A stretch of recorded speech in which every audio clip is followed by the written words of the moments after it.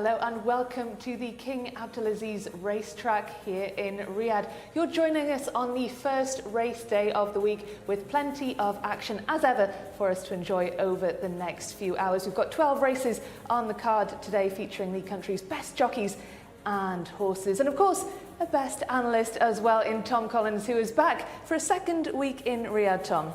Yeah, I'm really looking forward to it. We've got a good card, not as many runners as we're used to seeing here in Riyadh, but at the same time we've got lots of quality, not the quantity but just quality. And there's a horse I'm really looking forward to in the last race, race 12, an open contest called Power in Numbers, owned by the White Stable.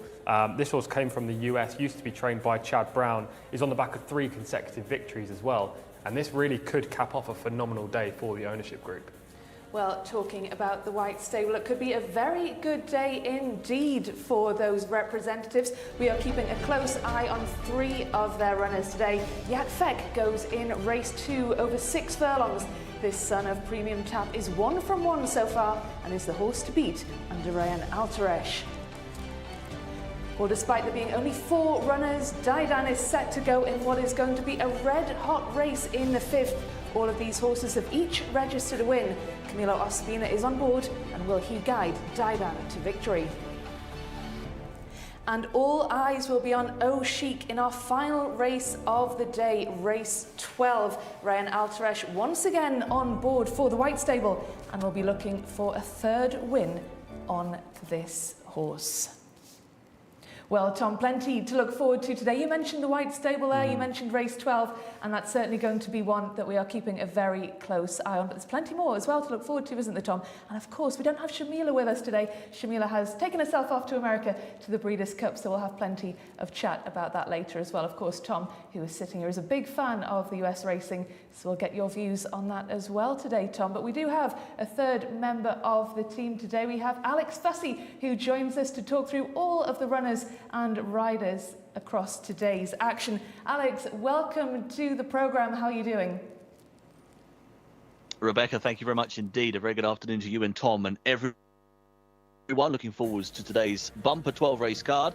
As Tom rightly highlighted, a few less runners than we're used to, but nevertheless some good quality on show.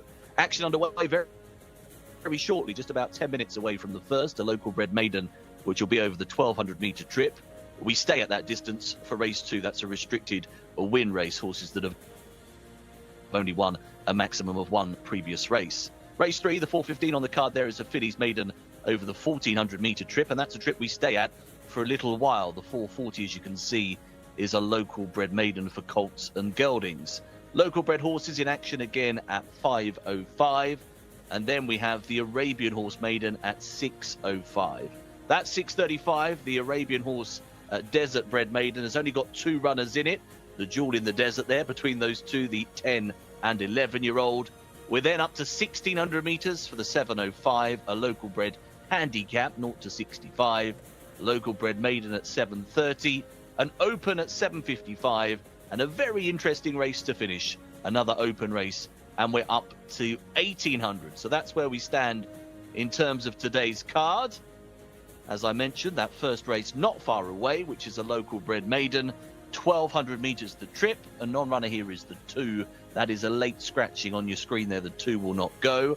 1 is Farsa, the mount of Thurb Altimat. Number 3 is Mutasari. 4 is Nakila, a debutant. Mohammed Aldaham gets the ride. 5 is Rashid, Norwef Al-Mudani riding that runner. 6 is one of the fillies, Deem Alenia. Had a couple of previous starts with the 7, Idawa, who's another newcomer for Ayad Al-Tarisi.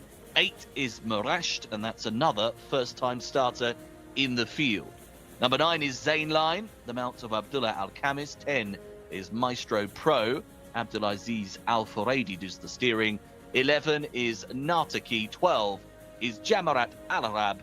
And 13 is Shahaniat Faisal. That is the field then. The field set for our first race of the day. This local bred maiden over 1,200s.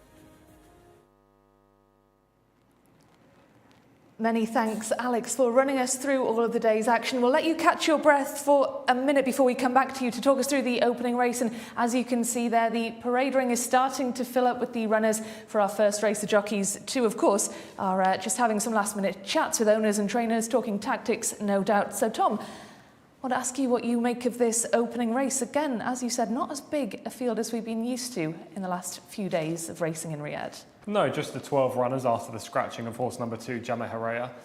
So it's a smaller field. It's also not the best field when we talk about quality. The quality definitely gets better as you go through the card, aside from that 2-runner race midway through, which will be pretty tricky to preview. This contest, I think the biggest player in here is horse number 6, Jcsa. She's a filly by Commend. The owner actually was interviewed by Shamila last week, and they talked about Commend as one of the sires, the leading sires over here that they're trying to get right to the top level. And this filly is one of his progeny. She's definitely got the best form in the book, but there are lots of first-time starters. It's an interesting race, albeit not the best. Well, we will see how that one unfolds. Saudi-bred horses only, Tom. So, of course, this one not for the international horses as we saw last week, but we will have plenty more of those throughout the day coming up. Just taking a glance through this race card, Tom, you mentioned Jcsa. What is it about this horse that's caught your eye?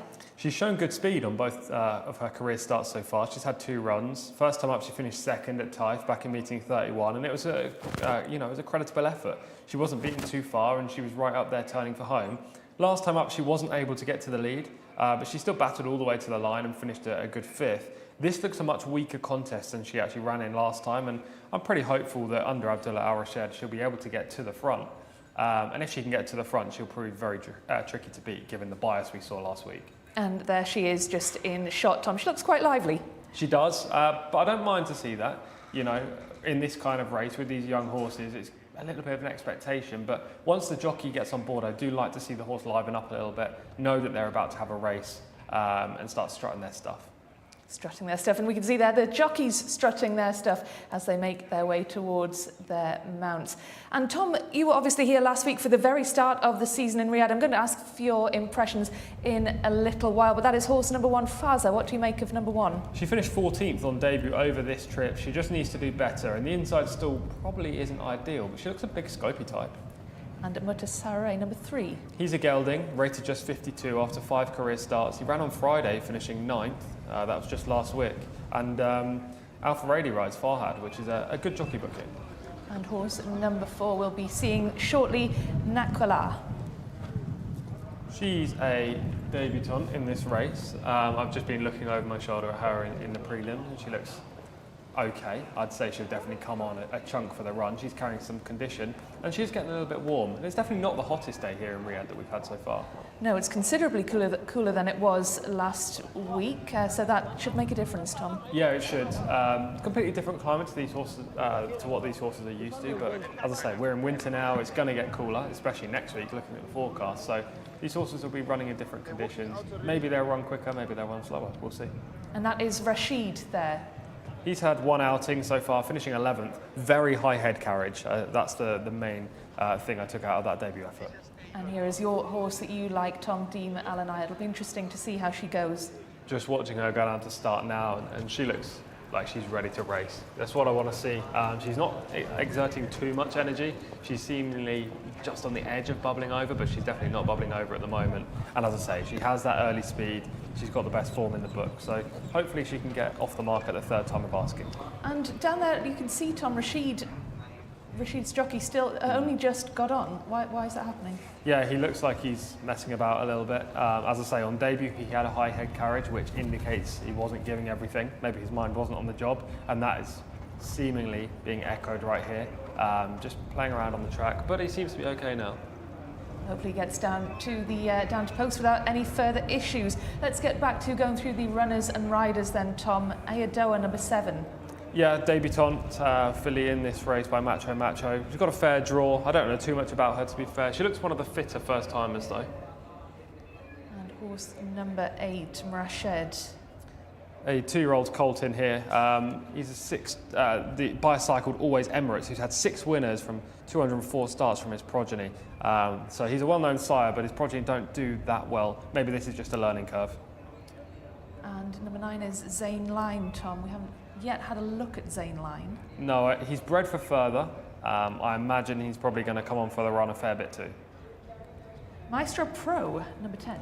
Rated 72, so he's got to be one of the leading players in here, and actually finished 16th in the Taif Cup when last seen. Adel Al-Faradi's on board, which is always a big tick in the box, and there he is right now. Nataki is number 11. Tough draw if he's not sharp from the start. This is his first outing, and the same can be said for horse number 12, Jamarat Al Arab as well, who's drawn out wide, tricky post. We've just seen there again, number 5 taking a bit of calming down there to get to post, still playing up. Yeah, that would be a negative for me. As I say, first time up he didn't look all in the game, and right now he's still looking very inexperienced. And the penultimate horse, number 12, Tom. Yeah, again, just tricky draw. I find it hard to imagine her winning this race, but as we've already said, wide draws can win here. You just need to show speed, but for a first-time starter to actually show that speed that's not from the white stable, it's pretty rare. So, yeah, I doubt she'll be winning. Well, this is horse number 13, Shehanat Faisal. Let's see this horse in action. She's only run twice so far. This was last time out where she finished 4th back at meeting 42, and it was a fair effort, actually. She's in the black and yellow silks there with a little bit of a high head carriage, which is why she has the noseband on. Deem Alanaya, my selection, is just in behind the other horse in the yellow and black. And actually, on this evidence alone, you'd say that Shehanat Faisal has Deem Alanaya's measure, because there were no excuses for Deem Alanaya apart from not getting to the front, whereas Shehanat Faisal was stopped on a couple of occasions in the straight. They're relatively closely matched, but I prefer Deem Alanaya based on the first effort, which we might see, and also the fact that she could hit the front in this race. And this is Deem Alanaya. Tom, you really like the look of this horse. I do. I think Deem Alanaya's got a good chance, as I say. It's all about speed for me. We saw last week wide draws are fine. Any draws are fine, but pace is crucial.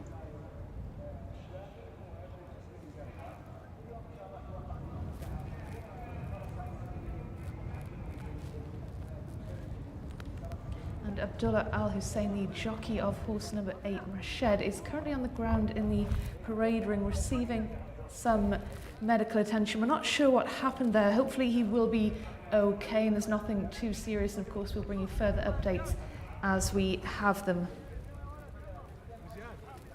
So that is Abdullah Al Hussein just getting some attention in the parade ring. Tom, we didn't see what happened.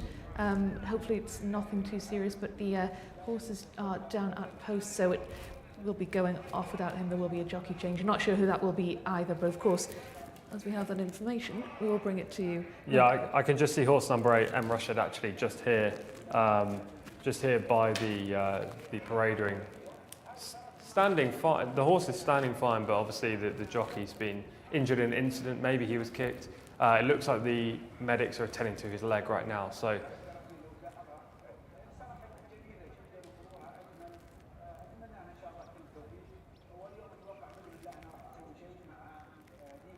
it looks like they've just taken the saddle off the horse, so he's not going to be a runner in here. He's going to be a non-runner, number 8, M. Rashid. Well, let's have a little look at the incident earlier.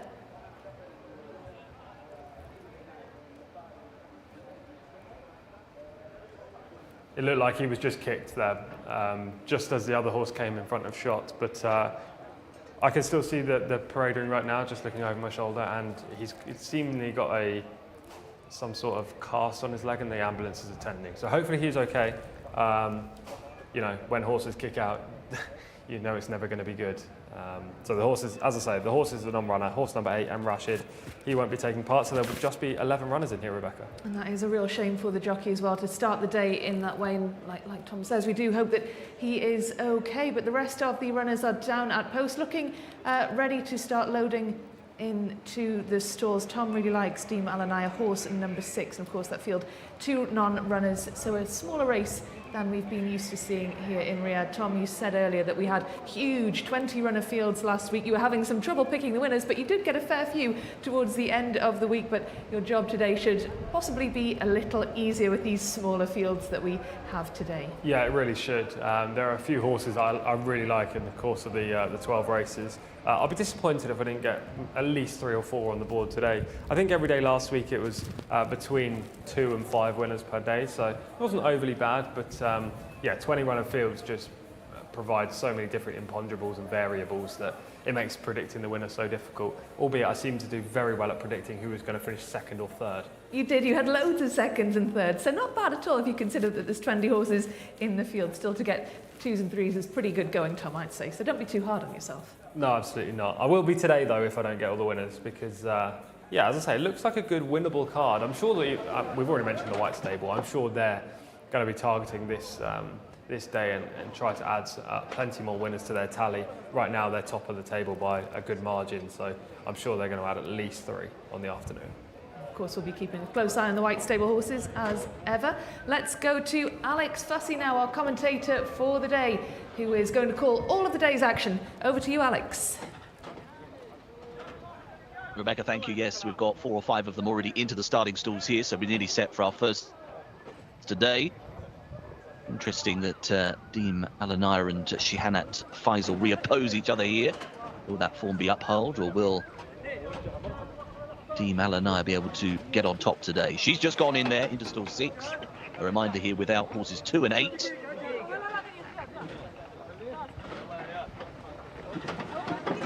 Stand by.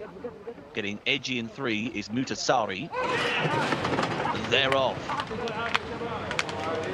Racing away for our opener, shifting right. Jamarat Al-Arab from the stalls, right out to the outside of the field. Shihanat Faisal with an excellent start up.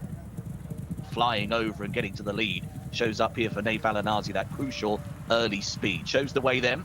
Is being followed early by Maestro Pro. Deem Alanaya's not far adrift.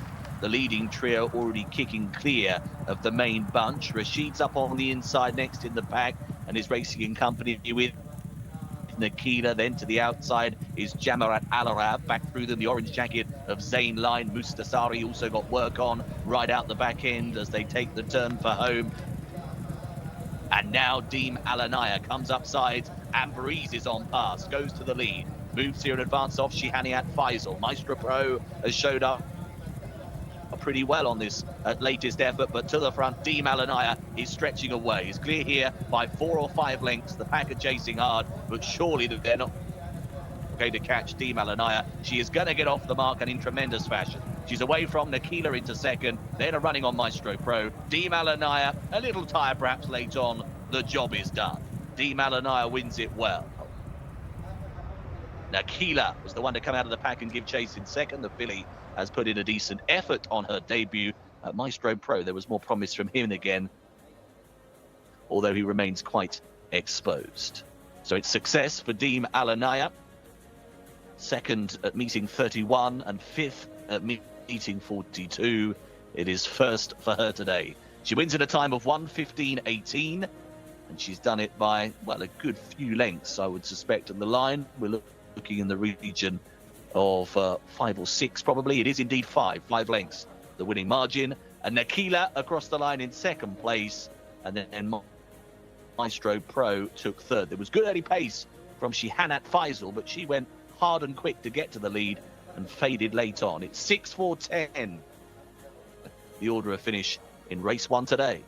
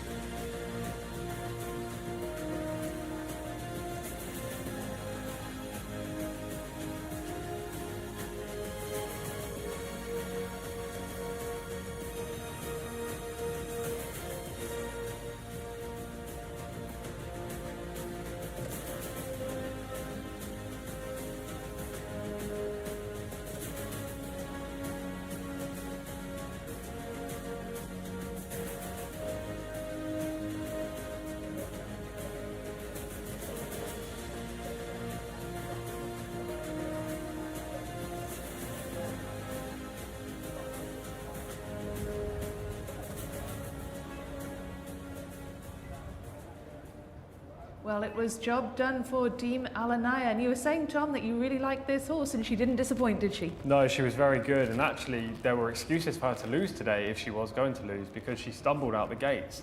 And as I say, going forward on this filly was important.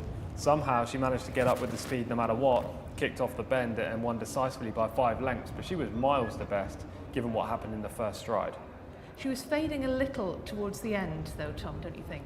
Yeah, I do think that, but 6 furlongs is her trip, and you know, with a horse like her at a track like this, if you can kick off the bend and make a reasonable enough margin between yourself and the second and third place finishers, it doesn't matter if you finish tired because you've already got the race won at that point. Well, we'll have a little look at the replays shortly, but talk us through the start, Tom. You said she didn't have the best of starts. No, she actually, the first stride was great and then she stumbled. And usually when a horse stumbles like that, they can lose valuable ground because it's like starting a car from 0 miles an hour. If you go to start and then you fail to put the gear stick in the right gear, then you lose all of that acceleration period. So she actually had that happen to her, yet she immediately found her stride. Thereafter, she managed to hold number 10 Maestro Pro 3 wide on the bend, which was crucial. And then, as I say, from there, she really picked up well and got the job done. It's good to start with a winner, Rebecca, because this was one of the trickier races on the card if you look on paper. I did think she was a very likely winner, but at the same time, there are much more likely winners coming up. So good to start with one, that's for sure. Absolutely, and she's a 2-year-old, so she's certainly got a promising future ahead of her, Tom. She does. She's raw, she's unexposed. We already touched on the sire Commend in the preview bit, saying that Commend's horses generally doing pretty well this year. Her owner, Tariq Mohammed Anaya, has got lots of horses at his farm. He breeds his own horses. As I say, Shamila had a brilliant discussion with him last week. So it'll be good for them to get another winner on the board, another 2-year-old into the winner's enclosure. And yeah, the perfect start to the day, I'd say. Absolutely. And we can have another little look at how this race was won. That's confirmation then of the results. And do let us know on YouTube what you think of this race. Dima and Aya, do you like this horse as much as Tom does? Do keep those comments coming. We do like to hear from you throughout the day. That's the comment section on our YouTube channel. This is just the closing stages of the race. Tom, just talk us through what's going on here. She's hanging out a little bit to her right, away from the whip, and also just because she's tired. But as I say, the race was won at this point. The other 2 speed horses, Maestro Pro and Shehanat Faisal, are going backwards. The closer was Nakila, who was one of the first time starters in here. She looked like she really needed the run, so it was a promising effort from her, horse number 4, back in second, but she was no match for the eventual winner. We should also say that as the race was going off, we saw Abdullah Al Hussein, the rider of M. Rashid, who got withdrawn at the start. We saw him go into the ambulance on a stretcher, so hopefully we get positive reports about him later in the day. Yes, absolutely. Fingers crossed that he is okay, but a very unlucky way to start the day indeed. Lucky for Tom, though, picking the first winner of this 12-race card. So, Tom, off to an absolute flying start with Deem Alanaya. And again, Tom, as we saw last week in these mixed races, the fillies taking on the colts, often the fillies coming out on top. And it's first and second place for the fillies today. Yeah, it's an odd occurrence because you don't see it anywhere else in the world, but it's very regular over here that the fillies trump the colts in these younger age races. I don't think we'll see it in the 3-year-old contest, but that's because it's a different type of race. But in maidens especially, these fillies tend to have the upper hand, and you know that's only good news because in Saudi Arabia they want to build their breeding, and if you've got the fillies, that's the hard bit usually. The colts are quite easy to get, but when you have talented fillies, you can send them to become brood mares. That's when you start getting very good bloodlines. And as we were saying earlier, Tom, this is the second week of the new season here in Riyadh. You were, of course, in Taif, but this is your second week in Riyadh. I just want to get your overall impressions of the action so far from last week. Just quickly look at the start. Look at Stumble Bear from horse number 6 in the yellow and the black. Just went down on her nose and lost a length. Yeah, my impressions are pretty good. I love the track here. They're just harrowing it right now as we're watching this replay. But also, and the key part that I've realised here at Riyadh is you have to be on the speed. Now in Taif that was similar, but it was mainly speed and rail bias. Here it doesn't really matter if you're on the rail or not, but being up front and not getting all the kickback and right out the back of the pack trying to close has proved to be a massive advantage. As you can see here, 3 horses are a breadth at this stage coming around the bend. That soon becomes 2. The 2 horses that took each other on at Taif in Shehanat Faisal and the eventual winner Deem Alanaya. And this is generally when races are won. Right now, you quicken off the bend, right by these beautiful trees alongside the course at the 2,400 metre start, and then you quick and clear. you don't really see horses closing from miles out the pack into minor money, you know. For the eventual seconds, horse number 4 in the red cap and the blue sleeves on the outside, she was always well placed in 4th. The 2 horses in the inside are going backwards, but they were 1st and 3rd in the early stages. So, you know, if you're up in the vanguard from an early point, you have a great chance of picking up some good prize money. And it's as she came round off the bend, Tom, and just started to open up that lead. That's when you said she can't lose from here. Yeah, that was off air, I have to say. I wouldn't be saying that on air just in case, because I was caught foul of doing it last week when a horse I thought had won didn't end up winning. A horse did come and beat him. So normally, if you go 3 lengths clear off the bend, that you are very difficult to catch. And a word on the 2nd and 3rd places, Nakila and Maestro Pro. What did you make of those runs? Nakila, promising, definitely will come on for the effort, wasn't fully fit today. It was a good effort, you know, run into a nice filly who won this race and finished clear-cut 2nd. The 3rd horse, Maestro Pro, was always up with the pace. Rated 72, that mark seems harsh, I think. You know, he's going to struggle in handicaps, which is why they're persisting in these maidens. Eventually, he might find a spot where he can dominate up front, and if that's the case, then he could be a likely winner. But if he's in pace battles like today, he's going to really struggle.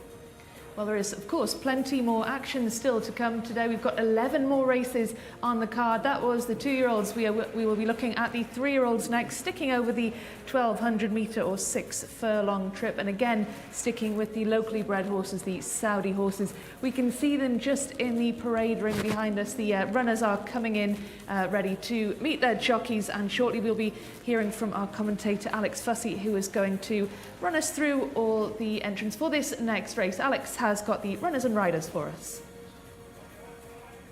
Rebecca, thank you very much indeed. Yes, runners about to appear on screen for you here. We've got 10 of them in our 2nd race today. Number 1 is Nasrat Kia with the mount of Kamal Johadi. Number 2 is Jasmine. All of these at the top end of the list here are previous winners. Number 3 is Sam Galab, Mohammed Al-Yami on board. Number 4 is Anal, one of 3 fillies, I should say, in the race. Number 5 is Sad Al-Aiz, finished 7th at meeting 52 last time. Number 6 is Abu Gada for Ahmed Al-Shra. That's one of the maidens in the lineup. Number 7 is Inbahar for Fahad Al-Faradi, a winner at meeting 14. And then number 8, Yakfek, who is looking to preserve his unbeaten record. Number 9 is Lafi, another filly for Tariq Al-Mansour. And 10 is Mandub Al-Riyadh. Alexis Moreno gets the ride on board the 10 horse here. A strong field, 10 of them, plenty of recent winners and runners heading into the parade ring.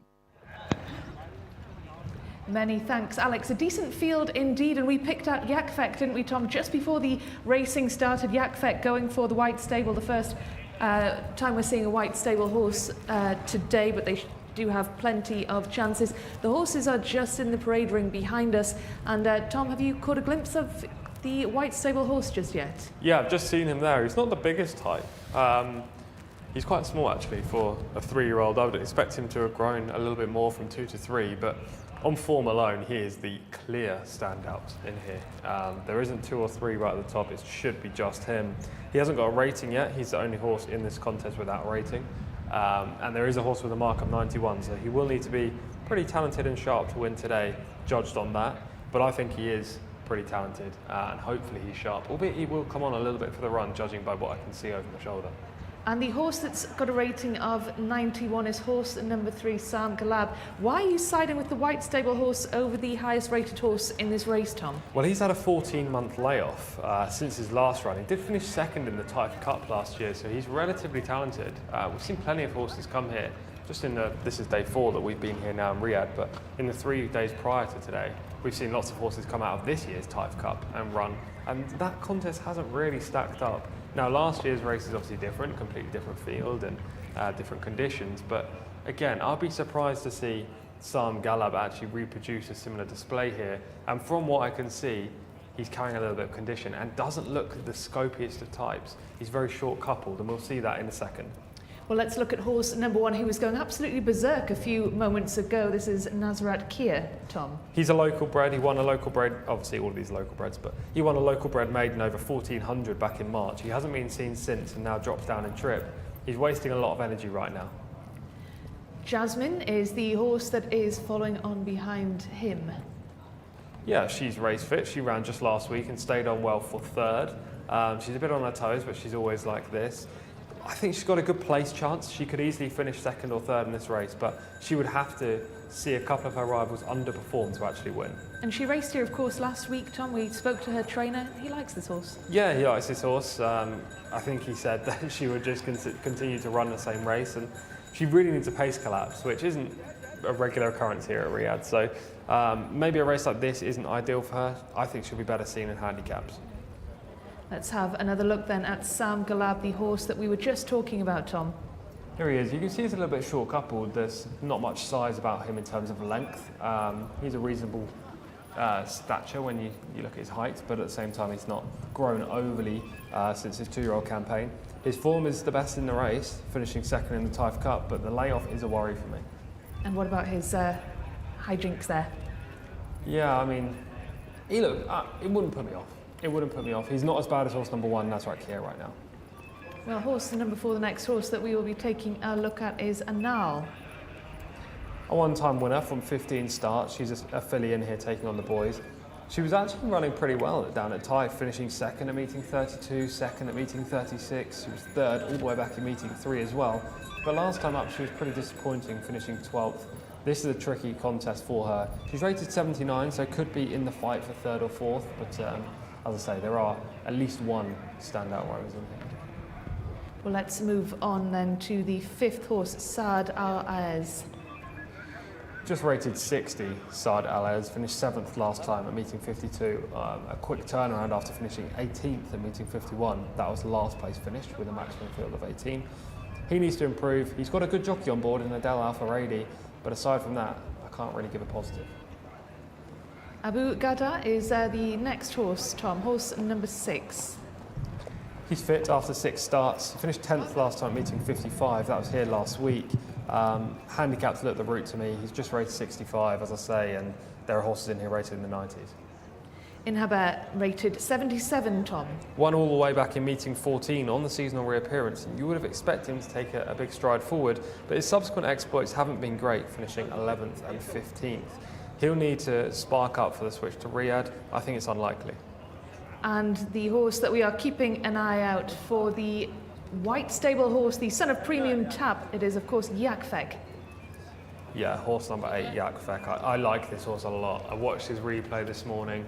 I thought it was pretty exceptional, the way he just quickened up off the bend here at Riyadh. He won decisively as well. It wasn't even close. Riyadh Al Tuesh stays on board. He rode on the debut, so you might have expected Camilo Ospina for a white stable horse, but when a jockey wins on one of theirs, they tend to keep them on, so there's no negative there. If he can repeat that effort first time up this year and show some improvement from 2 to 3, I think he wins this quite comfortably. Well, watch this space, Tom. You're 1 from 1, so will you make it 2 from 2? Number 9, Luffy, Tom. Good name for a filly by Corto, but her form this year hasn't been good, finishing 17th on both starts. She's eye-catching to look at with her grey mane and tail with the blue socks as well. So you won't miss her on the track, and she certainly fills the eye. Her form doesn't please me, though. We will see, we will see. Number 10 is Mandub Al Riyadh. Yeah, rated just 62, Mandub Al Riyadh. Out wide, again, not always a negative to be drawn wide. Better last time out, winning at meeting 31. Alex Moreno takes over, which is definitely a positive. He was having a great week last week, but he comes off a reasonably long layoff. And again, that mark of 61 suggests he's not good enough to win. Talking about those wide draws, Tom, we did see this time and time again last week. Horses drawn 16, 17, 18 in sort of 20 runner fields were actually the ones that came on to win. So the wide draw actually has been a bit of an advantage here. Here is number 8, Yak Fek, the white stable horse, Tom. Yeah, this was the replay that I watched this morning, sorry. You can see he just changed leads there because he hadn't previously changed. And look how he stretches. Instantly 3 lengths, 4 lengths, 5 lengths, 6, and it will continue to grow all the way to the line. He's the only horse in shot when we get to the finishing post. It was a blistering display for this white stable gelding by Premium Tap. He stays every yard of this distance. He probably wants more, to be fair. He probably wants 1,600, but I think he's good enough to win over this trip again. Well, will we see another blistering display from him today? This is Sam Galab, the highest rated horse in this field, Tom? This was the Type Cup I was talking about, where he finished second in 2022. Comes off the 14-month layoff. A repeat of this would see him play a big part. There is no doubt about that. But he's a small horse with not much size and scope. Whether he's improved from 2 to 3, I'm not overly sure. And as I say, I think the White Stable competitor in here just has more natural talent. Well, that was Sam Galab. You're not too convinced about him, Tom, despite his rating of 91, which is considerably higher than the rest of the field. There's not even a horse rated in the 80s. They're all in the 70s. So Sam Galab, on paper, certainly looks to be the strongest horse in this field. Well, yeah, he could win this race. Look, I'm not completely saying he's not going to win, but he just needs to improve from what we've seen, and I'm not sure that's a given. And also, the only horse without a rating is probably at least a 90 horse as well in Jcsa. So look, I wouldn't be surprised if Sam Galab finished second or third. By all means, if you asked me who I thought would finish second or third, I probably would say him, as well as maybe Jasmine.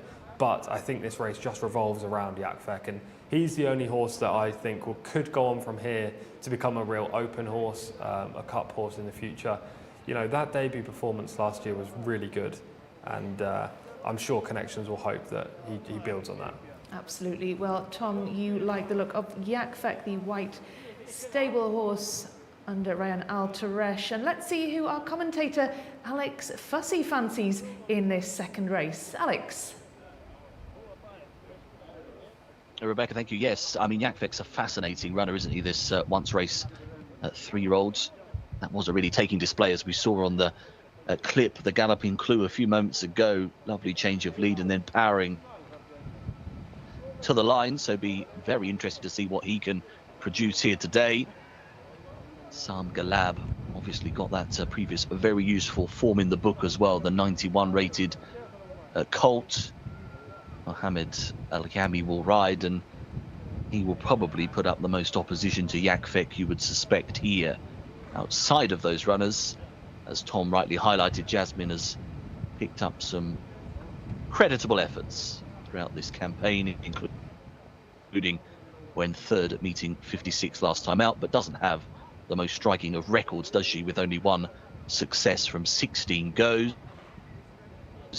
Similarly, Anal has only won once from 15 starts, but again, she's a filly that has been placed on a few occasions, second at meetings 32 and 36, and right back at the start of the season was third at meeting 3, so she has been on the go for quite some time now. We shouldn't be too far away from the loading up getting underway here. A few slow motion shots for you down at the start. Cheap piece runner there, the black jacket, white disc is Nazrat Kia, returning here. Bit of an absence for that colt, who's got a 69 rating, but does have the benefit, of course, of that inside berth, but early pace, all about that.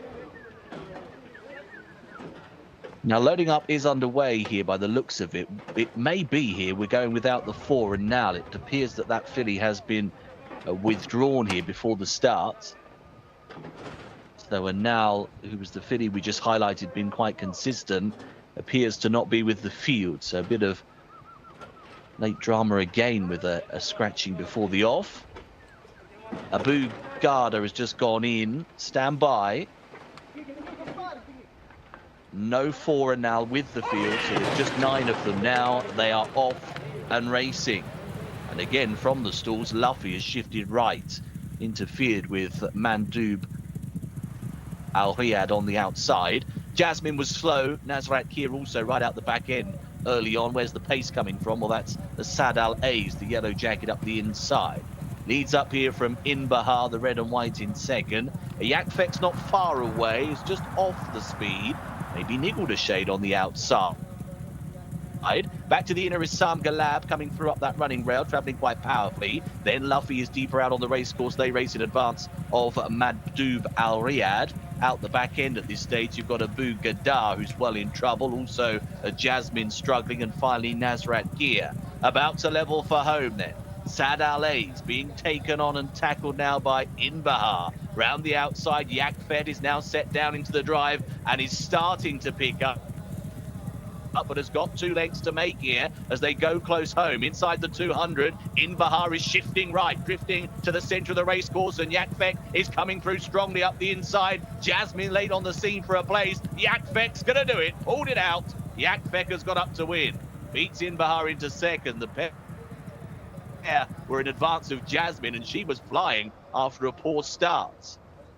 Well, Yakfek has won. He gains a second career success here. He had to fight pretty hard for that, though.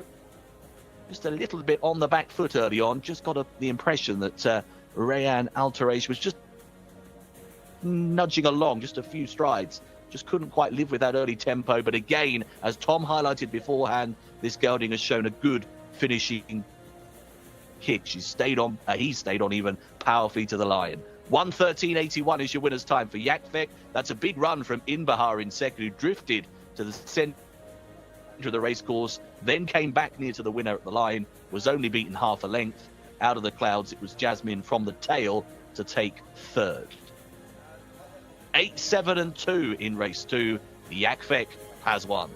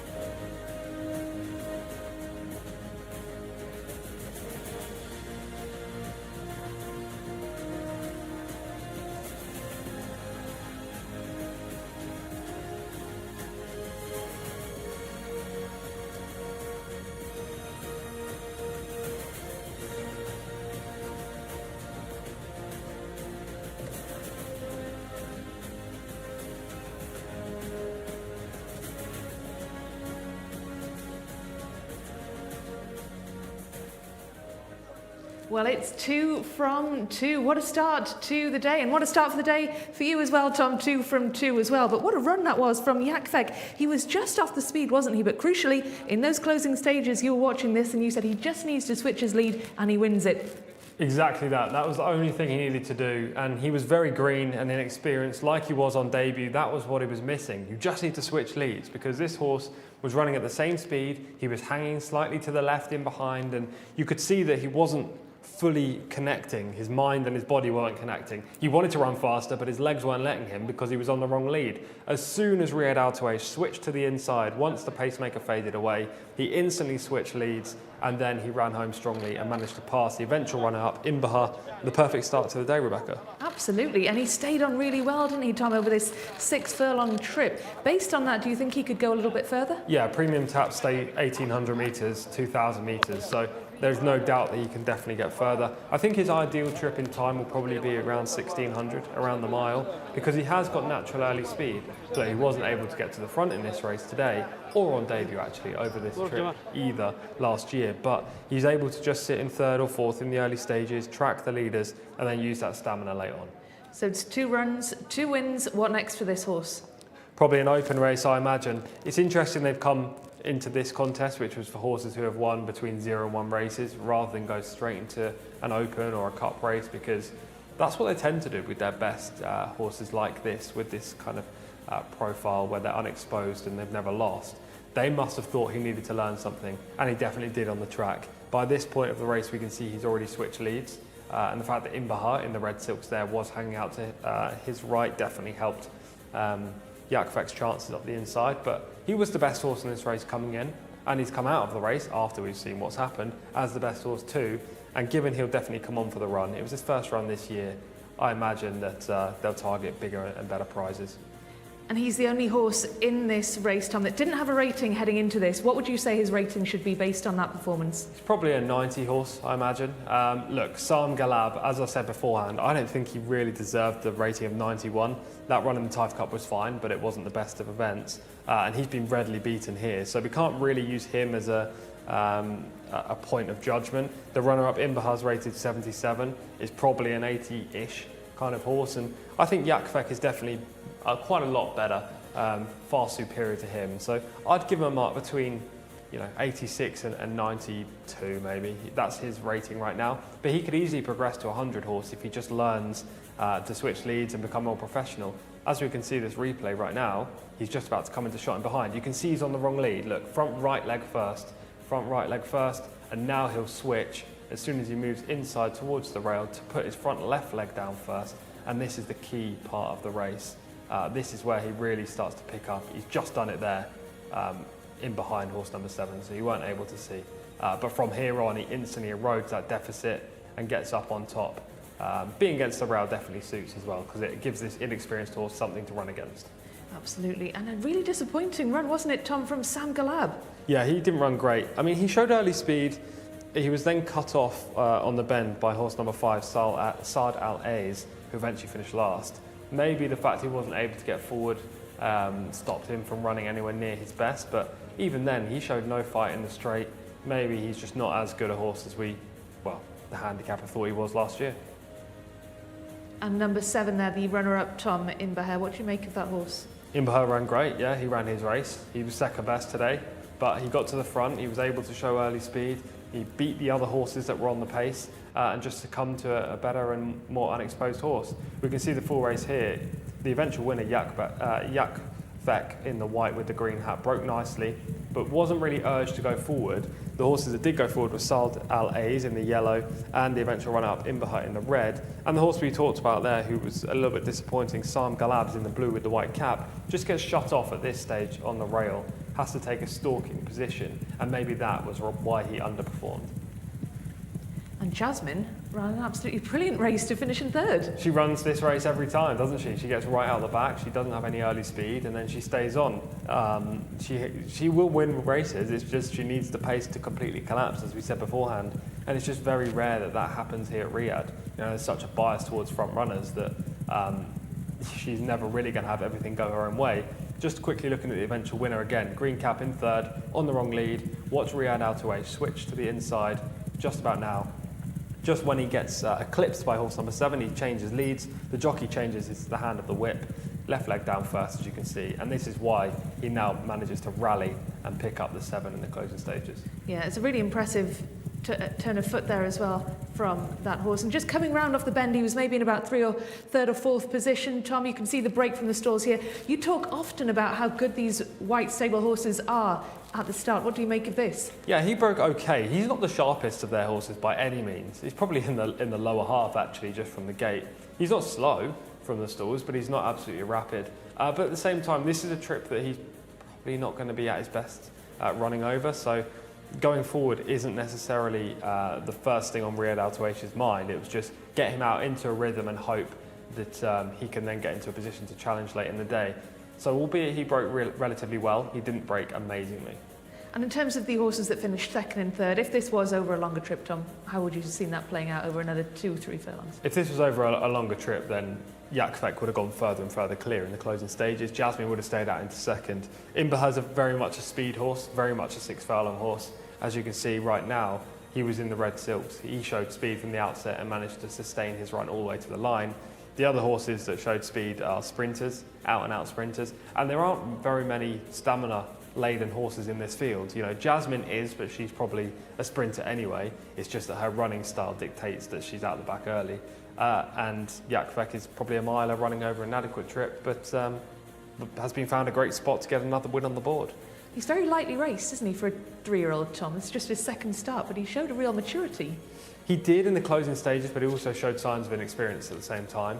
So that's why he's probably lightly raced. They weren't keen to run him too many times at 2 because they know that he has tendencies not to change leads, tendencies to not give his 100% running in a race. So they've given him time, and because of that, he's able to get a win on the board again at the start of his 3-year-old campaign. And from here, I imagine they'll give him plenty more tasks this year. Well, that was an impressive display from Jcsa and an impressive display from Tom, predicting the first 2 winners of this 12-race card. Of course, still plenty more action to come, 10 more races throughout the day for us to enjoy. We step up in trip in the next race. We go from 12 furlongs, from 1,200 metres rather, to 1,400 metres. So stepping up slightly, and the field is a little bit smaller for this next one as well. Tom, as we were saying throughout the day, we had those 20 big 20-horse races last week, smaller fields today, which makes your job as an analyst a little bit easier, Tom. Perhaps that's why Tom's had so much success so far in predicting these winners. But just looking at this 3rd race, Tom, what's catching your eye? The horses are entering the parade ring just behind us as well, so we'll have a good long look at those horses too. But looking at this card, there are 7 runners in total, Tom. And what are your initial thoughts on this one? My initial thoughts are there are 3 first-time starters and they really could dominate the finish. Well, 2 of them at the very least. The horses with experience have run to a fair level, but not an amazing level. Horse number 6, Manea Al Khair, horse number 7, Dima Al Hijaz, both rated in the 60s. If one of those wins, I'll be a little bit disappointed. So I'm hoping that one of the first-timers wins. The horses that come into my shortlist are horse number 1, Al Fuz, and the horse I'm most likely going to select, number 4, Mustata. Okay, horse number 4. Well, let's see who our commentator, Alex Fussy, fancies. Alex is going to run us through all the runners and riders for this next race on the card. Rebecca, thank you very much. Yes, an interesting 3rd today, this 1,400-metre fillies maiden.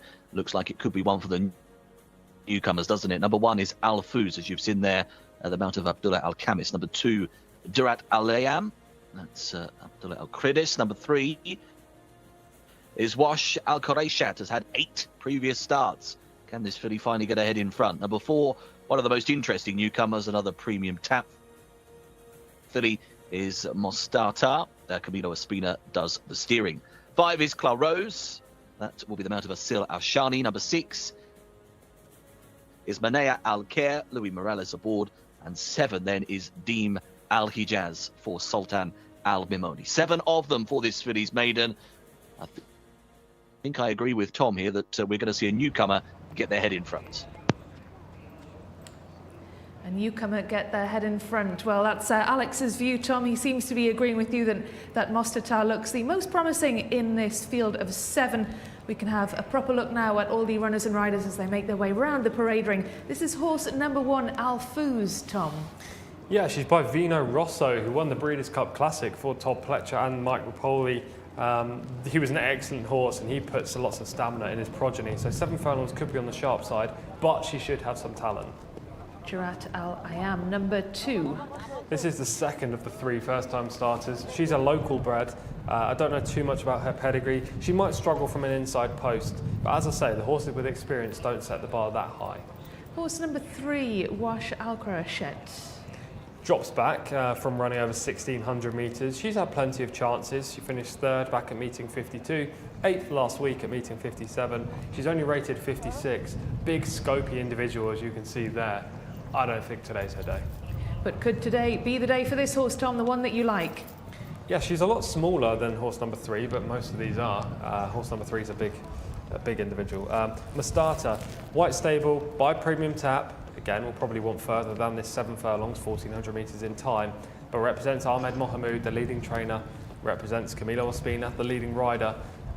If she breaks well, which all of these white stable horses seemingly do first time up, then she's going to be the horse to catch. And in a race like this, where it's hard to make a case for those with experience, she has to be the selection. And Clarose is the next one. Just 1 start for this filly, again local bred. She ran back at meeting 4 all the way in Taif right at the start of the season, finishing 9th. It wasn't a terrible debut, but also it wasn't an overly promising one either. Okay, and next up, Manea Al Khair, number 6. By Cantharos, bred in the US, so should have some ability coming from a good family. She finished 2nd on her penultimate outing at meeting 40 and 3rd last time out. Fair efforts. She could easily run into 2nd or 3rd place again today. And last on the card, the 7th of 7 runners is Deem Al Hijaz. She seems to be regressing, Demal Hijaz. She started her career with a couple of good efforts, finishing 5th at meeting 22 and 3rd at meeting 27. But her last 2 runs at Taif, finishing 16th and 14th, were pretty dismal displays, and I'm not too sure why she seemed to go off the boil a little bit. She'll need to show a lot more today to feature. Well, interestingly, Tom, looking down this race card, it's just your horse Mostata and Al-Fuz, horse number 1. They're the only ones that haven't yet run. Oh, and Jurat apologies. So 3 of these horses yet to run, and yet you're choosing Mostata as your favourite, even though she's never actually set foot on the racetrack before. Yeah, you can gain lots of knowledge by what horses do on the racetrack, but you can also predict what these first-time starters are going to do. And as I say, those that have run to a reasonable level, but not a great level, only rated in the 50s and 60s. If a white stable horse isn't good enough to beat a horse rated 65 or 68, first time up here in Riyadh, I'd be surprised, especially if Camilo Ospina's on board. Mostata, number 4, is going to be my selection, and a strong selection at that. I think she's by far the most likely winner of this race. If there is one to beat her, it will probably be horse number 1, Al-Fuz, just on pedigree alone. You know, being by Vino Rosso, you must have some natural raw talent. That doesn't always happen. You could have a very good sire and one of its progeny not perform on the track. But as I say, it's a weak race, and she could be the biggest danger. If you're looking at those with previous form, then horse number 6, Manea Al-Khair, is the best of them. But I imagine she's only going to settle for 2nd or 3rd best. And looking at them in the parade ring, Tom, does your horse Mostata look any better than the others? Are you going off their appearance? She doesn't look any better than the others. I wouldn't say she's necessarily the paddock pick, but looks can only tell you so much. And you know, you can have the ugliest horse and they still have lots of raw talent. I mean, Tiger Roll, if we're just talking about UK racing, for example, he used to be a flat horse, then was a hurdler, and then won the Grand National on numerous occasions. Yeah, he was the smallest horse in the paddock. So as important as paddock looks are, they're not the be-all and end-all. Absolutely. Well, this is going to be an interesting race, that's for sure. Just 7 runners this time. And let's just have a bit of a chat, Tom, about Camilo Ospina. The leading jockey had a couple of wins last week, but perhaps wasn't off the mark as quickly as he would have liked. And he'll be keen to make a strong start this week, won't he? Yeah, I think he had 4 or 5 winners last week. He would have had another, but for a horse running off the home bend when in front. Yeah, he'll be hopeful to have a better day. He's got lots of chances today. We're talking 3 or 4 very, very good chances of winners, and they're all coming up in the next few races. So this will be a big 2 or 3 hours for Camilo. He just wants to get his week off to the good start. You know, he's got a nice lead over Adele Alfaredi. There's no doubt about that in the jockey's title. He probably won't be feeling too much pressure right now either, because Adele's not exactly firing. He wasn't able to ride last week on Thursday or Friday. And on Saturday, I think he had 1 winner, if that. He might have actually drawn a blank. So there isn't too much pressure in behind Camilo right now, and he's got the clear advantage. But he wants winners today, there's no doubt. Absolutely, and do let us know on YouTube what you think of the day's action.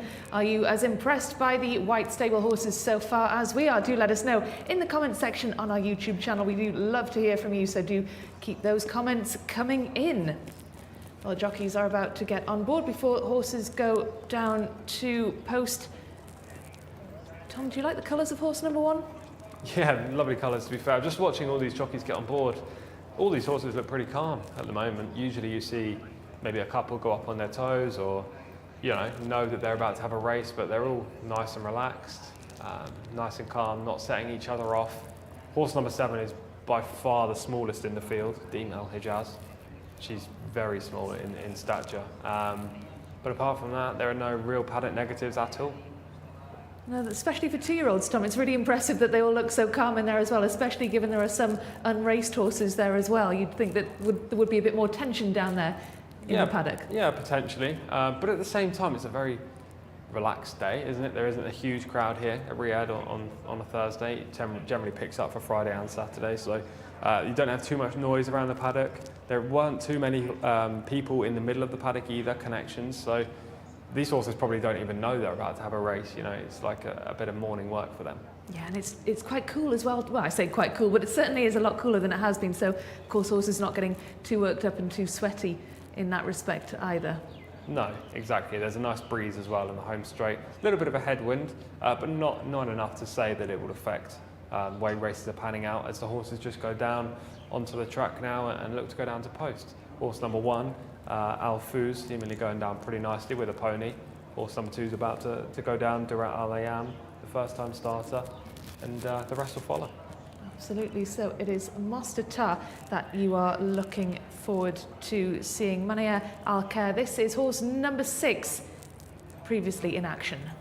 Yeah, as I say, this is the filly with the best form in the book. If you think this form is good enough, then please let us know in the YouTube comments. I personally do not. You know, it was a fine effort, but she never looked like winning this race at Taif. And, you know, the front 2 have drawn clear. Another white stable horse had the beating of her quite considerably and eventually won this race. They know, the white stable will know how good Manaya Al Khair is based on this effort. They'll be able to match this first-time starter who runs against her today, Mostata, horse number 4, and the horse that beat her on that occasion at Taif. And I'd be surprised if they didn't think this horse was better. So, Tom, you have very firmly nailed your colours to the white stable masked horse number 4, Mostata. You can see there the black and white colours of Al Fuz, unraced as well. All horses going down to post pretty nicely, all looking pretty relaxed. Well, we'll be joining our commentator Alex Fussy very shortly to see who he fancies in this race. Just 7 runners in this one, so not too many names for Alex to get his tongue around today. Tom, you're very firmly in the Mostata camp. That is your firm winner. Who's second? Yeah, so I think she wins, horse number 4. The 2 biggest threats to her are horse number 1, Al Fuz, if she has any ability. This is more of a guess. And Manaya Al Khair, just because she's the best horse that we've seen on form so far. They will be second and third, I predict. But look, my job is just to predict the winner. So 1, 2, 3 is just making things a lot harder for myself. Hopefully, this race goes somewhat to plan. I imagine it will. Camilo's going to break well on horse number 4, try to get to the front. And if that's the case, Mostata is going to be super difficult to reel back in. Well, let's see what Alex Fussy thinks. Alex, our commentator, is going to run us through this next race. Thanks, Rebecca. Yes, completely agree, really. I think signs are all there, aren't they, here for this premium tap filly, Mostata, to come through and land the prize on her debut, representing these highly respected connections. And Camilo Espina likely to jump and bounce and grab the lead and not be caught, I would suspect, here. As you quite rightly highlighted, guys, it's rather unusual to have these smaller fields, he said with delight, as the runners will very shortly load up here for this interesting fillies maiden, a race where the form on show already probably will not be sufficient. Against 1 or 2 of the newcomers, they will have to up their game, I'd have thought, to beat a couple of these first-time starters. Manaya Al Khair, they have been good runs, haven't they? The last 2 seconds at meetings, 40 and 50. When she was third that latest go, but she may have found or bumped into a useful one here. We are suspecting, but we will find out in a second or two's time, because we are now going in. Clara Rose has gone forward, stall 5. Al Fuz, just turning side on, will be due into stall 1 in the interim. Wash Al Quraish Shahayat has gone in. Here goes Al Fuz then, moving forwards. Don't forget, favourite for Tom, Mostata will jump from stall 4 here. White jacket, red seams, green cap, the colours for Ospina in the saddle. Al Fuz has eventually gone in after a bit of persuasion. Durat Al Ayam goes forwards now. He's into 2. And then Mostata moves in. Deem Al Hijaz, stall 7, is in as well. Set. A long old hold. And diving down and underneath in the stalls is Clara Rose. Has got back up though. They appear settled again. And they are now off and racing. And down at the start, Durat Al Ayam was really slow to go. The 2-horse completely planting and missing it. A good beginning though. Green and white colours Deem Al Hijaz, who's got across from a wider berth to lead. Shows up here from Mostatar, who's also flashing plenty of that early speed on debut. On their outside is Clara Rose, who got upset in the stalls, is in third place and is being followed by Manea Al Khair. Yellow and black colours to the inside is Al Fuz, who's a further couple in advance of the nearest pursuer, which is, as they take this turning point, Wash Al Khairat and finally Darat Al Ayam after that terrible start. Right, Mostatar has just got to the lead here, has just edged on. Now being pushed along is Deem Al Hijaz. On the outside of those, Manea Al Khair looks poised to strike though, and Al Fuz is back in fourth position, so they are leveling for the line. Heading towards the final 300 meters, and up on the inner, Mostatar just ahead, having to dig in. Manea Al Khair is trying to get level. There's about a length between the pair. Mostatar has still got the advantage. Going inside the final 200 meters, Mostatar is finding plenty now and is moving further away close to the line. It is Mostatar to win. Manea Al Khair run big, a good effort in second, and they are followed in by Al Fuz. So Mostatar scoring on her first start for Camilo Ospino. Nice effort indeed, wasn't it? She's shown up well on debut, some good early pace to hold level with the leading line, and then extended inside the final 200 meters. There was a bit of a scrap for a while. Manea Al Khair, she's run well, but eventually Mostatar got the upper hand. 1:28.66 is your winner's time. There is your winner across the line, and she's done it by 2 3/4 lengths to beat Manea Al Khair, and in turn that pair will ride away of Al Fuz in third. 4, 6 and 1 your order across the line in race number 3.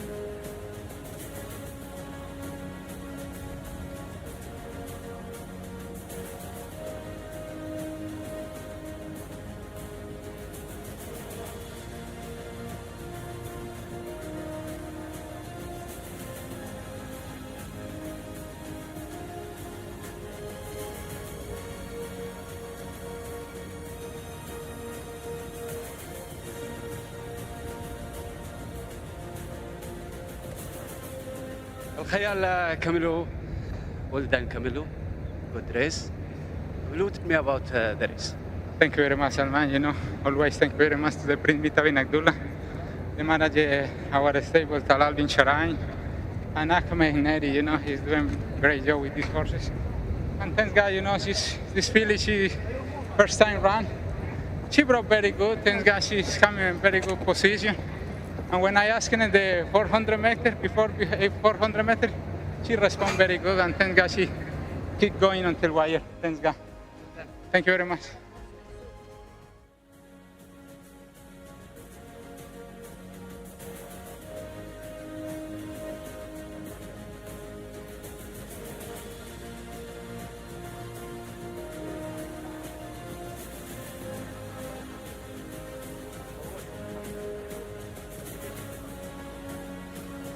محمد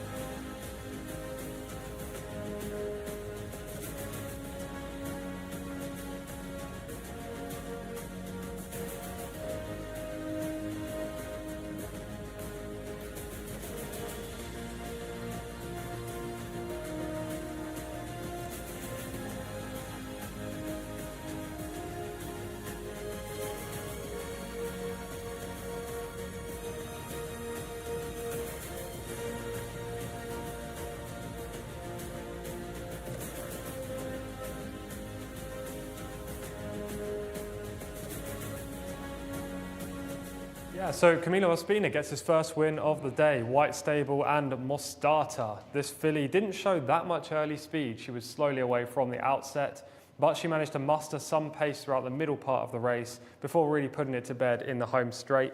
Being by Premium Tap, she was always going to stay this 1400 metre trip exceptionally well. Premium Taps generally stay 1800 to 2000 metres, so the distance was always going to be good for her. And albeit horse number 6, Manea Alcaire, loomed large turning for home, that rival decided not to switch leads, therefore she wasn't able to quicken. She was hanging in behind the eventual winner and had to settle for second best. The perfect start to the afternoon. Well, perfect start to the afternoon for you, Tom. You've got second and third as well. You are absolutely on fire. Yeah, 3 from 3 so far. We had the first, second and third in that race, as you say. So couldn't ask for much more, I have to say, but the only way from here is down. So hopefully we can continue picking the winners. I like a horse in the next race and the race after. Pretty confident on both. So yeah, it's been a good start. Yeah, and you wanted to, you were wondering, Tom, throughout that race, how the track is riding. Obviously, you're not down there, you're not riding it, but what do you think, looking at it, how do you think it looks? I think it looks relatively quick, much like last week. They have watered it subsequently since that third contest that we've just seen. Yeah, I think the track's fair. You know, you still want to be on the speed, there's no doubt about that. But at the same time, I think you can be 3 wide, you can be 4 wide, and you can still win your races. Again, there's no negative about being on the fence from what I can see. Albeit in the home straight, I wouldn't want to be right up the inside in passage 1. We're just watching the replay back now, and you can see Camilo just trying to urge the eventual winner because she briefly missed a kick. Horse number 2 really badly missed a start. That was Durat Alayam with the red blinkers right at the back with the high head carriage. She was completely inexperienced in green. But Camilo managed to get this good spot on the starter in the green cap and the red and the white sleeves. Just one off the rail, Deem Al Hijaz, the leader, faded away. On this home straight, it looked like Mostarda was going to be briefly in trouble, but she rallied all the way to the line. And here they are coming round the bend, Tom. This is where we've seen in the last few races that they start to make the move just coming off the bend. Yeah, exactly. Mostarda's made her move right at this point. On the outside, you can see the eventual second place finisher, Manea Alcaire, in the green and white silks, also trying to make that wide sweep. And right now, if you paused it, the horse that's going better is horse number 6 on the outside. However, just at this point, she should be changing leads. You should start putting her left front leg down in front rather than her right, and she doesn't. That's why she's hanging in behind. The jockey's trying to tell her to do it, Louis Morales on Manea Alcaire, but she's just not willing to do it. She's on the wrong lead all the way up the straight, and that allows the white stable horse, Mostarda, to just surge clear and eventually win quite cosily. And that's inexperience, would you say, Tom? Maybe. She's had the 3 starts, so you'd imagine a horse of her experience would have learned that by now. But, you know, we saw it in the last race with a horse after just one outing that they don't change leads, and it can become a tendency. Horses can get lazy. So maybe it's that, or maybe it is just still inexperience. And Tom, how do you think this filly compares to the rest on the white stable roster? It's a question I don't know the answer to be honest. I think she could be okay, but this isn't a very good race. The horse in second's rated 68 and is probably about that level, mid-60s. So that would put the winner at about 65 to 70 range right now. Now, she could easily improve, especially when going up to 1600 metres. But she's not the biggest of horses. She's quite small in stature, and I think she could just be a 2-year-old. I wouldn't be surprised if they go to a cup race next time, try to bag a decent prize, because she doesn't have, I doubt she's got a long career ahead of her. She's not going to grow from here and be a very good 3-year-old, that's for sure. Well, we are moving on to race number 4 on the card. Thomas, 3 from 3. Alex, our commentator, I'm sure is impressed by that. Can he continue that rich vein of form? Alex, have you picked any winners yet? I was going to say thanks, Rebecca, but not sure after that. Runners are getting ready then for our next. Tom's in flying form. Hopefully he can continue that throughout the day. This is more competitive though, isn't it? This is deep. We've got 20 of them lining up here. Kamar Asood is number 1 in your field. Number 2 is Ace Kabladi. That's the mount of Mohammed Al-Yam. 3 is Yads, another white stable runner, another premium tap colt, in fact. Number 4 is Afdal Jawab. Number 5 is Wadi Alerd. And number 6 is Smeed there, the mount of Mohammed Al-Daham. Number 7 is Samsoon. He's had 2 previous starts. And 8 is Jcsa, who's having a debut. Camilo Ospina will ride that runner. Number 9 is Thadir, another first-time starter for Hamza Sad. Number 10 is Jcsa. 11 is Razi. 12 is Here We Are. 13 is Til Afad. Number 14 is North, and that particular runner showed up quite well on his debut in 4th. Number 15 is Asdal. Number 16 is Flash One. Number 17 is Amir Al Maidan, who's 0 from 2 so far. A bit more exposed is the 18 Anna Al Majib. 19 is Sam Al Garif, and 20 completing the field is Kissam. So 20 of them here for this local bred maiden over 1,400 meters. I have been impressed so far, guys, but Tom, now it's time to earn your crust. Pressure is on, Tom. Time to earn your crust. Many thanks, Alex, for running through the runners and riders for this 4th race. Plenty of them, Tom. Yeah, it's a big field, isn't it? We've just seen horse number 1 briefly. That was Kamat Al Sood, second foal out of the mare, 1 door down. I think he might struggle first up. And there's horse number 2, Aishq Bladi, who actually ran very well last week and should be a player. What about this one, Tom? Horse number 3, Yazid. Second string for the White Stable by Premium Tap, so should handle the trip pretty well. We'll need further in time. The fact that Camilo Ospina has chosen another horse in the race puts me off. Okay, and Aftar Jawab, number 4. Had 3 starts, started the campaign nicely, finishing 3rd, and then followed that up with a fine 4th. Last time was disappointing, finishing 11th, but is rated 72. And Wadi Al-Aad is number 5, and look who's on board, Tom. Yeah, Riyadh Al Tuaish, fresh off a winner earlier on in race 2. First time starter here, should get a mile plus in time being by footbridge, and definitely needs the run, not 100% fit. Is Smeed 100% fit, Tom? Looks fitter, I'm not sure about 100%, but definitely fitter after 2 runs, finishing 16th and then 12th last week. No show on both occasions, will need drastic improvement. And this is Samsung. 9th on both outings so far by Stratford Hill, a side that we see quite often here in Saudi Arabia. Again, needs to improve, but this is the first run in Riyadh. And next up, fresh from his win in the last race, Camilo Ospina takes the ride on Jcsa. Yeah, a lovely name for this colt. He's a good looker as well, Jcsa for the White Stable. By Commend, we've already seen one of Commend's progeny win today. He's a big individual. I like him a lot. And what about Thadir? Do you like number 9 a lot, Tom? I've got written down here physical question mark because I want to see how this colt looks. We're yet to see horse number 9 in the shot right now. Hopefully he comes in very soon. Here he is. Yeah, he's a big type, but again, this is what I was kind of expecting. These local bred horses generally need the run first up, or look like they need the run. Not the White Stable ones, but the others. This horse is definitely carrying some condition. Let's move on in that case to horse number 10, Jcsa. Has had 1 outing, finishing 15th back at meeting 38. Naif Alpha Ruzi's on board, which is always a positive, but this horse didn't feature at all, and we'll need real improvement today to even get anywhere close. And number 11 is Razi. Rated just 48, this Stratford Hill gelding. Finished 15th on debut all the way back at meeting 2, the second day of Taif, right at the start of the season. 8th, followed by 10th from the 2 runs since. Khalid Abamoni had a hat-trick on day 1, but he hasn't had much success since here at Riyadh. Well, could that change today in this race? Watch this space, we will see.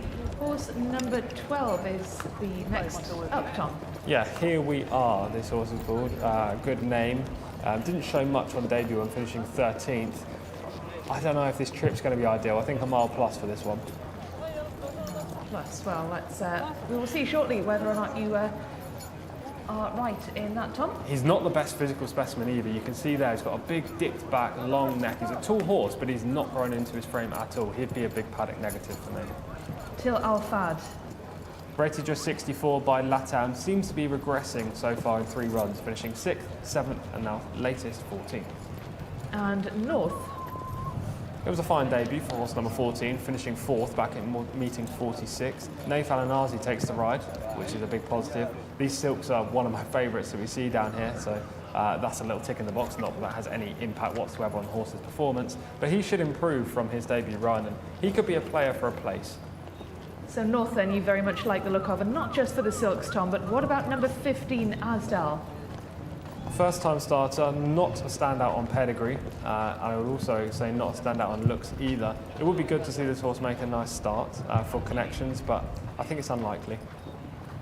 Number 16 is Flash One, another good name. It is, and another first time starter, ridden by Turkey Alofi. Wide draw, never ideal for a first timer. As I say, it doesn't matter in contests full of experienced horses, but first timers, if you miss the kick, you can find yourself in a pretty poor position. This colt will need to be sharp from the outset to feature. Well, the jockeys, of course, will know that, having been here last week over the 3 days, they'll know exactly what they need to do from those stalls. They know that early speed is key here, Tom. Amir Al-Maidan, number 17. Long, rangy type, quite a nice looker as well in the prelims. Had 2 starts so far, finished 17th on debut, then 10th last time up. Yet to get closer than a mid-division finish. Maybe it's another one here. And next up, Anna Al-Majib. Experienced runner, drawn out wide, but has early speed, so could be able to cross. Finished 5th at meeting 31. That's the highlight from 5 career starts. There's Anna Al-Majib looking very relaxed indeed in the prelims.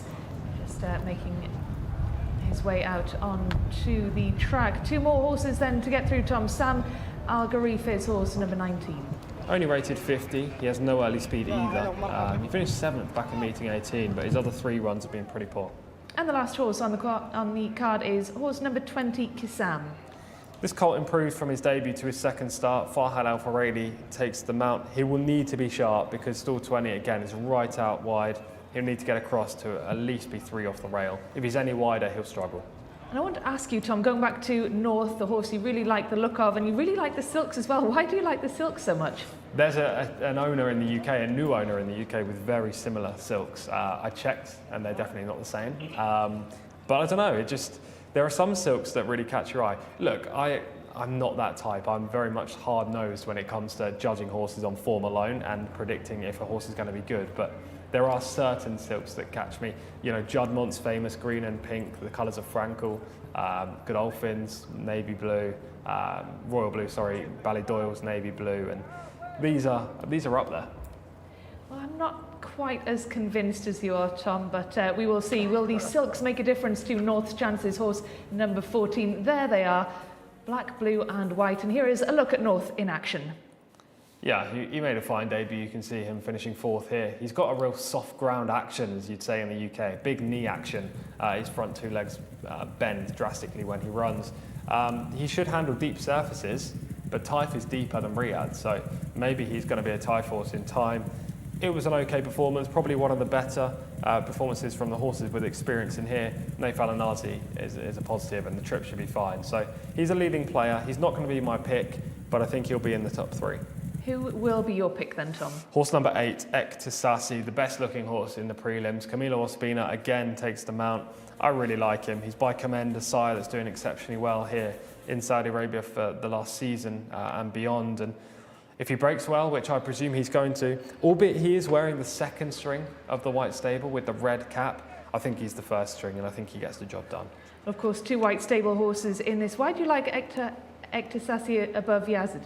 Camilo Ospina would have had the choice, and I trust him a lot. He would have worked these horses in the mornings. Horse number 3, Yazid, does represent the leading trainer in Ahmed Mohamoud, so it's even more surprising that Camilo's decided not to ride that one. But I like the sire Commend. That's taking nothing away from Premium Tap, though his progeny need further, whereas Commend's generally show more speed. So Jcsa could be the best today, but Yaz could easily be the best in time. And horse number 6, Smeed, has just shipped his jockey, Tom, as the horses are down there at the post. So a bit of drama down there at the stalls. Yeah, it can always happen with these inexperienced 2-year-olds.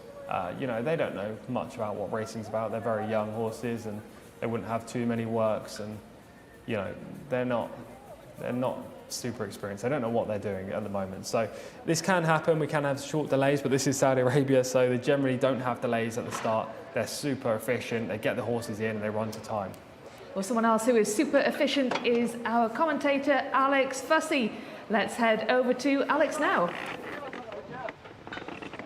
Oh, smooth, Rebecca. Thank you very much indeed. Runners going forwards here for this 4th, the 1400 metre local bred. Interesting race this, isn't it? That's for sure. And much bigger field than we've seen so far today. North, a fascinating player for sure. If he can get forwards from that wide berth, I thought the debut was very promising. But Jcsa does look a really smashing type. We've just had one rear up there and unshipped the jockey, so maybe going loose backwards now as well. So just got to keep an eye out for that and see whether there's any delay as a result. That was Aishk Bladi, the two who reared up by the looks of it. Afdal Jawab is going to go forwards now. The 2-horse has been caught, having got loose. The 2-horse has been caught.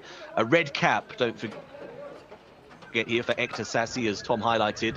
Not really sure the second string theory works in Saudi. It's very similar in France. It's just down the race card with regards to the alteration of suits that they have. It's a sash normally over in France, for example. Right, runners going forwards well here. North has just gone in. Is this 2-horse going to get a chance? We're still waiting for Kissam to go forward. Stall 20 for Kissam. Green and white. Those colours wasn't actually in some publications. There is the court 2. And we'll be going without that runner, that's for sure. So we're going without the 2 here. Rest of the runners are set.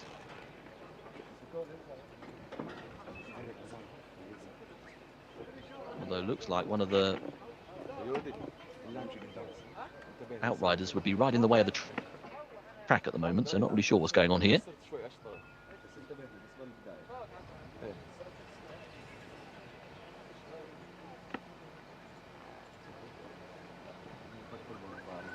So they're going to move out the way very shortly. Just waiting, of course, for that horse to be taken off the track after being caught. The runners are all pretty settled, though, in the stalls themselves. Jcsa jumping from stall 8 North with the experience. That good 4th will come from stall 14. Yazd, obviously, the other white stable runner, is from stall 3, the premium Tap Colt.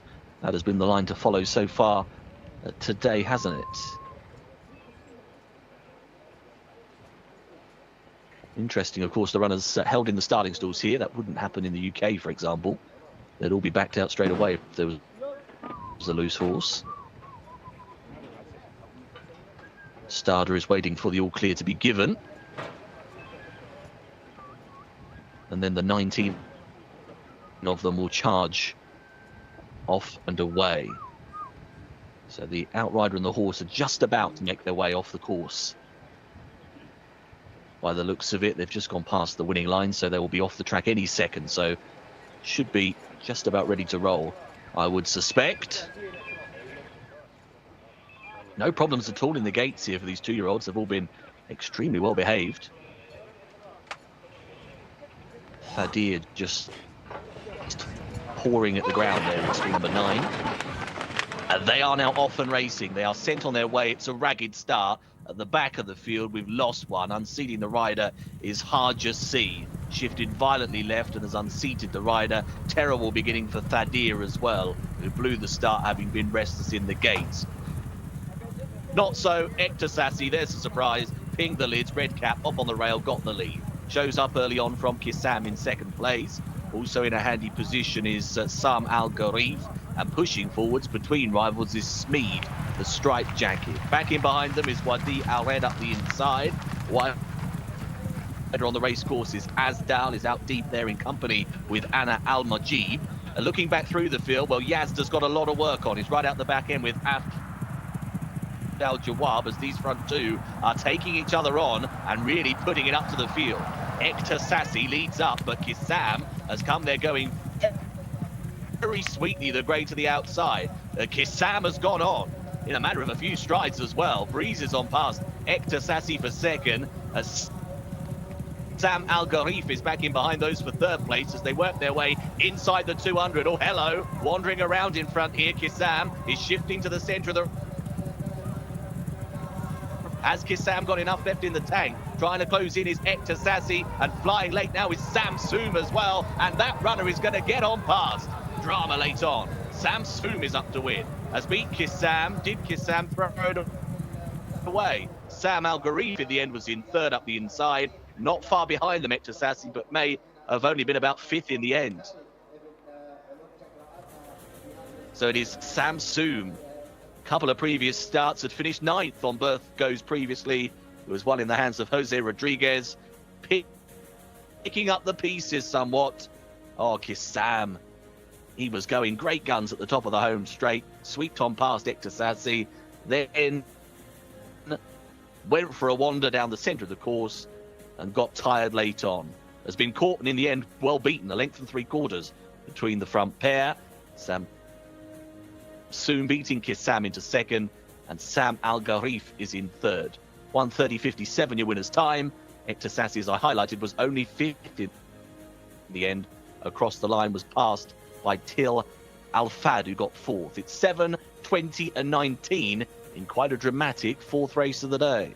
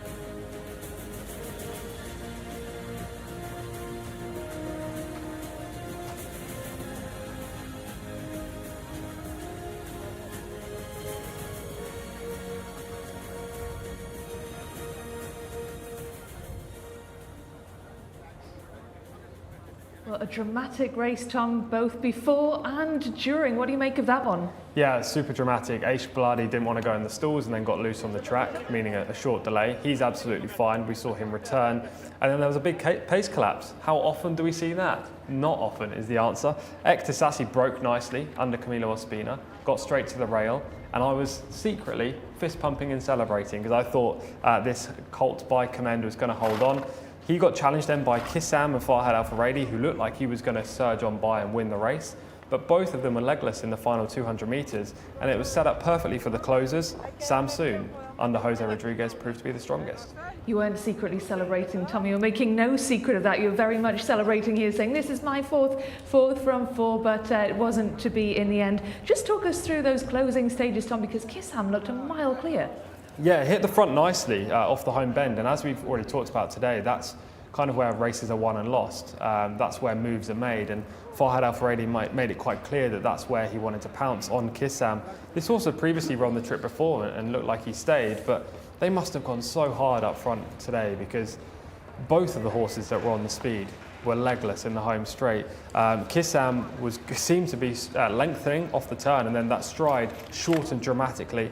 And as I say, Samsung was the one that really stayed this 1400 metre, 7 furlong trip the best. He's probably a 1600 metre horse in time, which is why he was able to win today. And again, Tom, we see second and third coming from stalls 19 and 20, as we've seen pretty much in the last few days here in Riyadh. Yeah, wide draws are definitely not a negative for horses with prior experience. If you're first-time starters, you don't want to be out there because you missed the start and you generally are forced 5 or 6 wide around the bend, or you're forced to go right back through the pack.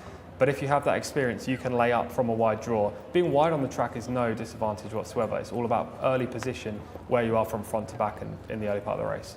And the closing stages of the race. Here they are, Tom, having come around the bend, and it's the horse in front, the grey horse, number 20, Jcsa, that looked to be the most likely winner in these latter stages. Yeah, but Farhad Al-Faradi's having a bit of trouble there, isn't he? Hanging out to the right. The horse is unwilling to run in a straight line due to tiredness. Samsung stays on late in the final stages to peg them back. And the main reason for this slow time, as you could have seen there at the bottom of the caption, 1:30 and change, which is over 8 seconds slower than the track record, is because of the pace really collapsing. When you get slow times, it's always because the front runners cannot maintain their speed. Interesting. And let's talk about the winning jockey, Tom. Jose Rodriguez. We don't often see his name on the winners' podium at the end, do we? No, we don't. He hasn't had too many winners so far, but he has had plenty of rides. We've seen him ride in numerous races, usually for this stable in the green and the white silks, not the green and white you can currently see in shop, but the green and the white that come through late in the day. He's had a couple since I've been in Saudi Arabia, in Taif, but this is his first one in Riyadh, and he looked overjoyed in the post-race celebrations. He did, and rightly so indeed. But of course, the white stable won't be overjoyed. Tom, how disappointed will they be with Jcsa? Maybe a little bit, but he showed plenty of speed. You know, that's probably what they were expecting. Break nicely, show speed, and from there, see how you go. You know, he ran an okay race. Maybe he's just a 6 furlong horse, or maybe he's a 1400 metre horse, this distance, but doesn't want to be taken on up front. As I say, when you go so hard up front, you basically burn all the energy, so there's nothing left. Camilo's great at judging fractions, but he got it a little bit wrong here. And Tom, we're going to see the start of the race now. Yeah, horse number 10, Jcsa, right at the back in the double blue, just veered drastically to the left. Again, this horse was really unexposed after just one outing. Quite clearly has his own mind about the game. You know, he didn't want to race today. He made those feelings crystal clear, didn't he? And we were talking there about Jcsa and how the white stable will be feeling about that run. But of course, there was another white stable horse in this race, Tom, Yazid, who was the son of premium chap that you weren't quite so keen on. But what do you think the white stable will make of his run? Yeah, you can see why Camilo chose the horse he did in Jcsa in the red cap, because this colt had a lot of early speed and he was able to run. Camilo was able to ride a winning race, albeit he didn't win. Whereas on Yaz, that horse was never involved. You can see him just out the back of the shot with the green cap on the rail. I mean, he's not being asked for maximum effort at this point. It was only his first outing, so the jockey's, you know, teaching him a thing or two during the race, but he lacks the ability at this stage to win a maiden, and he probably will be seen to better effect in time over longer distances. He's a big stamp of a horse. But as we look now, the leader's hanging out to the right, Jcsa back in second, has nothing left to give, and the eventual winner's in fourth with the orange saddlecloth, about to surge through late, hitting the line powerfully in those green blinkers. Yeah, Jcsa was actually absolutely flying round the bend, horse number 20, and just got burned out, Tom? Yeah, you can, with pace horses, you can go from hero to zero in an instant. You know, as soon as that petrol gauge runs out, there's nothing left to give, and that was the case here with Jcsa. So Samsung gets a first win on the board. What next for this horse, Tom?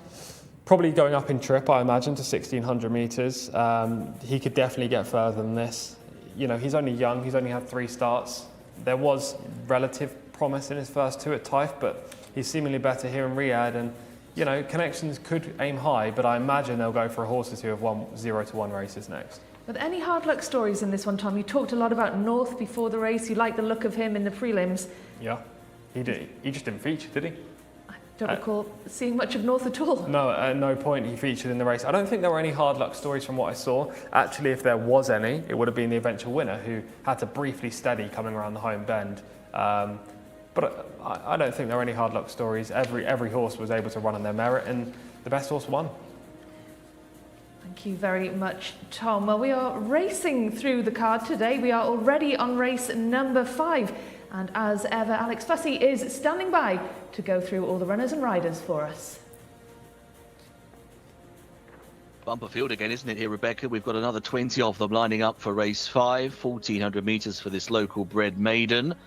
Number 1 is Al Shahab Al Qasir, 0 from 2, Alexis Moreno riding. Number 2 is Hafid Cheetah, had 3 previous tries. Number 3 is Zanad Safwa, Mohammed Alajimi takes the ride even here. 4 is Hero Keen for Luis Morales, and 5 is Barik La.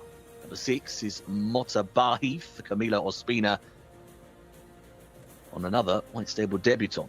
Number 7 is Ibn Al Jarizia and Oraf Al Madani. Number 8 is Walad Always.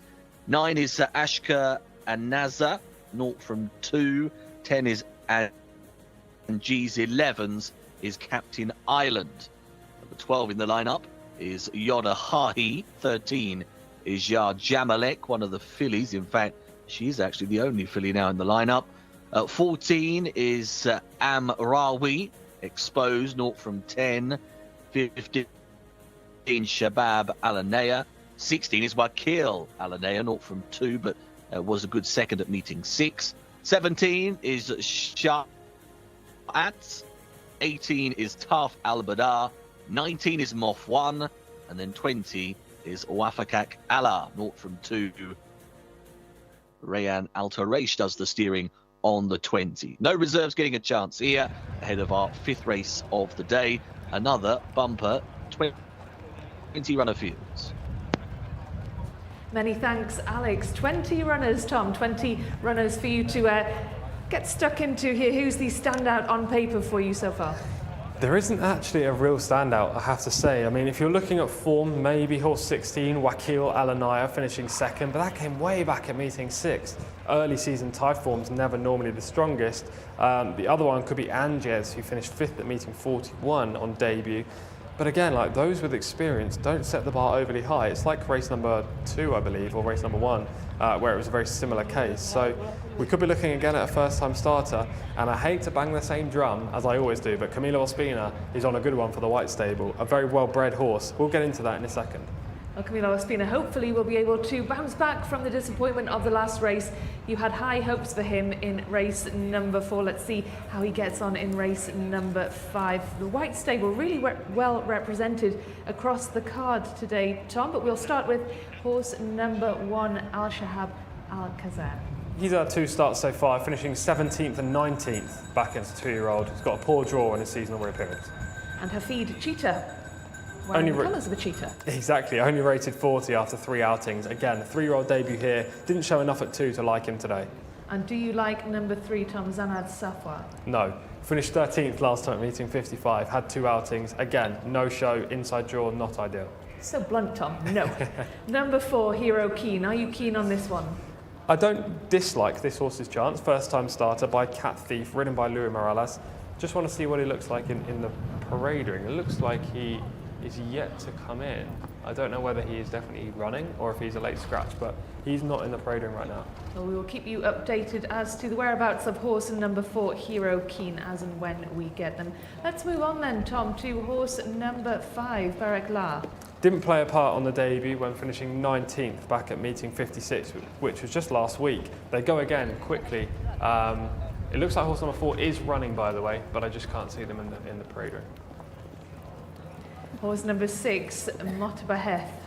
This is Camilo Ospina's ride. He's by Gormley. 3-year-olds making his debut for the white stable. They normally start their horses at 2, so something might have gone amiss, or it's just a late developer. But Gormley as the sire. First horse I've seen here as his progeny. He won the 2017 Santa Anita Derby, got lots of early speed and loves the dirt. Interesting one to keep an eye on then, number 6. Let's move on then to Ibn Al Jazeera, horse number 7. Reappearance after a long layoff, looks like he needs to run. And what do you make of horse number 8's chances? Well, as always. Rated just 47 after 6 runs as a 2-year-old. Seems to be a very slender type. He doesn't have much muscle in behind. Ashqa Ayanaza, number 9, Tom. 0 from 2 so far. I'm glad you pronounced this horse's name. By Hailstone. You know, I've seen a few of this size progeny win. This horse, I don't think, is going to be the next of them. And And what about horse number 10, this one here, Anges, Tom? One of the leading players on form alone, finishing 5th on debut, as I say, at meeting 41. He does need to build on that, but Nathan Anazi's on board, and he has a chance to play a big part. Well, let's see. And what about horse number 11? This is Captain Island. Finished 15th on his reappearance at meeting 55 last week. Judged on that alone, he's not good enough to win. Number 12 just playing up there. That is Yod Hahi, horse number 12. Struggles to basically feature in the finish. Had 6 outings, so one of the most experienced horses in the field, but has finished 8th, 18th, 16th and 10th in 4 runs this year. Will he make it single figures this time? Let's have a little look at horse number 13, Ya Jamalek. One of the fillies in this race, some good form at 2 actually, which is why she's got a rating of 67, but she hasn't run for a while. She could go close, but again, she's got fitness to prove. We haven't had the chance to have a look at 13. Let's move on to horse number 14, Tom. I am Rawi. Lacking ability would be my overriding statement. 0 from 10, finished 16th last time up. Shabab Alanaya is horse number 15. 0 from 5 so far, again 16th last time for this horse too. The wide draw is not ideal for this colt, but he is by command, so he should have lots of early. Another command horse is Wakil Alanaya, number 16. We've already seen these silks in the winner's enclosure once today. He could go close. I liked his debut run, but it's a long time since that. And Shat, horse number 17. Rated 58 based on his 2-year-old exploits, not run so far this season. And number 18 is Taf Al-Badr. Contrasting, as this horse has had 4 starts this year, finishing 10th, 4th, 13th and then 10th again. Rated 56, and I'd be surprised if he was good enough. Muff1 is horse number 19. Unexposed, has only had 1 outing, finishing 12th and meeting 50. Adel Al-Faradi rides, so improvement can be expected. And number 20, Wafakak Allah. 0 from 2 so far, a wide draw, but leading connections are represented by this horse, so you can't completely write him off. And Camille Ospina there in the white stable colours. So Tom, you're backing this horse to be the winner in this one. Yeah, I think Motabaheth has to be the main selection. You know, he's the most logical winner of this race, purely on the basis that those who have run, which are the majority in this field, they haven't run to a reasonable level to suggest they're definitely capable of winning a maiden. So I'll take a shot at a first-time starter. Why not a white stable horse? We know their first-time starters are incredibly professional, especially from the gates. Camilo Ospina rides, stall 6 should allow him to break well, and I love the fact that he's by Gormley. You know, most of these white stable unexposed horses are premium taps, or we saw a Commend in the last race, but Gormley is a sire that does very well with dirt horses. Well, let's have a form clue. This is 16 Wakil Alanaya. Yeah, I didn't mind this run. This was the seasonal debut that I was talking about earlier. When I watched the replay, I thought it was a very creditable performance because he was miles clear of the 3rd and 4th, and he showed good early speed. 2 things that suggest he could be ready to win a race. However, this was meeting 6. It was right at the start of the type season. Most of the good horses hadn't come out at this stage as connections were just starting to work them and aim for better targets. And also he finished a little bit tired over a shorter trip, which suggests this distance may not suit. And what about Anges, Tom? This was the other horse with relatively good form in the book. You can see him on the inside there in the black cap. Eventually finishes 5th. He's a big type, he's got a high head carriage and doesn't seem to like kickbacks. So Naif Al-Anazi will need to get a clear passage out wide. Again, on this evidence, I don't think he's good enough, but he could improve and finish in the top 3. But Tom, you are very firmly going with the white stable. You want them to bounce back from the disappointment in the last race, and you are going for? Horse number 6, Mota Barheth. I love the fact he's by Gormley. And if you said out of the last 2, and I know this is in hindsight and you can say, well, the last one didn't win, so you are going to say this. But I preferred this one on pedigree than the last horse. Well, let's see who Alex Fussy likes on pedigree. Alex, are you following Tom and going with Mota Barheth as well? Oh, I think this is desperately tricky, to be honest with you. I do agree that the form that's in the book so far is not that great at all, is it? Wakil Alanaya, that was okay, but again, the trip would be of concern after that 2nd placed effort at meeting 6. And that probably is just about the best form that we've got. Anges, it was all right, the 5th placed runner meeting 41. And of course, Naif Al-Anazi getting on board gives him a boost, but tough one this. Mota Barheth, an obvious runner to fall on side with because of the connections, and Camilo Ospina again will be hoping for a bit better than in the last, although to be fair, in the last race the newcomer did know the job well, jumped away, got that inside position, had the lead, but was eventually swamped later on into the piece in that previous contest. Interested to see whether Mota Barheth can again get away swiftly and employ the necessary dominant front-running tactics.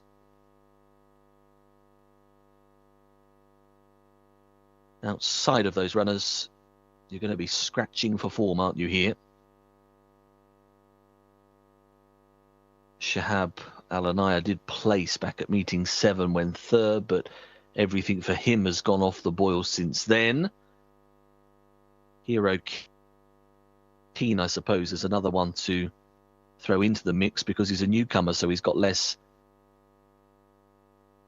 problems in the form book than many of these so far. Louis Morales, of course, a very good jockey booking as well for Hero Keen, horse number 4. So we are ticking round and now upon our post time, so hopefully loading up will commence and they'll get them forwards here for this 1400 metre event. Mota Barheth has got a decent draw though, hasn't he, as well? Still 6 will be a good position for this newcomer to come from. Not right hard against the inside, but not again out wide, so it's pretty much perfect stuff for the Tom tip here. Feed Cheetah there goes forwards. The black and yellow stripes is into stall number 2. Going in next door to Zanad Safwa, who's in. Barik La. We are in the stalls with there, the white and red colours. Good to get these angles in the gates as well. Gives you a good idea of what jockey and horse encounter once they slide into the stalls. Ibn Al Jazeera has just gone forwards. There's Hero Keen, one of those newcomers we highlighted, has just gone into stall 4. Needed a bit of a push and a shove. Mota Barheth is coming forwards. Al Shihab Al Kaiser is in as well. Al Shihab Al Kaiser up the inner. There's the push for Mota Barheth.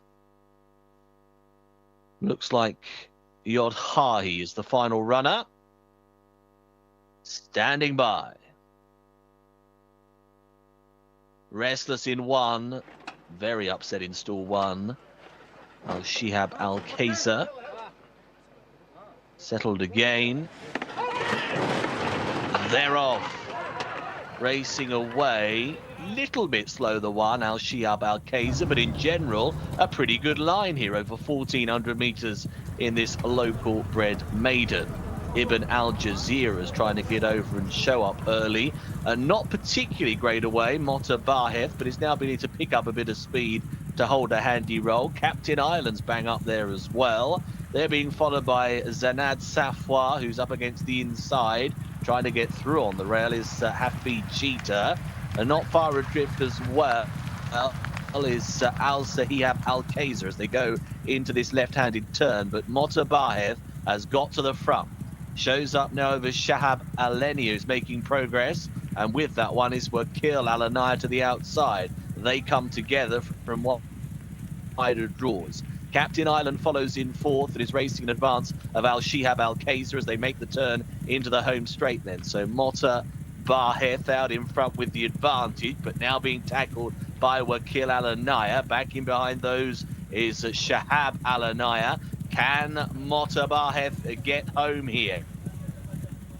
Right out of the clouds, it's Taf Al-Badro's the one closing in, but up to the line we head, it's Mota Barheth, who's out in front and away by far, is going to win. It will be pretty close for second place in the end. Just holding second is Wakil Al-Anaya over Taf Al-Badra. So it's Mota Barheth who wins. Another winner for Camilo Ospina and the White Stable. The newcomer who didn't really have to stand up to being all that much given the form that we had on show, but he has done it nicely, actually. He probably has got a pretty smart future, and he looks quite a big, imposing sort as well. The start wasn't the best, but quickly got into a handy position, and then, despite facing a little bit of pressure at the top of the home straight, extended away with ease. 1:28.42 is our winner's time. It's 5.5 lengths, the winning margin. Mota Barheth beats Wakil Al-Anaya, and Tafa Al-Badra just a head behind in third place. 6, 16 and 18 the order of finish, and well done to Tom, another winner for him.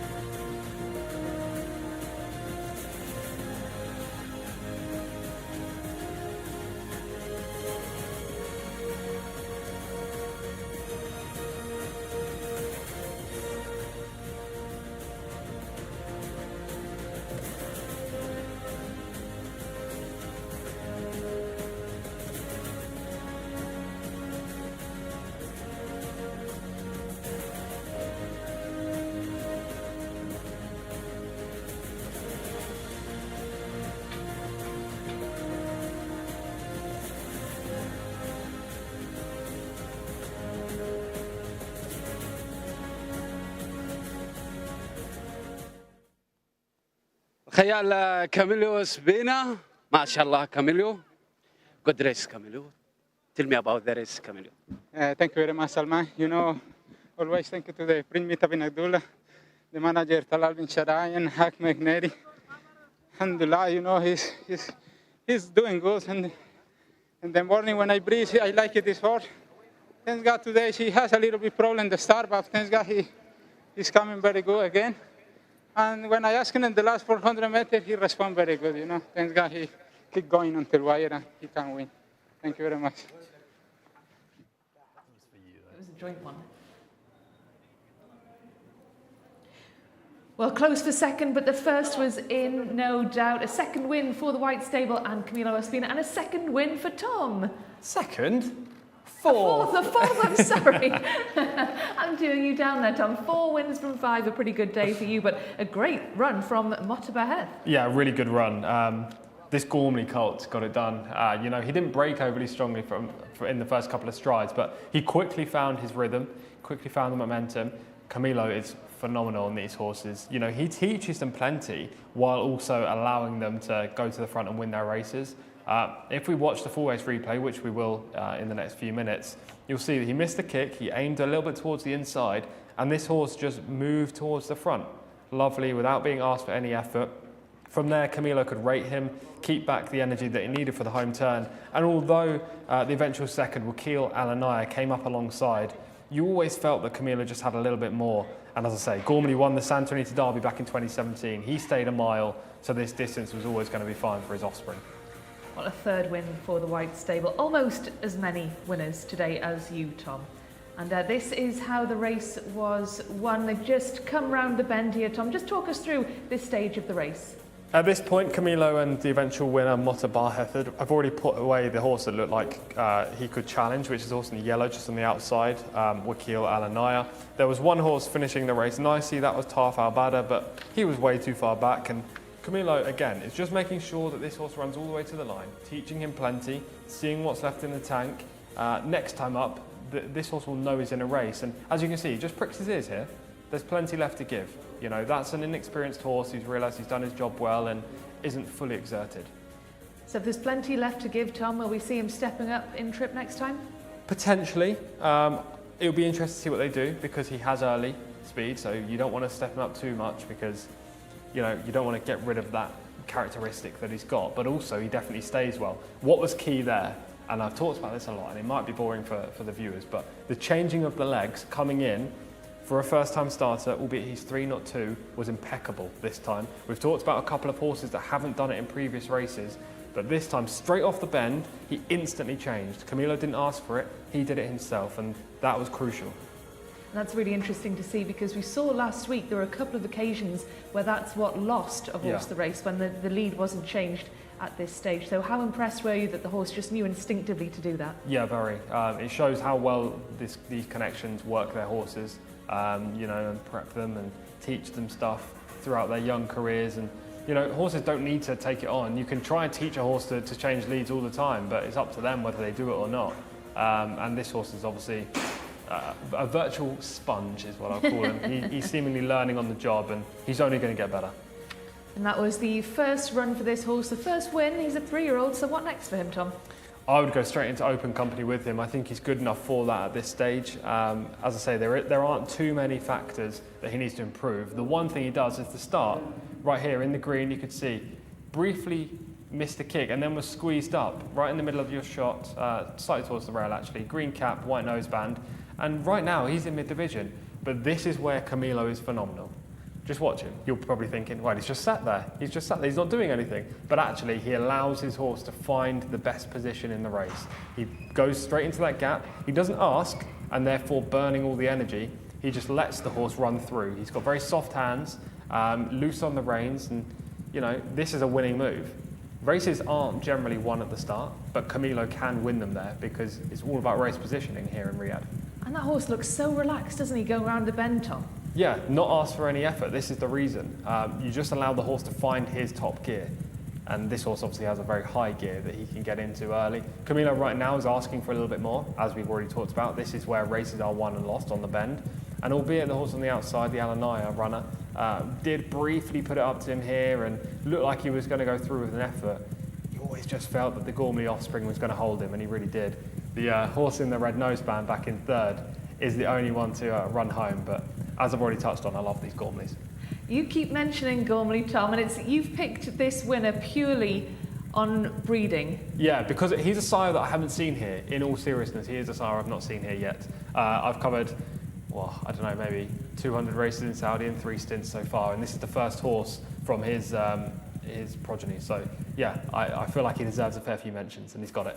And another look at the start of the race. Watch right now, green cap right in the middle, white body on the jersey and red bit on the sleeves. Camilo just right back up there. You can see the grimace on his face just because the horse got squeezed up and it became briefly dangerous. But from there on, he was excellent. And there was no panic, just got the job done. And just a word then, Tom, on second and third. Again, interestingly, second and third coming from wide, drawn in stalls 16 and 18. So again, we've seen this time and time again here in Riyadh, that the wide draw seems to be favourable. Yeah, wide draw is definitely favourable. The runner-up, Wakil Alanaya, will win a race very soon. Showed early speed, tactical speed to challenge, but just didn't have the finishing kick of the winner. That horse will probably win next time in a similar race. The third place finisher, Talf Al-Bada, I don't know, it was a good run, a career best for sure for this colt, but at the same time, I think he just passed beaten rivals, tired foes, rather than he actually stayed on very powerfully.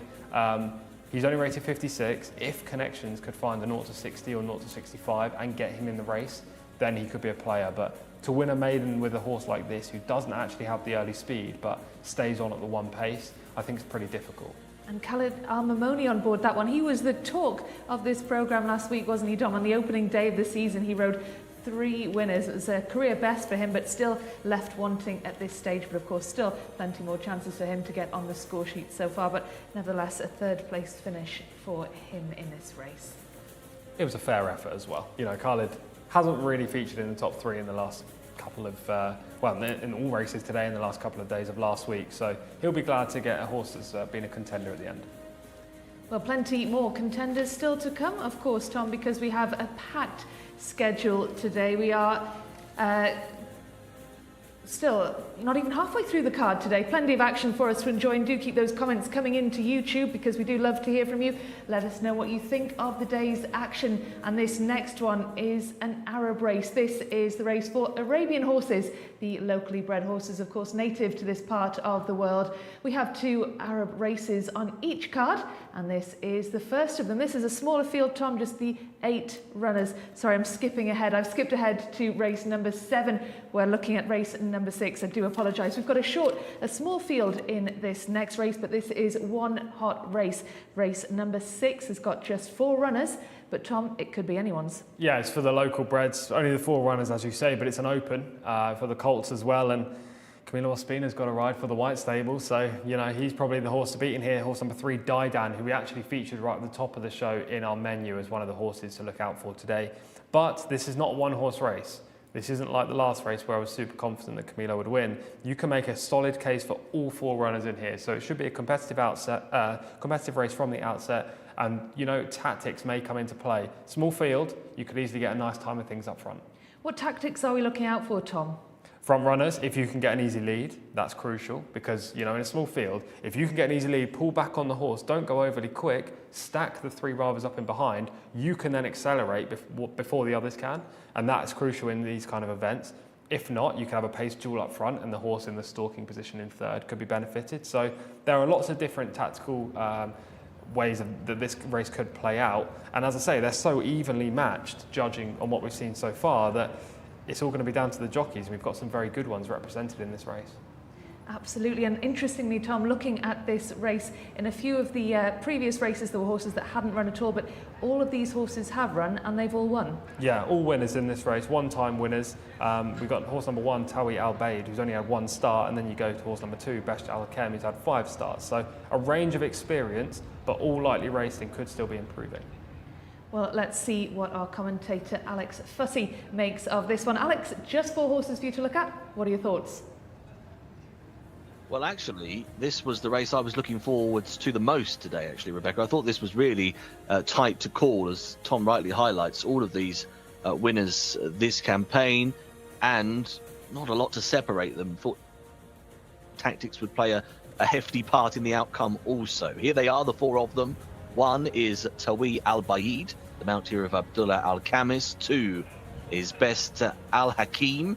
Naif Al Anazi will be on board. Was a winner right back at meeting 2, though, that runner. He's been on the go for a while. He finished 4th when last seen at meeting 54.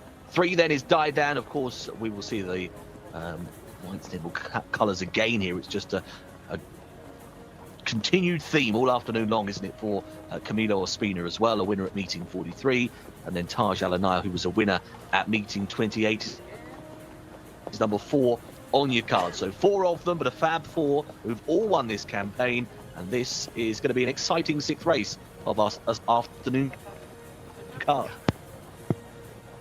The Fab 4, thank you very much, Alex. I'm sure that it will be a Fab 4 indeed. So, Tom, you've picked Didan as the number 1 horse based on the fact it's a white stable horse. Camilo Ospina's on board, but who do you think is going to be in the fight for 2nd?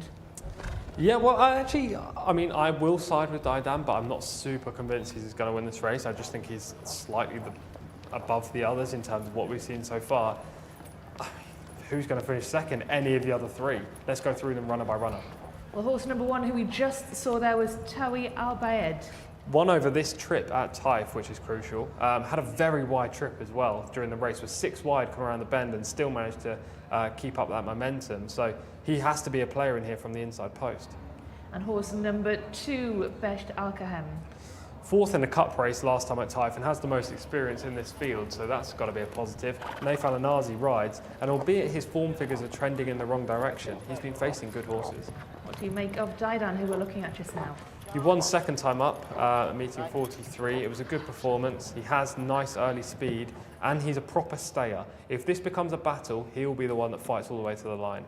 A stayer in a 7-furlong race. Very interesting, Tom, and horse number 4, Taj Al Anaya.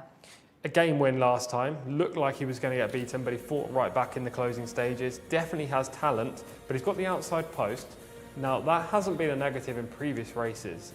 We keep saying that being outside is a positive, but in a 4-runner field, anything can happen, and the widest still is never the best place to start from.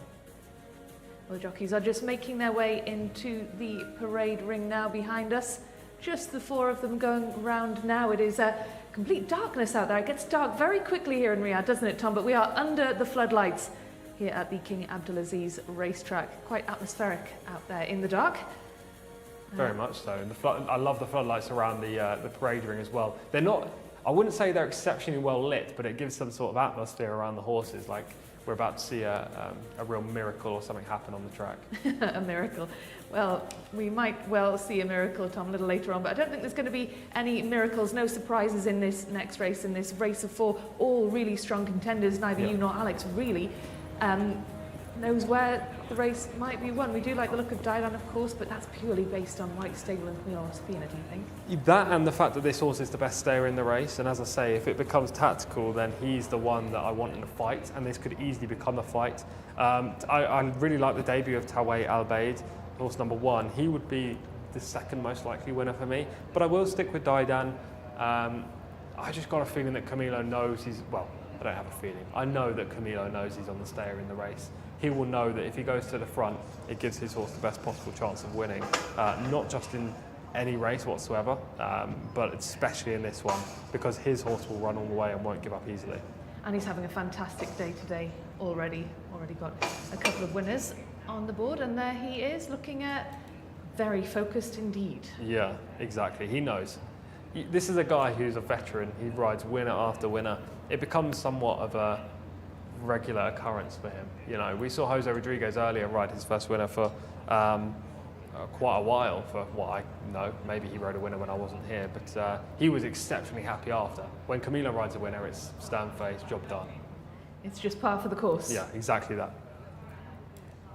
Naif Alanazi looking a lot more relaxed than Ospina, who's stern-faced, but Alanazi all smiles. He is. I imagine he's a little bit nervous though. He does want a winner on the board early on this week.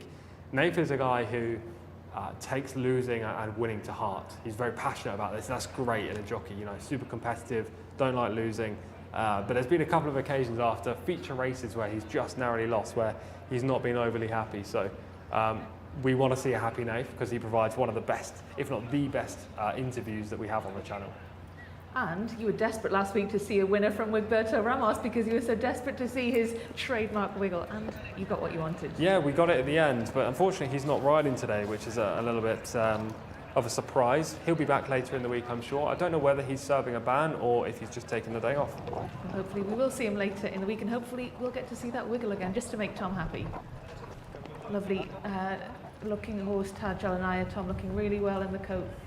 Yeah, nice looking type again. The wider stall is not ideal, but I'm sure his rider there will be given instructions what to do from stall 4. You know, it's only obviously 4 horse widths off the rail, so you're never going to be ridiculously wide, but at the same time, in a 4-runner race, you don't want to be giving away ground. Does that matter too much if there's 4 runners and you're in stall 4? Because in a field of 20, then you're thinking, great, I'm drawn on the inside. I actually think that stall 20 in a 20-runner race is better around here than stall 4 in a 4-runner race, which sounds crazy. It does sound crazy, but it's been absolutely fascinating to see the results over the last few days. Time after time, we've seen those wide stalls produce the winners, which has been really interesting to see, because we certainly weren't expecting it, were we, at the very start, this time last week on day 1 of this new season in Riyadh. It's not what we expected at all. No, because Taif was so dominant towards inside or middle drawn horses that I was expecting something very similar here, but you can easily win from a wide draw. Still 20 in a 20-runner race. The reason behind me saying that is, in a 20-runner race, you're going to have lots of different running styles from the horses. You could be in stall 20, but you could be outside a horse in stall 19 who's a closer. The horse in stall 18 could also close from off the speed, and immediately you're 2 horses inside.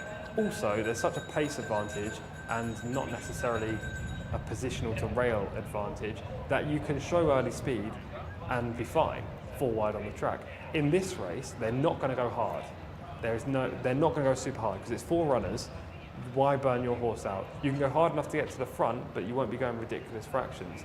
Therefore, being 4 wide, as in draw 4, gives the jockey the issue of, do I go forward to try and dominate, but then a horse on the inside could push forward and I'll be wide on the bend? Or do I take back and it becomes a tactical affair, but I'm still wide? You know, there isn't really a win-win unless they can cross over to the rail, which I think is pretty unlikely in a 4-runner heat like this. Do you think we're going to see a fast finish then? Do you think the race is going to be won in the closing stages then? I do. I think this is, unlike most races that we've seen here in Riyadh over the last 2 weeks, I think this race will still be in the balance as we turn for home. I don't think it'll be 1. I don't think there'll be a horse 3 lengths clear. I think it'll be one in the straight. It'll be a battle between maybe 2 of them rather than 4, but I think it will come down to the final 200 or 300 metres.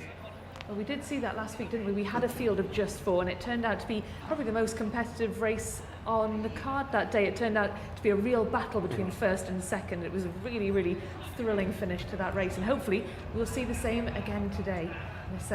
But unlike that race, which turned into a 2-horse race at the end, this is one where any of these 4 runners have got a shot at this. Yeah, and if you watch horse racing coverage, no matter where you are in the world, you will tend to hear people on the panel say this is a really competitive race, and trying to hype up what's going on. But this is generally super competitive. All 4 of these could play a major part. You mentioned a 2-horse race earlier. We've got one of those later as well. We do indeed. And this is a little look at Daidan. Yeah, this was him winning last time up, second time of asking, getting off the mark. And he showed the early speed to get up alongside horse number 12 and then put that rival to bed in the straight. Moved all the way clear, 4 lengths, 5 lengths at this stage. The other horses who were up on the speed faded out of contention, but Daidan kept rolling. He's a proper stayer, but he is gifted with some early pace, so he has ticked in both boxes in that regard. Hopefully Camilo can get to the front. That's the best chance of this horse winning. Well, let's have a look then at horse number 1, Tawi Albaed. We missed a crucial point just before we pick up the footage here, where he was 6 wide on the bend in a huge pace battle. He managed to sustain that and then move clear in the closing stages. Winning from that wide out at Taif has to be marked up because it just doesn't happen on, it's not a common occurrence.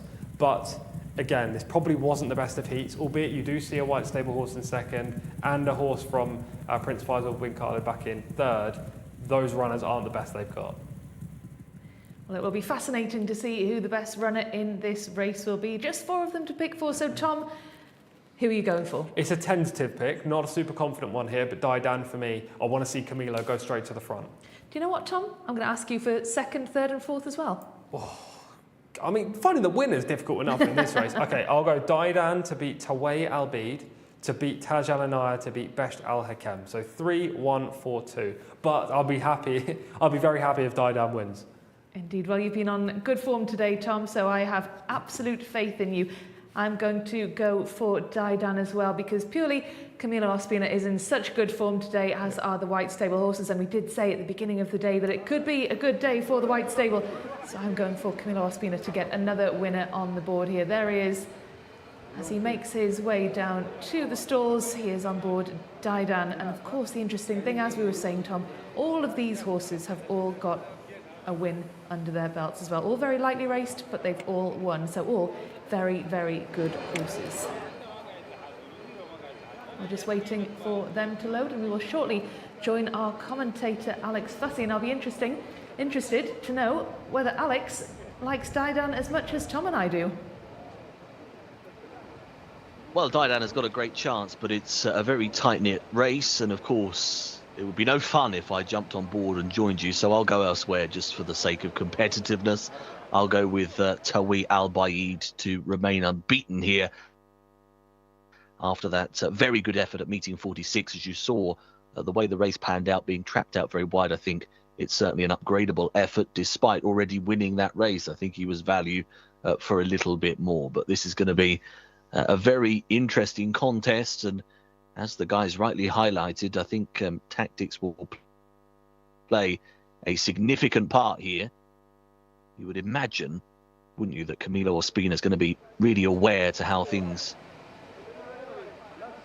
play out and probably try and get forwards and grab that lead. I would suspect it seems to be his ammo for most races, doesn't it, to jump and run and be in front, and therefore it becomes a case of pass me if you're good enough, and more often than not runners aren't good enough to make up the ground. So I would hazard a guess, have a hunch that Daidan will set this pace, and then it will be a case of where the others position themselves to launch their challenges. I thought in the prelims Besht Al Hakem was a little bit edgy and restless, and not really the most attractable in that particular department. Naif Al-Anazi on board, of course, and he just had to be a little careful when he got on board in the parade ring. And actually, that's a great clip there, isn't it? You can see that he's been upset down at the start as well there. Once the blindfold was on, he was edgy and head going up in the air as soon as that was put on. So I think he's a bit of a quirky character, and he appears to be a little revved up today. Does best Al Hakem. Been a relatively long campaign already for him, of course, having won at meeting 2 and then been running most recently at meeting 54. So he's been on the go for a fair while. Loading up now then. So Al Baid will go forwards to stall 1. Slots in.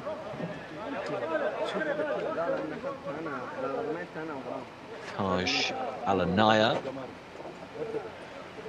Black and yellow colours will come to stall 4. Here's best Al Hakem. Interested to see how he deals with going in the stalls here. Well, actually quite well. He's shot into the gates then. So Daidan, the final one, and moves in. Stand by.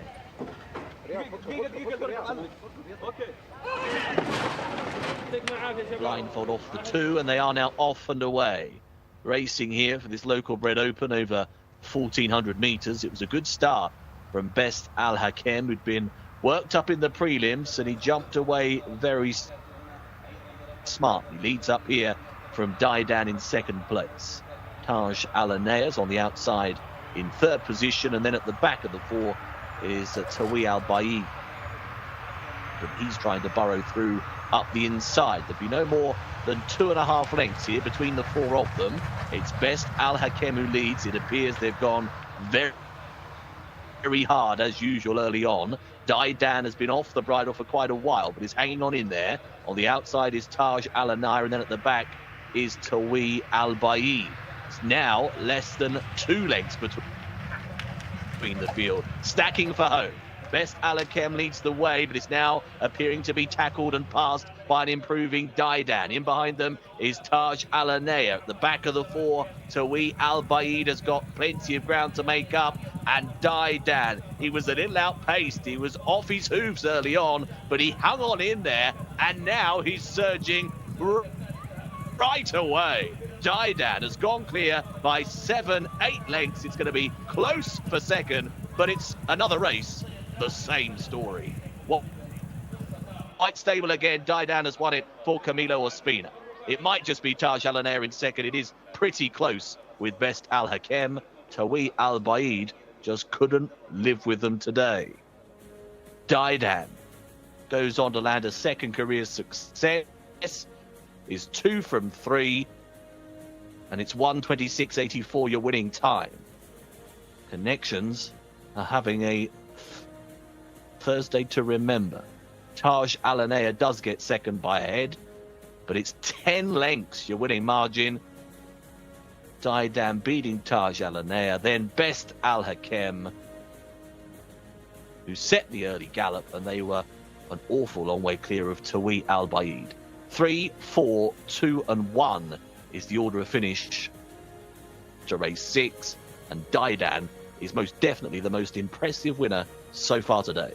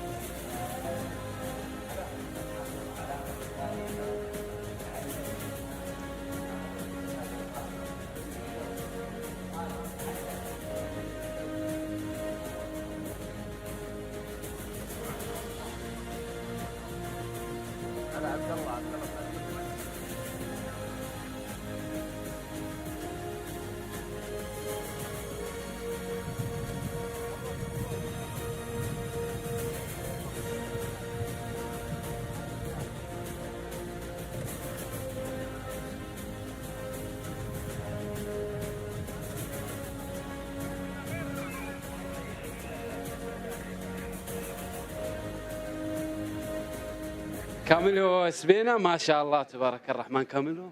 Good race. Mashallah, tabarak ar-Rahman. Hat-trick today. Very, alhamdulillah, thank you very much to the Prismita bin Abdullah. Always, intenseful with him and the manager Talal bin Sharai, Ahmed Neri for giving me the opportunity, This is good horse, alhamdulillah. He ran in Taif. He first time finished there and then he won very good. And today again, he responded very good and alhamdulillah. Everything is okay, alhamdulillah. Thank you very much.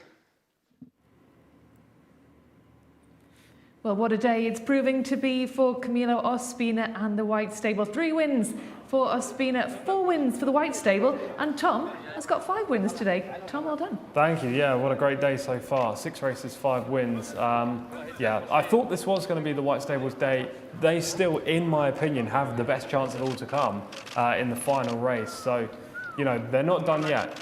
Don't worry about that. This is the day where the White Stable, King Abdullah bin Abdulaziz and Sons, with the white and the red and the green, as you can see there, are going to have a big day of it. We will show the owners' table right at the end, but they are dominant this season.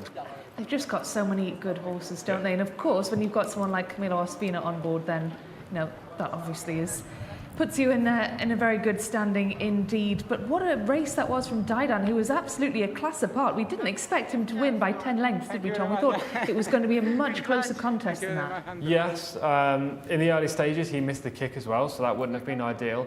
There were 3 across the track turning for home, so at that point it was competitive, but it was quickly put to bed by Daidan, who, as I say, is a stayer. He gets this trip better than the others, and the fact that he was in with a shout of winning as they turned for home, you always knew he was going to be the one that would come out on top.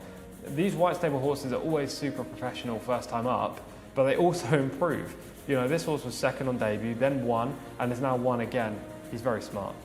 Very smart indeed. These are the closing stages of the races. Camilo Ospina there in that interview. We just heard him say, Tom, that he's a good horse and he responded really well. And here's just an example of that response. Yeah, he really picked up all the way to the line. This is a horse that is responding to the urgings of Camilo Ospina. We have seen a couple that have got tired in previous races. Even one of Camilo's 2 races ago. They got tired when he was asking for more effort, but this is a horse that needs probably 2,000 metres when it comes later in this season or next season. He's a horse that will stay all the way. He's just full of stamina, and the great thing about him is he also has speed. So when you have that mix and you're able to sit up early and then outlast your rivals, you've got a great chance of winning every time you race. Absolutely, the full package. So we've just seen him win over 1,400 metres over 7 furlongs, but you think his trip is further? Yeah, absolutely. There's no doubt about that. I mean, right now, if you ran him over 1,800, I think he'd be fine. He'll probably stay 2,000 in time. Maybe not just yet, because it's only his 3rd run, but he's full of stamina, as I say, and that 1,400 is the bare minimum for him. So he's a 2-year-old. Where do you think he will be stepped up in trip as he gets older and develops more stamina, do you think? Yeah, I think they'll probably step him up even next time to 1,600, just because you get more options at that distance, and also he's probably going to relish it more than he does the 1,400, especially in a bigger field where he does have early speed but he doesn't have blistering. So in a bigger field he could be forced to stalk rather than sit on the pace like he did today. So they would step him up, so there's fewer pace horses in there. But as I say, they could go anywhere with him. He's so versatile. Well, let's have another look. We'll have a look at the start shortly, Tom, but I wanted to ask you about that because he overcame a bad start, didn't he? And that's quite unusual for these White Stable horses. Yeah, he missed the kick by a length. You don't normally see it, as you just said there. There are 2 horses in this field that missed the kick, and that was Taway Albeed inside and also Daidan. Both of them muster early speed. At this point, Camilo's just happy to sit in second behind Beshka Al Hakem. And as much as I think Naif Al Nazi is a phenomenal jockey, he probably went a little bit too hard on the leader at this stage. They were clocking around, sectional was around 11.2, 11.3, which is pretty quick, especially in a 4-runner field. The horse on the inside, Taway Albeid, shows up nicely here but can't get a run and eventually fades back through the pack. We were talking about the wide draw not being good in a 4-runner race and how I don't like it, how I'd prefer to be 20 and 20 in a 20-runner race. This is why. Look, he's 4 wide on the bend. If he went forward, then you could have got a spot. He could have been second and ahead of Daidan. If he pulled back, then he could have closed. But he's wasted lots of ground and momentum being out there. And, the horse just then isn't able to run their best race. Now, he's had a good chance of winning still, don't get me wrong. There are no real excuses there. but it's just not 100% efficient. He wouldn't have done any better than second, though, would he, Tom, No. if he'd been drawn on the inside? No. Even the tactics could have been different, and he could have had a better draw. But yeah, he would have only been second best because this runner, Daidan, was by far and away superior here. You know, he had the highest rating of 86 in the race, £6 technically better than Vesh Alhakem and Taj Ananaya, who have probably run to their figures of 80 because only a head separated them. But Daidan has just dominated, and yeah, he's a 90 plus horse for sure. And Naif Al-Anazi, we saw there on the grey horse, on horse number 2, Besht Al-Kahem, he went off at such a pace in the early stages of this race. What do you think he was thinking there, Tom? He wanted the front, but sometimes in four-wheeler races, you don't need to go that hard. I think he could have probably gone a little bit slower, saved some energy. But again, much like the horse we were just talking about, he would have only been second best at best because the winner would have won no matter what the tactics were employed. Absolutely, really impressive performance from Daidan. And let us know what you think of Daidan in the YouTube comments on the Jockey Club of Saudi Arabia YouTube page. We do love to know your thoughts on the day's action, so do let us know what you make of the racing today, whether you are impressed with the White Stable, whether you think that this Daidan is as impressive as Tom thinks he is. I certainly agree with you, Tom. It was a really imperious performance from Camilo Ospina on board Daidan in this race, the 6th race of the 12 race card today. Plenty more action still to come, Tom. What's been your highlight so far? Every race. It's been thoroughly enjoyable today. Yeah, look, I think we've seen some good horses. I'll save the actual highlight for the closing show because that's when we give the Tom's top moment, but I don't really know. Maybe this one, maybe Yakfek in race 2. They've been so good, so many good performances. Maybe even the filly, Mostata in race 3. You know, I've enjoyed every race, and also I have to say these 25-minute gaps between generally are very good. We don't get this in the UK. The minimum we get is half an hour. Generally over here it's 30 to 35 as well, but they've gone for 25-minute intervals today, and it just feels like everything's moving a lot swifter. And I've spoken to a few people that are horse racing fans that maybe go to Royal Ascot or whatnot, but they don't love it. They wouldn't tune in day after day. And they say one of the reasons for that is the gaps in between. They don't know what to do. So I think, why would you not shorten them? Well, absolutely. I think you've got a good point there, Tom. It makes the day really pacey. And when the action is that intense and that exciting, you just want to see more. Precisely. And, you know, people will come back and say, well, the jockeys need time to weigh in, change their silks and get ready for the next one. And you need to get the horses out that have just run and the new horses from the pre-parade into the parade. But they've made it clear here in Riyadh today that it's definitely doable because there's been no hitches in that regard. They've gone to time on every race. I would love to see a 25-minute gap be employed in the UK for sure. You have made a very compelling case indeed, Tom. What do you think of the White Stable's dominance then, Tom? Obviously, we've seen some really impressive runners from the White Stable, but do you think that that is a negative for the sport to have such dominance? I don't think so. We see it all the time. No matter where you are in the world, they're always better or worse. Owners, trainers, jockeys in any discipline. We've had dominant owners and trainers in the UK and Ireland for maybe 15, 20 years now, with Godolphin and Ballydoyle really just dominating in all the big races in their 2-year-old crop as well. They generally have the best because they can spend the most money, and the White Stable can spend the most money at the moment. You know, they've got a horse in the last race that I really think is definitely going to win today, barring something dramatic. And it's not the horse we showed in the menu, which was O'Sheik. It's another horse ridden by Camilo Ospina called Power in Numbers. They bought that horse for 400,000 just in July. So they've got a lot of money that they're willing to spend. And when you have that cash, you can be successful on the track too. Absolutely. And Tom has had 5 out of 6 winners today. So listen to what Tom has to say. He knows what he's talking about. Tom, how many winners do you think you'll finish the day with? 5. No, I'm joking. I'll be happy if I can get up to 7. I think that would be a very good stint. More than 50% is a dream in any scenario, you know. And of course, we do have another analyst who joins us on the show, Rory. Do you think Rory would get 5, Tom? No comment. I hope he does. Rory, if you're watching, then you have competition. So Tom is in a rich vein of form. We have the Arabian race next up, and Alex Fussy is going to talk us through all the runners and riders. Thanks very much indeed, guys. Yes, 7th race of the day is an Arabian horses maiden. 4-year-olds in action here, fillies and colts. Number 1 is Alpha Mega. Al Faradi gets the ride here on board Alpha Mega. 2 is Haydar, 0 from 6 so far. Hamza Sad is on board. Number 3 is Dirgam Al-Ansari. Ayad Al-Turisi does the steering. Number 4 is Yahim, making a seasonal return. Hasil Al-Sahani will be on board. Number 5 is Jcsa Al-Ashai, 0 from 2 so far for one of the fillies. Louis Morales is in the saddle. 6 is Sajan Al-Khaladia, a newcomer. Khalid Al-Mimoni aboard. 7 is Jawad Al-Khaladia. Abdullah Al-Kredis finished 3rd at meeting 55.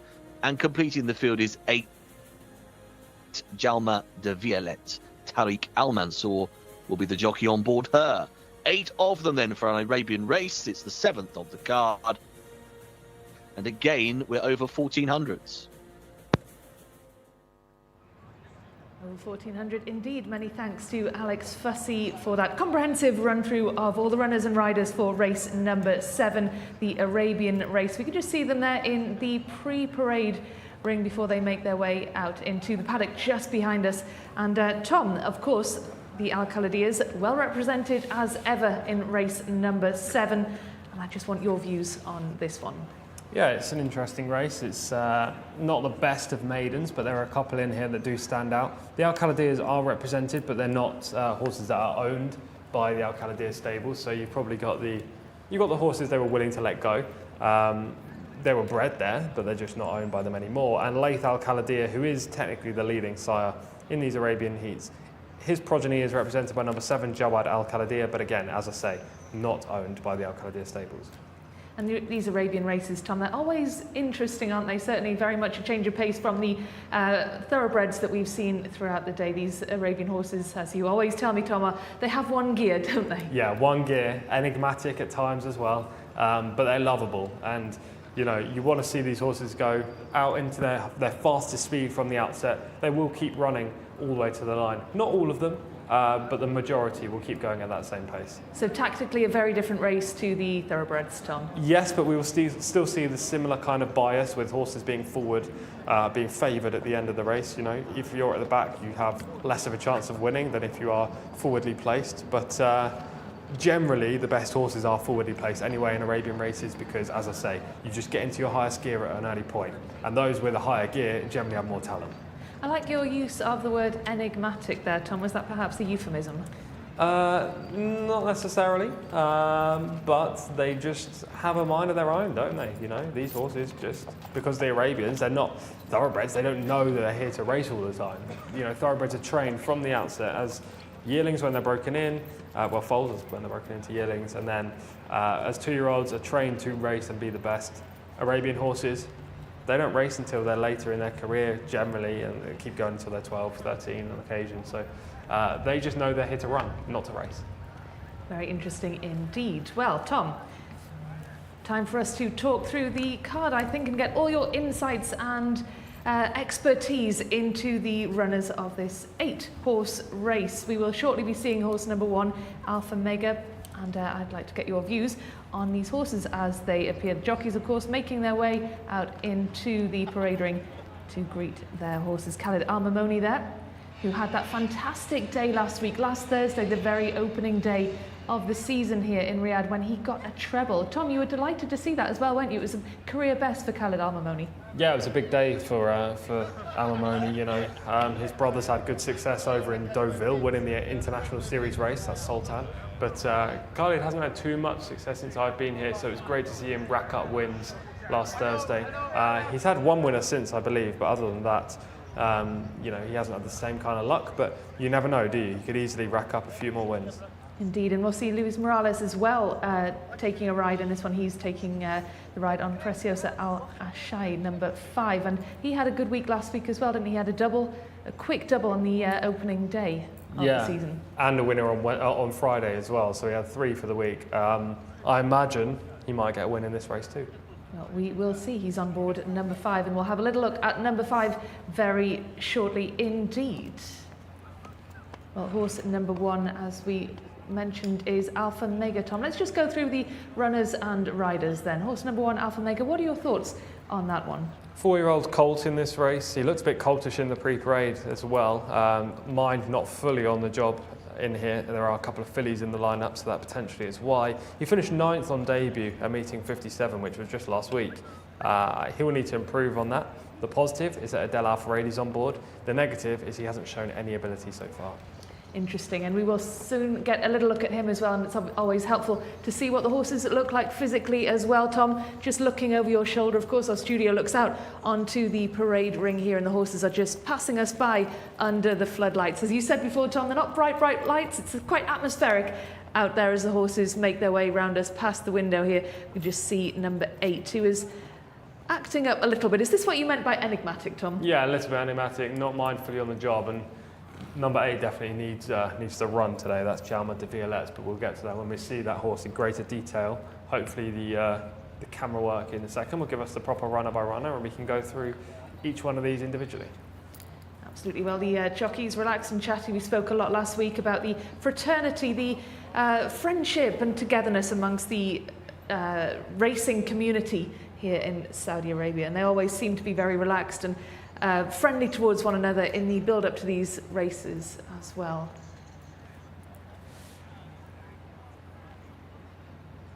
Well, let's chat through the runners and riders, shall we, Tom, starting with horse number 1, Alpha Mega. Yes, we already spoke about this one briefly, but as I was saying, Adele Alfaradi takes the ride, which is a big positive on horse number 1. Other than that, this horse needs to improve dramatically on what he showed last week. And number 8 still hasn't settled down there. We can see Jcsa de Violet still acting up a little bit in the parade ring. Seems to be the naughtiest one, Tom. Yeah, for sure. She needs to settle down a little bit. Everyone else seems to be very well relaxed at this stage.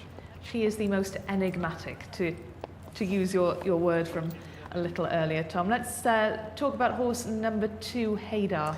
By far the smallest horse I've seen since I've been here in Saudi Arabia. Really tiny colt. He can't be 16 hands. He's very small. He's been in and out so far in his career as well, finishing 3rd at meeting 13, 4th last week at meeting 55.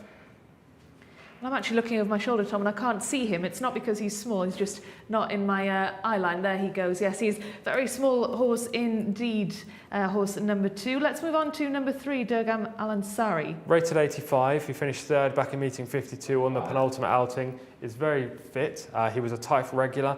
He'll probably plug on for 4th or 5th again here. And horse number 4, Yahim.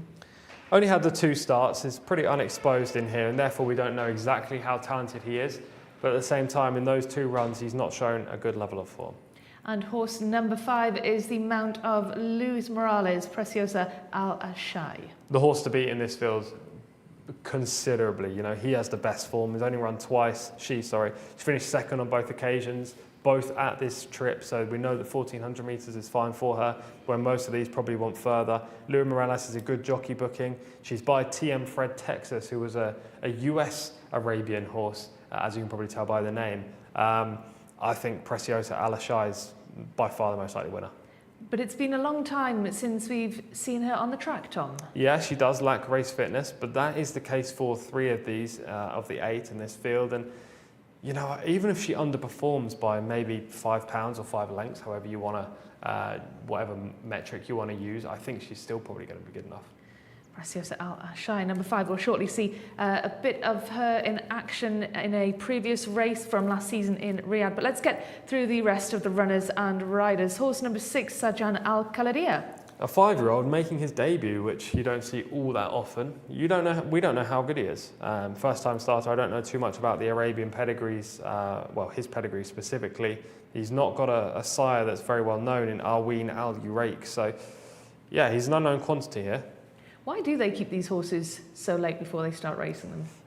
I couldn't tell you, to be honest. I don't know too much about the Arabian horse training scene, but maybe he wasn't ready to run. Maybe it's a last-minute decision to go racing with him rather than, you know, go endurance racing or anything different that you can use these Arabian horses for. I don't know other than that, I have to admit. Well, it's certainly something I'm going to look into a little later on once the racing for today's finished. Jawad Al Khaladia, number 7, Tom. This horse is by Layth Al Khaladia, so it's probably the best bred horse in the race aside from Preciosa Al Ashai. Finished 3rd last time at meeting 55, could be on the pace. He's the most likely horse to beat the 5 if there is going to be one. 5 and 7 are the best horses in this race. And Jama de Violet there, number 8. Needs to improve on what we saw last year from this filly. Again, she was playing up in the prelims, which is not ideal, and she desperately needs to run. She looks like she's carrying a lot of condition. Indeed, yes. Well, all jockeys seem to be on board and they will shortly be making their way down onto the track and to post for this 1400 metre race, the first Arabian race on the card. Of course, we do have another Arabian race to look forward to a little later on, and that'll be certainly a very different one indeed. Just 2 runners in that one for us to look at, but this 8 runners in this one, and an interesting one. None of these horses have registered a win yet, Tom. So in terms of your pick, how are you doing that? What are you basing it on? What we saw last year, Preciosa Al Ashai, if she can reproduce either of those 2 second-place finishes, then she should be winning this race. She's got the most natural talent in the field. I have question marks about her mentality. I just saw her in the parade ring once Lua Morales got jocked on and she was carrying her tail very high. You know, Arabian horses do generally do that, so it's not a huge concern, but at the same time it's not a positive. But her form alone makes her the standout. The only one that I think can really test her is Jawad Al Khaladia, horse number 7. That 3rd place run last time was pretty good in the context of this race, and the breeding suggests that he could be the best in here, but I'll stick with horse number 5. Well, there is horse number 5, Tom. We can see there that high tail carriage you talked about, and let's see her in action. Yes, here she was finishing 2nd at Riyadh last year in a much bigger field. As you can see, horses strung out the length of the straight. She showed good early speed. She kept running all the way to the line. Just got done by a horse who had more natural ability. And she's a little bit, I don't want to use this word, but it's the only one that pops into my mind, roguish in the final stages. You know, she switches off the right lead and moves on to the wrong one, but that doesn't stop her picking up, you see. Look, she's still running. She's still trying to win the race. She just doesn't quite get there. Miles clear of the 3rd, who was in turn miles clear of the 4th. That was a better race than this. As I say, a repeat would be good enough. And Tom, you talked about her tail. You said that was possibly a bit of a negative in the prelims there, but we saw in that race that high tail carriage, again, that just could be the way she carries herself. Yeah, I think it is. As I say, Arabian horses do that on the whole anyway, but she seems to do it a lot more often than other Arabian horses would. So as long as her mind is on the job and she knows she's about to have a race, then the tail carriage wouldn't put me off. But if she's focusing on other things, then obviously that has to be a negative. And by far the highest rated in this horse as well. Some horses without ratings, a couple in the 60s as well. So Preciosa Al Ashai, under the guidance of Louis Morales as well, should be in with a really good shout. Yeah, Louis doesn't often ride in these Arabian horse races either. You know, Huberto was a person I was saying this about last week. He rode in a couple. Louis Morales doesn't tend to ride in them. Camilo rides the odd 1 or 2, but he wouldn't also ride in them like he's not today. So it's interesting when these, you know, imported jockeys, foreign jockeys come over here and then ride in the Arabian races, because it's not common to have 2 every day across the world. So they can generally pick and choose. And obviously Louis Morales has chosen to ride this horse probably because he believes she's got the talent to win. Well, Louis Morales thinks that Preciosa Al Ashai has the talent to win. Tom thinks she has the talent to win. Alex, do you agree with them? Well, it's hard to argue with Tom today. He's been a man on flying form. As Tom highlights, this particular filly has had a good start to her career. The couple of efforts have been very solid, and she will likely take a bit of beating here as runners circle behind the stalls and we prepare for a loading process. It's quite rare, isn't it, to see Louis Morales in one of these Arabian races, and that's most definitely a positive sign for this filly's chance. Outside of her, Jawad Al Khaladia, that 3rd placed effort at meeting 55 would stack up well. He's the mount of Abdullah Al Credis, will be in blue and white, the combination of colours to keep an eye out for if you're fancying and following Jawad Al Khaladia. Runners will be popped forwards into the starting stalls in a moment. Clock ticking round to our scheduled off time for race 7. First of those 2 Arabian races today. Jalma de Violet's just gone through in the shop there. The dark jacket yellow stars. Another filly in the lineup.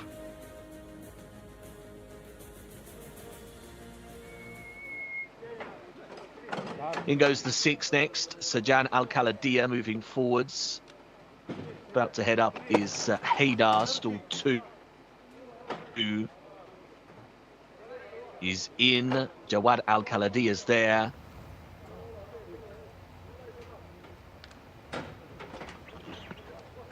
Lucia Al Asai has just gone forwards as well.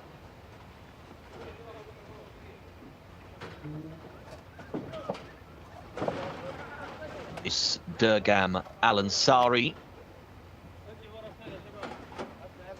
Lined up and in. Ready.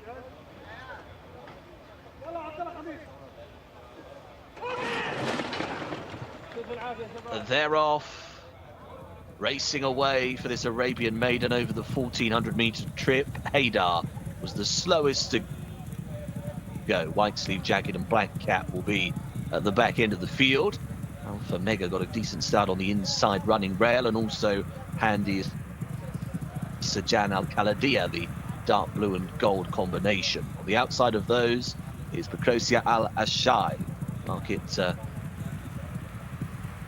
one of the fancied runners right up there on the outside in about 2nd or 3rd place. There's a couple of lengths away at this point in time to Haydar. Haydar's race in advance of Jawad Al Khaladia. Then Jalma de Violet at the back end is Dirgam Al Ansari. Right out the back as well is Yahim, the overall back marker. So they're about to leave the far side, taking the turn for home. Up top, it is still just Sajan Al Khaladia, but surely it's a matter of time. On the outside now, Prakosia Alashai has come along sides and has breezed to press the leader.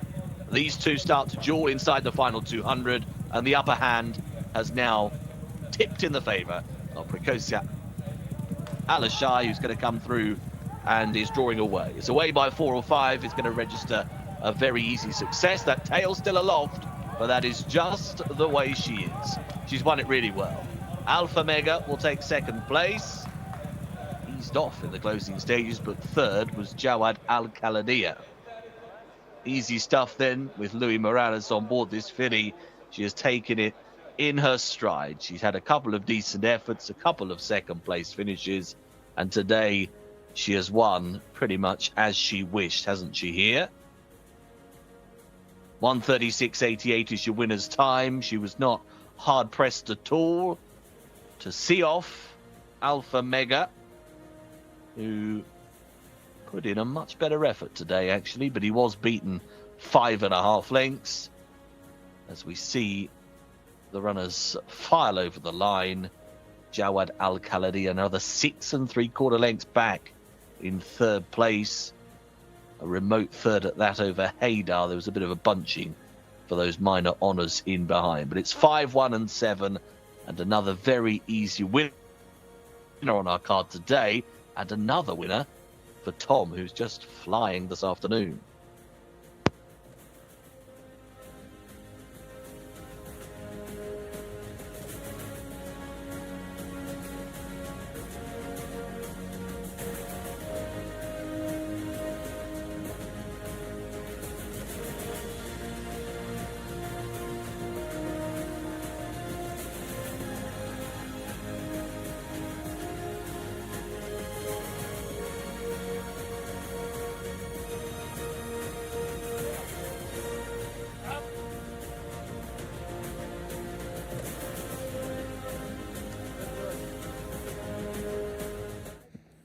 Khayal Lewis, good race, Lewis. Tell me about the race. I was okay, you know, from the beginning. She was in good place, and I just wait for the 400. That's it. She was superior. Alhamdulillah. Thank you so much. I appreciate it. Sorry. Okay.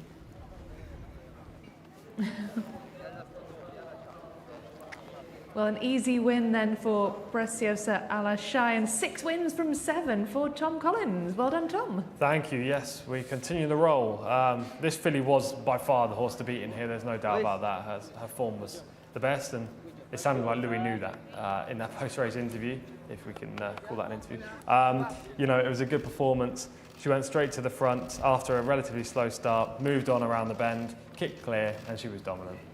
As simple as that. And you heard there from Morales, the winning jockey. He said that she was in a good place from the start, and that's what you've been saying all week, Tom, or since we've arrived here in Riyadh for the start of the season. You've been saying that getting that good start here is absolutely key. Yeah, you need, it's not necessarily the gate speed, but it's that early speed to get into a position. That's the key point.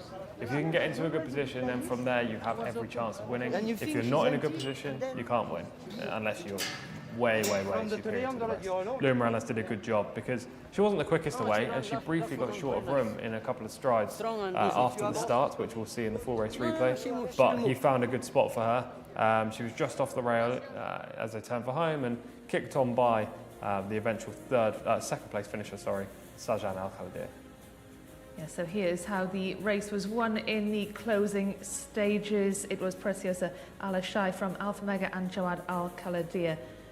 There's the confirmation then of the result. Not the quickest of times though, Tom. No, pretty slow time, but at the same time, Louis Morales didn't really ask her for much in the closing stages, as you can see here. No real arm movement, gave her a couple of reminders just to keep up to the job, but the race was won. You know, this is the first start of the campaign.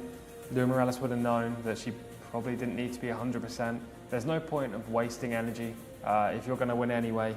You know, save her for next time. She's probably going to face a better field now that she'll face winners. This was just a maiden today. She's rated 81. Do you think that's a fair reflection? I think so. We didn't really get to see that today because the horses in behind just aren't that standard, and she didn't need to be an 81 horse to win. But I think what we saw last year suggests she's well capable of performing at a higher level than the majority of these. 81 seems pretty fair. She needs to be a bit more professional changing leads right now. As you can see, she's on the wrong lead, and she was on the wrong lead in the race last year where we saw the footage, but she does it there. She changed when asked for more effort, and there was plenty more in the tank. And that's when she puts daylight between herself and the horses in behind, isn't it? Because on that bend, she still had company, Tom.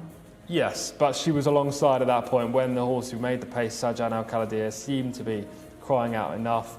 And we knew last year that she found when she was even on the wrong lead in the straight. So she was always going to get the job done. Louis just asked her for a little bit of effort just to see what was left in the tank. She showed there was plenty. And she's looking there, Tom, like she definitely needed that run. She's doesn't look 100% fit. No, she's a big individual. She was carrying some condition as well. You just see the start. Watch horse in number 5. That's the eventual winner. Briefly misses it, then gets squeezed out here. And again, very shortly, right now. So Louis has to take his medicine at this stage, just angle to the outside. And from there, he just gets her into a good spot. She has more all-round speed than these anyway, so he didn't need to ask her, like urge her into that position. She did it herself. But just that start wasn't, you know, ideal. Louis would have hoped for a better start, a nice clear run from the outset, and he didn't get that.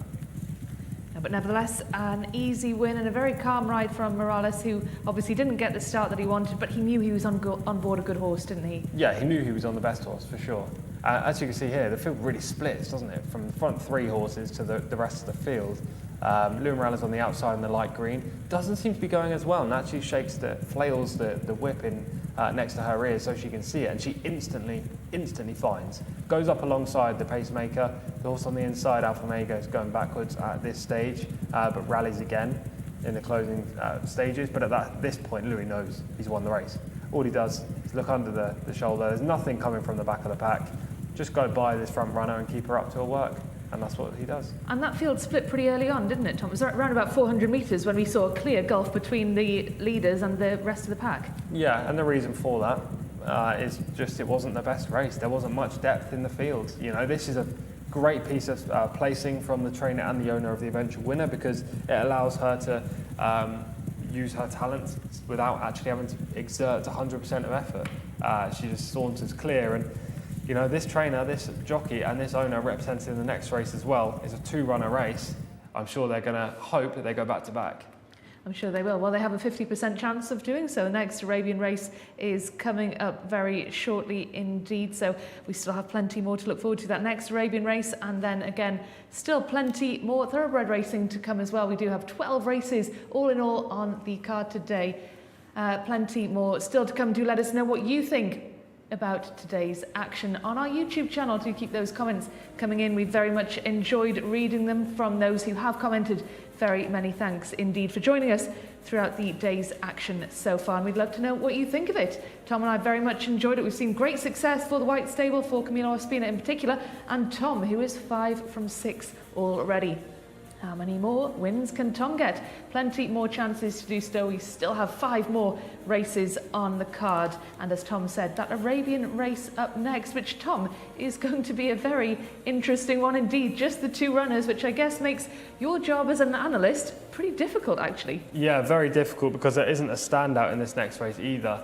6 from 7 so far with the tipping. Hopefully 7 from 8, but it's a 2-horse race and it's literally 50-50. That's how I view it anyway. Obviously percentages tell you it should be 50-50, but based on what they've done so far, they are very hard to split. So I don't know, we should pick one each, I reckon, and hope one of us gets the winner. Cover all bases there, Tom. And of course, these horses are rated just, well, 62 and 63, so really nothing to pick from them at all. One of them's had 6 runs, one of them has not raced at all, but other than that, there's really not much to choose, is there? No, there's not too much to necessarily talk about either. I mean, they're half brothers. That's something that's pretty interesting, by the same sire, Jalud Al-Khalidiyah. This is a desert-bred maiden. I've never seen a desert-bred maiden before, so there's another first. But it'll be an interesting race. We'll see them in the paddock when it comes to that point. But yeah, Lou Morales will be hoping for back-to-back, that's for sure. I'm sure he will. Lou Morales, of course, will be riding high after riding that winner in the first Arabian race of the day. And can he get the winner in the second Arabian race of the day? We will be sticking over 1,400 metres for that one, a desert-bred one. Interesting one, that, Tom. But of course, these Arabian horses are native to this part of the world, bred here, developed in Saudi Arabia. So we have that still to look forward to. But before that, we're going to talk about jockeys, trainers, owners and stables. And of course, we're going to talk about the Breeders' Cup, the big event that's coming up here this weekend, not here, rather, across in the United States on Saturday. Tom's speciality, of course, the US racing, so Tom will have plenty to say about that. But let's talk now about the jockeys' table. Tom, we've talked about the White Stable, the great success for the White Stable so far today, and Camilo Ospina, the leading jockey, and we'll have a look at those rankings shortly.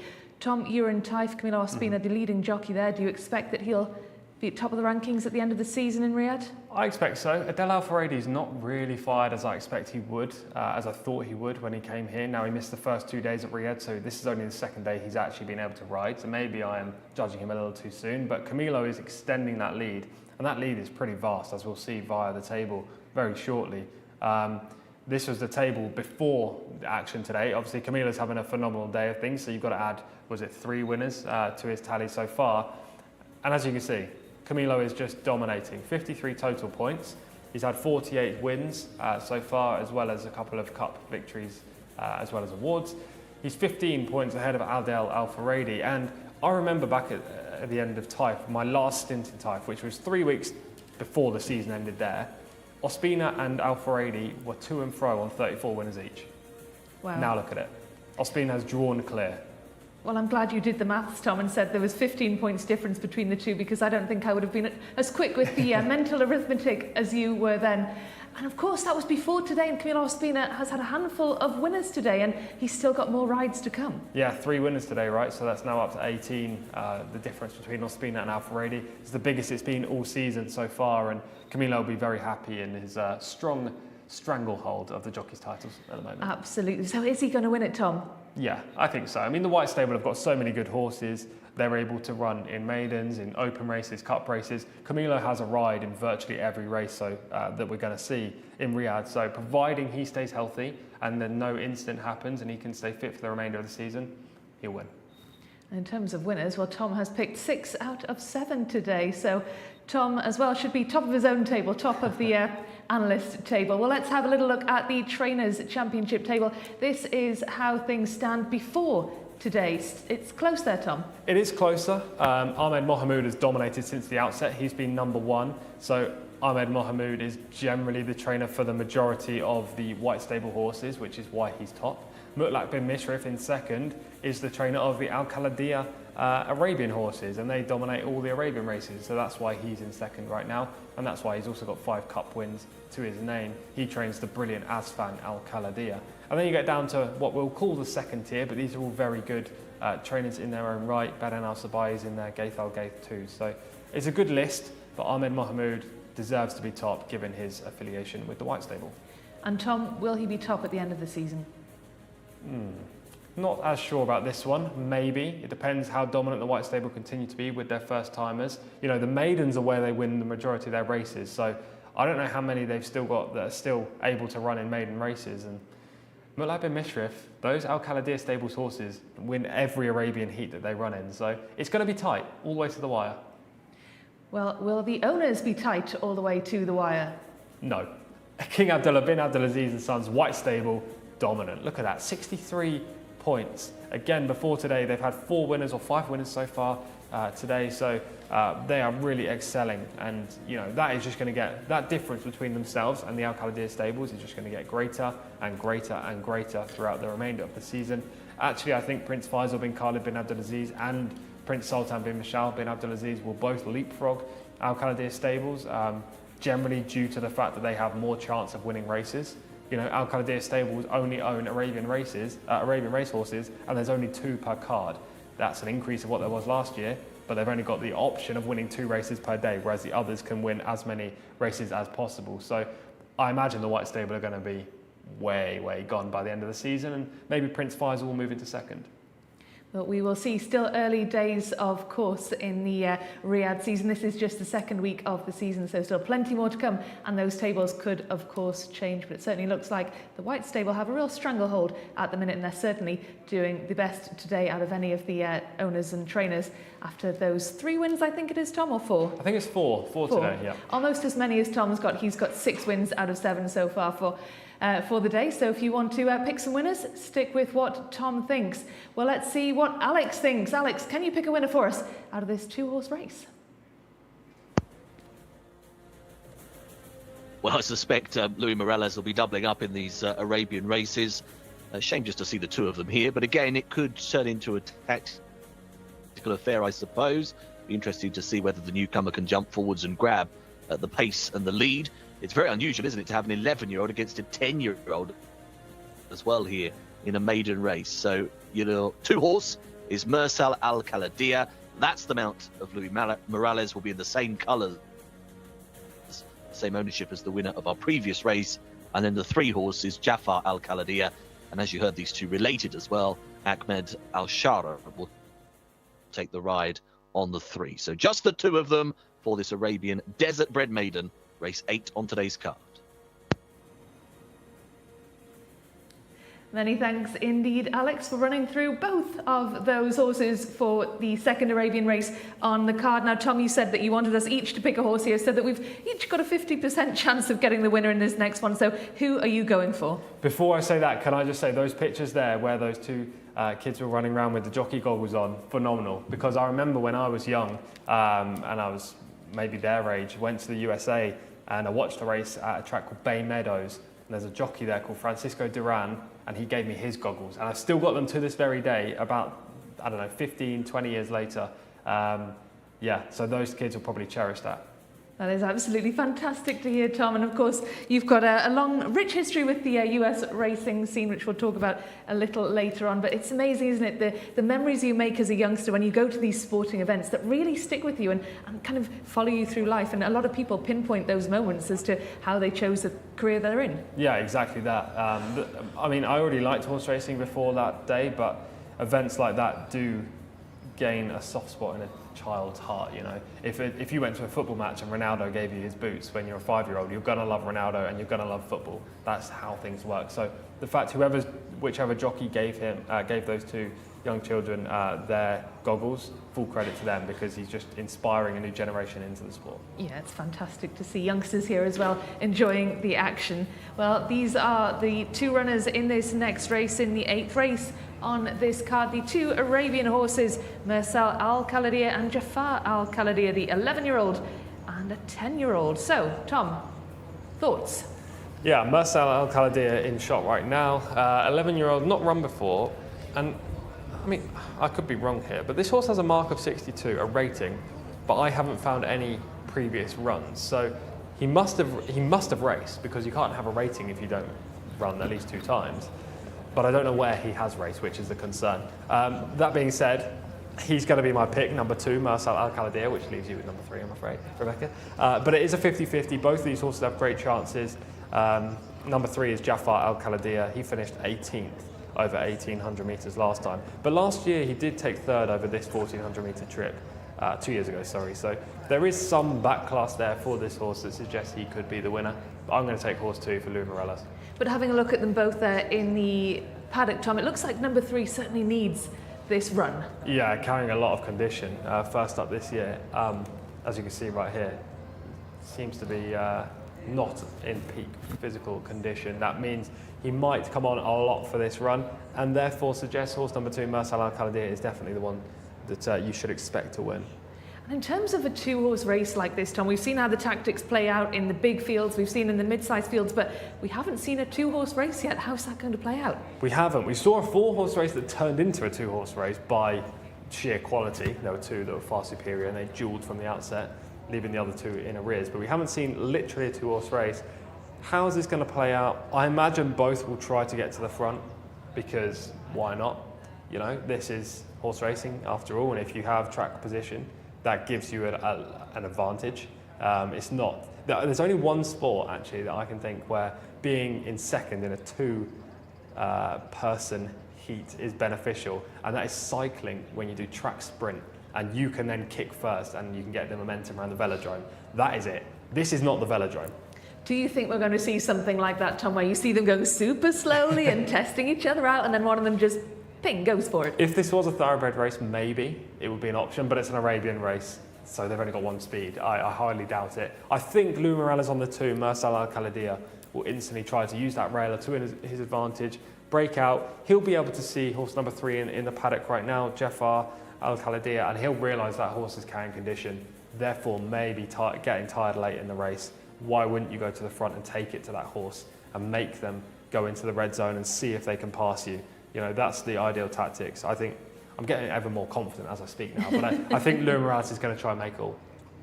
Well, with the jockeys we saw just chatting there earlier, what do you think they're talking about, Tom? Probably they're astounded that there's only 2 runners in a race. We don't see this in Riyadh or Saudi Arabia in general. The fields are generally pretty strong. Even Arabian races, we're used to, 8 to 12 runners day in, day out, but only the 2 here. Unfortunately, the non-runner, which was number 1, Al-Hazaba, who was a 3-year-old facing the 11 and 10-year-olds, probably would have won this race in my opinion, but he's been taken out. It provides a great opportunity for both of these riders to get a winner. We've just seen the jockey standings. Lou Morellas was on there, albeit towards the bottom of the top 5 list. So he will be after another winner, especially considering he won the last race too. So that is a clear benefit for the riders. It's not necessarily the best for the racegoers here to watch a 2-horse race, but it's racing, you know, it's different. I kind of like different. Yeah, embrace it, Tom, embrace the difference. So yes, just 2 runners for this one today. Certainly going to be an interesting one anyway. It's anyone's race, I guess, Tom? It is, albeit I am getting more confident that Mursal Al Khaladia will get the job done. Well, in terms of the Al Khaladia name, that's a name that pops up time and time again in these Arabian races. We talked about it last week, Tom, but for those of us who didn't join us for our opening week of coverage, just give us an overview of what the significance of this Al Khaladia name. It's a farm over here in Saudi Arabia called the Al Khaladia farm, or Al Khaladia stables, and they basically breed the majority of the Arabian horses over here, and especially the majority of the good ones. What they do is after they breed them, they allocate the Al Khaladia suffix to their names. And then they may sell the horse, you know, like these 2 horses aren't owned by the Al Khaladia stables. They may then sell the horse, but the Al Khaladia brand is always there in the horse's name. And yeah, they're just dominant, especially when they own their own horses. The ones that they have running in the white and the black silks, they're the horses that generally thrive at the top level. They're the ones they keep for themselves because they know they're the best ones. Precisely that.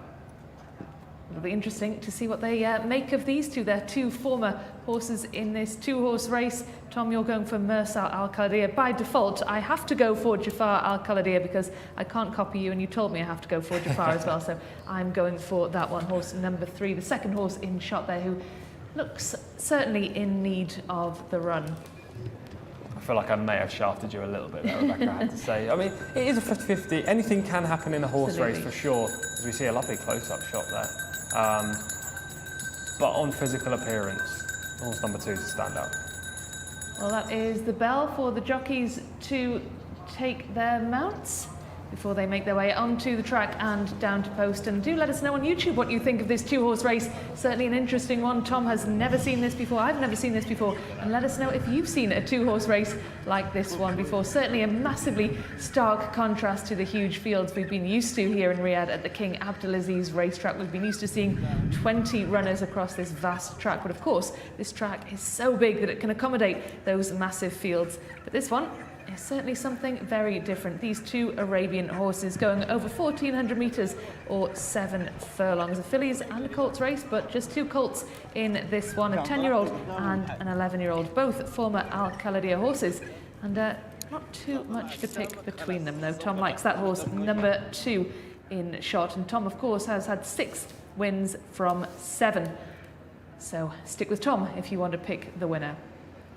And we think that might actually be a record here in Saudi Arabia, Tom. So you've set the bar very high indeed for number of winners that you've picked. But let's have a quick chat, Tom, about your other love. Of course, you love picking winners, but you also love racing in the USA. And of course, a big weekend of racing there in stateside. Yep. The Breeders' Cup. Exactly, yeah. I'll keep this short and sweet because we don't have too long as the horses are going down to the start. But it is the Breeders' Cup Friday and Saturday. Lots of fantastic horses from the US running, of course, on the dirt and the turf. Plenty of European imports as well, majority running in turf races. There are Japanese horses there too, and the odd French horse. So it's a real global feel, and it won't be long before Saudi Arabia have a horse there, I'm sure. Saudi generally, well, not generally, genuinely have a horse there in the shape of Saudi Crown, who goes in the Breeders' Cup Classic, owned by Saudi Arabian-based owners. So hopefully he runs very well. It's going to be excellent. Friday night, Saturday night as well, over at Santa Anita on the west coast. So of course we have the Saudi Cup here at the end of February. Huge, huge event, the richest race in the world. How does something like the Breeders' Cup compare to that? Well, both are brilliant days. Well, Breeders' Cup's 2 days, but they're both brilliant spectacles. They compare in different ways. The Breeders' Cup's more like Royal Ascot in terms of the quantity of races. You have 14 Breeders' Cup races spread over 2 days, whereas the Saudi Cup is one race, albeit the race day is very good in its own right. They're not all grade 1s. Saudi Cup has horses that will run, will have horses this year that will run at the Breeders' Cup too, and probably riders. I imagine Frankie Dettori will come across. There are a couple of US-based riders that could also come across, depending on which horses are entered in the Saudi Cup. So there are similarities and differences. Both I'm exceptionally looking forward to. Breeders' Cup comes up this weekend and Saudi Cup comes up at the end of February. What are you most excited about for the Breeders' Cup? Good question, very good question. The Classic itself, to be fair, I just love the spectacle because US racing is my biggest love, as we say, my biggest passion. So I love watching the spectacle. I love the horses going down to start, the big crowds, the furore around every race, the build up to it.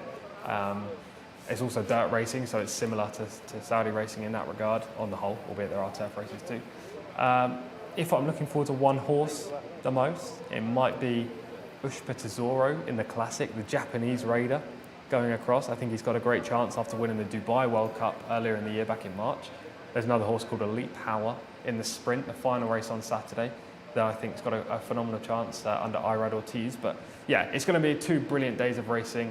Obviously, we'll be covering the action here prior to the Breeders' Cup, so I'll be going back to the accommodation and immediately turning the horse racing back on again. So it's going to be a slog of horse racing, but a very enjoyable one on Friday and Saturday for myself. It's not a slog, Tom, when you love it. No, precisely that.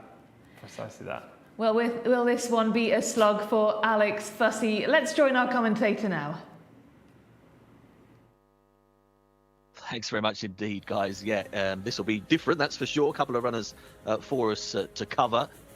I have actually come across a couple of two-runner races in the past. Did actually have one at Jcsa, which is a jumps venue in the UK, and that's quite an interesting experience in itself, because obviously the race takes significantly longer. Different angle of coverage required for a race of that nature. Echoing Tom's thoughts with regards to the Breeders' Cup, really looking forward to that over the next couple of days as well. These two runners here for us are at the start and circling, so we will be bang on time, I would suspect, with only the two of them to install. In some of the publications, there were no colours for Jcsa Al Khalidiyah. As you can see there, it's a royal blue jacket with black epaulets, white sleeves and cap for Jcsa Al Khalidiyah. Rated 63, 0 from 6 so far. The 10-year-old, the younger one in the field, against the 11-year-old Mursal Al Khalidiyah, who's got a 62 rating. As Tom highlights, I'm not sure where this has come from, because no recent running form for Mursal Al Khalidiyah and Luis Morales. Right, the pair of them going in.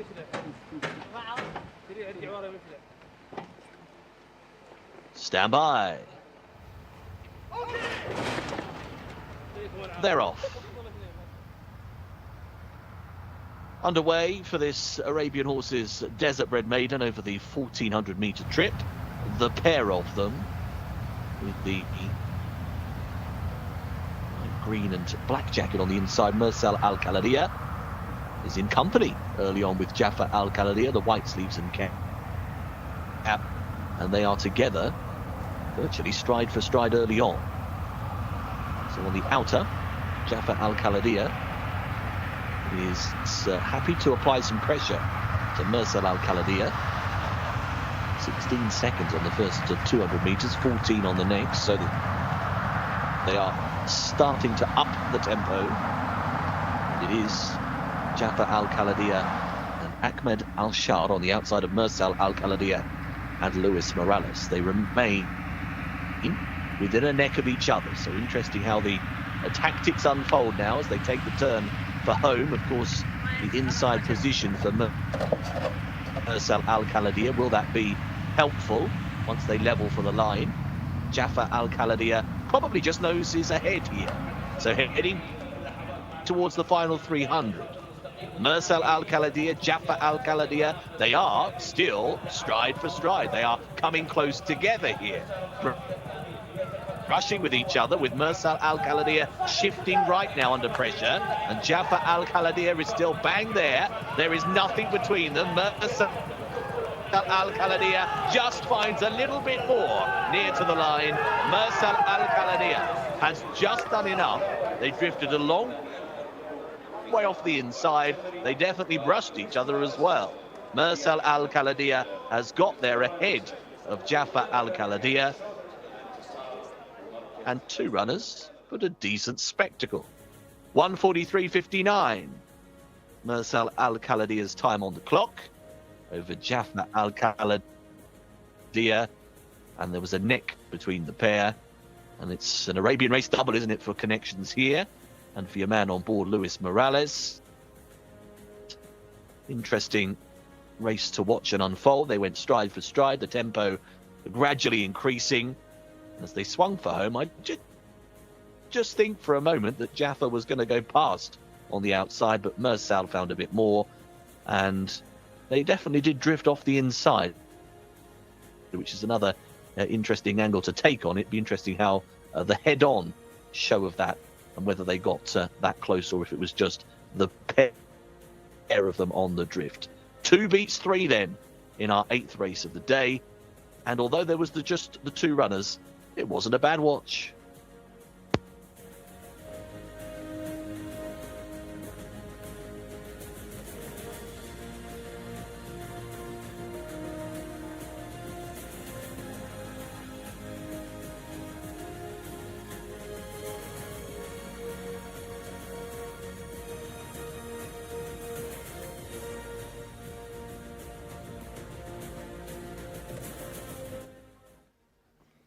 Well done, Luis. Tell me about that. Well, the race was pretty fair because we start both with some speed and we make company to each other. And then we decide in the last 100 to push forward and see which one wins. But I was pretty confident. Thank you.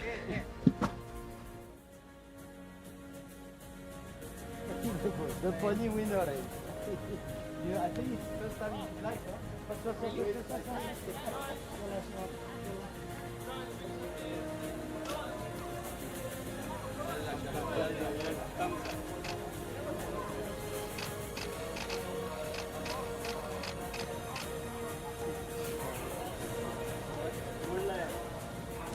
Wonderful.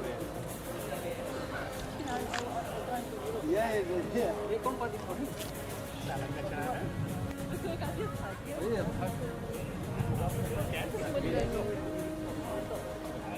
Take this. Use this? Use this? Yes. Then come on, slide. Calm down.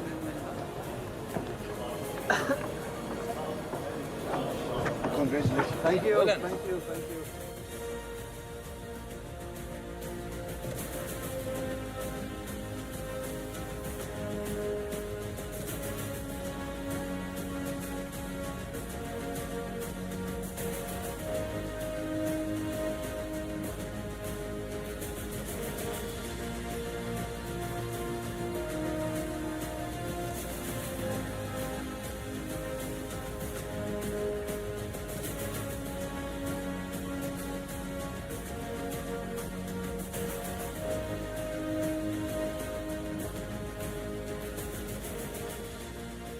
Well, it was just a two-horse race, but it was a decent spectacle nonetheless. Turned out to be a lot closer contest than perhaps we were thinking, Tom, with number 2 just edging out number 3, Mursal Al Khaladiya, beating Jafar Al Khaladiya, but nevertheless, a decent race. Yeah, it was a good race, wasn't it?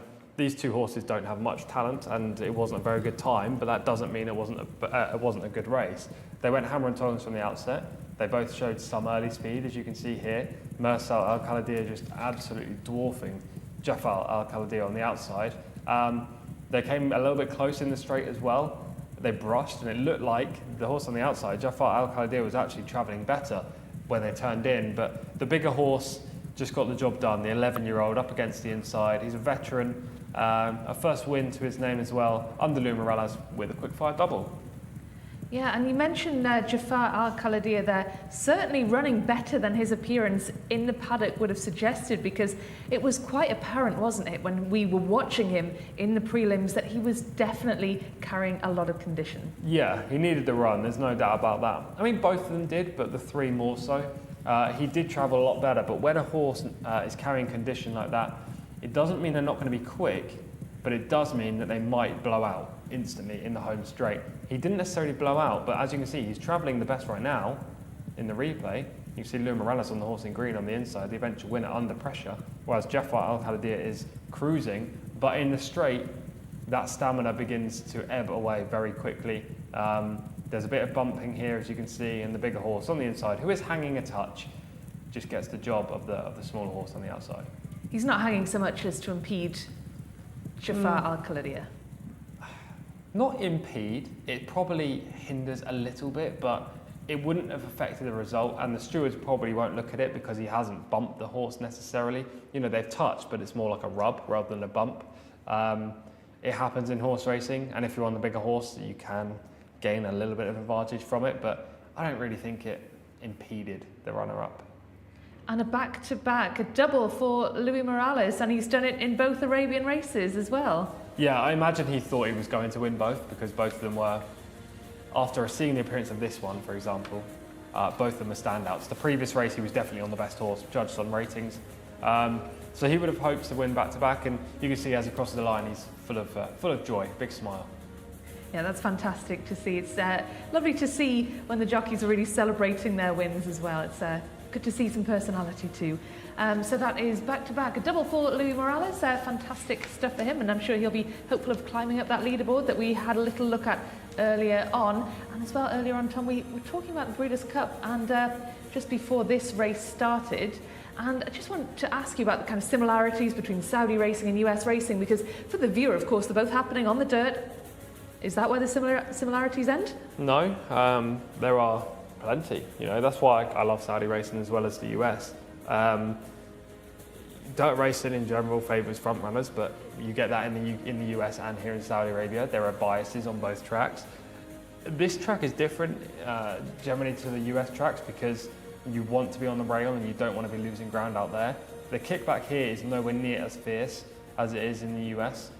So therefore, you know, if you're in behind the speed, you're not going to get covered in the dirt here, whereas in the US, most tracks you will.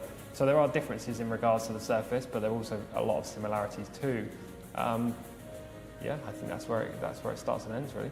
And of course, we've got these races across the card for these Saudi-bred horses, as well as the local and imported horses. But would we ever see the best Saudi horses going to compete in Europe? I don't think so. Yeah, no, I don't think so. Generally, they cannot match the imported runners. I mean, even here, if you have a local imported maiden or a local and imported horses who have won 0 to 2 or 1 to 3, then the imported horses tend to have the upper hand. There are anomalies, of course. There are good local breds, but if you're taking the average local bred compared to the average imported horse, the imported horse would win 10 times out of 10. So I doubt that's ever going to be the case. You can compare that to the US as well. For example, in New York, they have lots of New York bred only races, which gives those horses a greater chance of winning, which is the similar kind of structure to what we've got here. But if you chuck a New York bred into an open race, where you can have horses bred in Kentucky, maybe they're European shippers out there or whatnot, those New York breds will struggle. There have been anomalies. There have been some very good New York breds. There's one right now called Spirit of St. Louis, who's very good on the turf. But 9 times out of 10, you stick to your own breeding races, you know.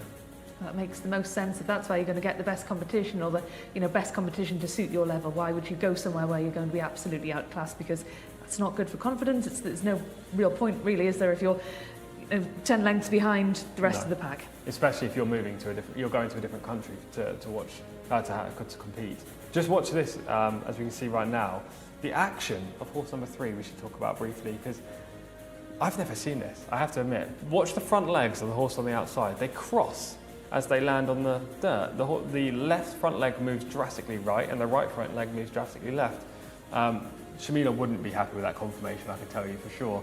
But it's odd, isn't it? It's really odd. It's odd, but it's not in any way hampering the horse at all. And if Shamila is watching, then I'd be interested to hear what she thinks of horse number 3 just on the outside there, Jafar Al-Khalidi, and those crisscrossing front legs. Quite strange indeed to watch, and maybe it's not something you'd necessarily see at full speed, but in slow motion it's really quite apparent, isn't it, Tom? And you did point that out when they were on the run in there. You were motioning, you were gesturing with your hands, doing this crisscross motion, and yeah, it certainly is strange to see, but certainly hasn't impacted the horse in any way based on that run. Well, there is still plenty more racing to come. We've had our 2 Arabian races of the day, and certainly interesting ones anyway. And we will return to the thoroughbreds next. This next up is a race for Saudi horses only, and we are upping our trip. We are going over a mile or 1,600 metres for this next contest. Another big field for us to enjoy, and I'm sure that our commentator, Alex Fussy, is going to enjoy this one too. Alex, talk us through the card. Yeah, plenty more runners here, haven't we? Got Rebecca, we've got 19 of them this time. Alpha Sem is number 1, the mount of Abdullah Al-Lawfi. 2 is Mil Baroud for Hamza Sad. 3 is Wahoob, 0 from 17, that colt, number 3. Number 4 is Amani Akil, just 1 win, that was last time out. However, number 5 is Al Nasser Fakrona. 6 is Al Rayhajana. 7 is Red Shark. 8 is Ad, who was 4th last time at meeting 55. Number 9 is Zadran, the mount of Tariq Al Mansour. 10, Amirat Al Sawafa. 11 is Shawesh, 0 from 4 for him so far. 12, Nashiha, the mount of Alexis Moreno. Number 13 is Azim for Ahmed Al Shah, of course we just saw in riding action in our previous race.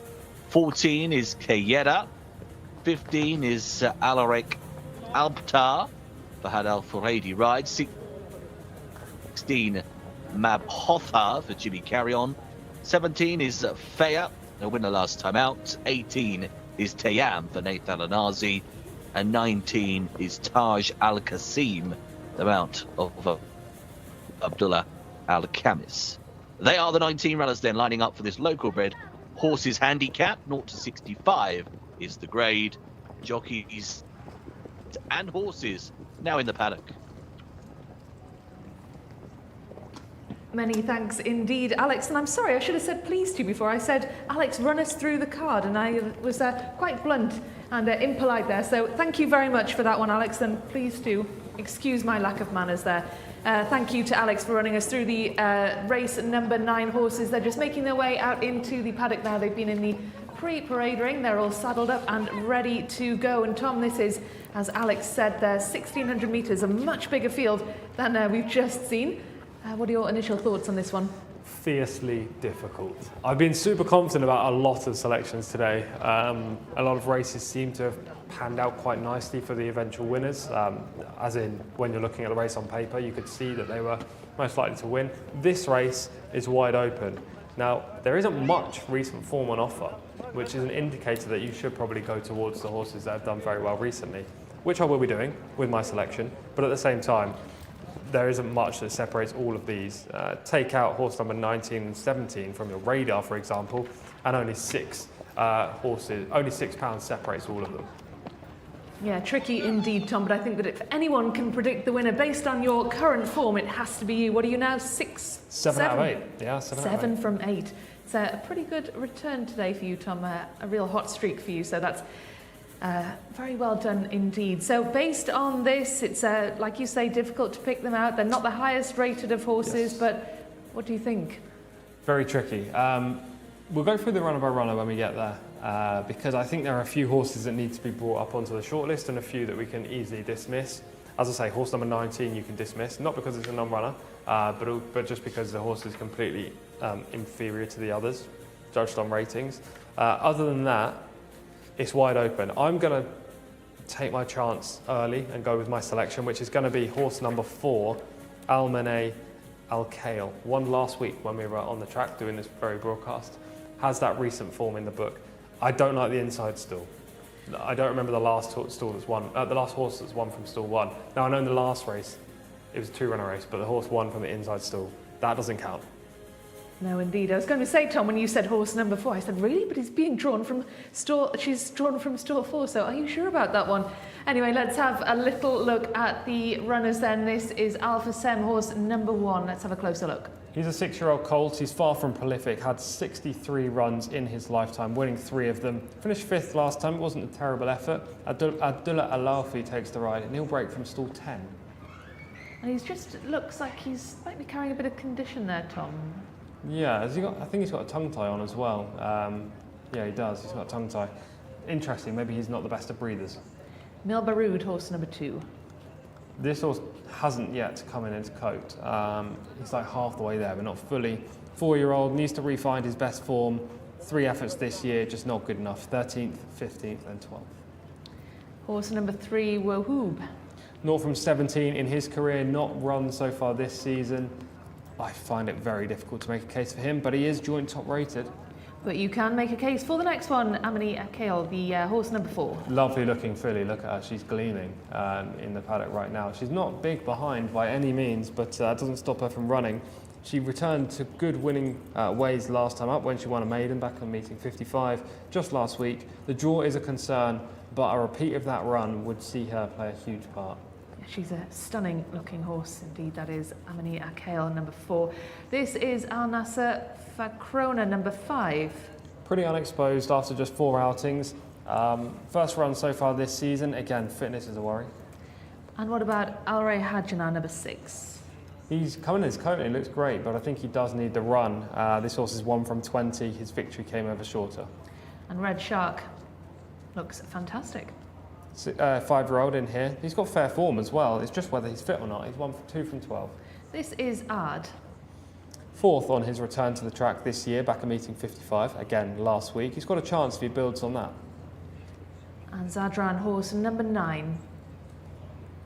7-year-old colt, Zadran, horse number 9, 1 from 12 in his career so far. He's carrying a bit of condition, but he's a very big unit and should get through this dirt pretty well.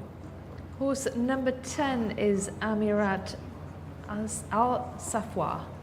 A long-term maiden, this 4-year-old filly, horse number 10, finished 6th last time at meeting 55 yet again, 2 places behind Ard as they ran in the same race. She needs to improve. And does Shawesh need to improve, Tom? Number 11.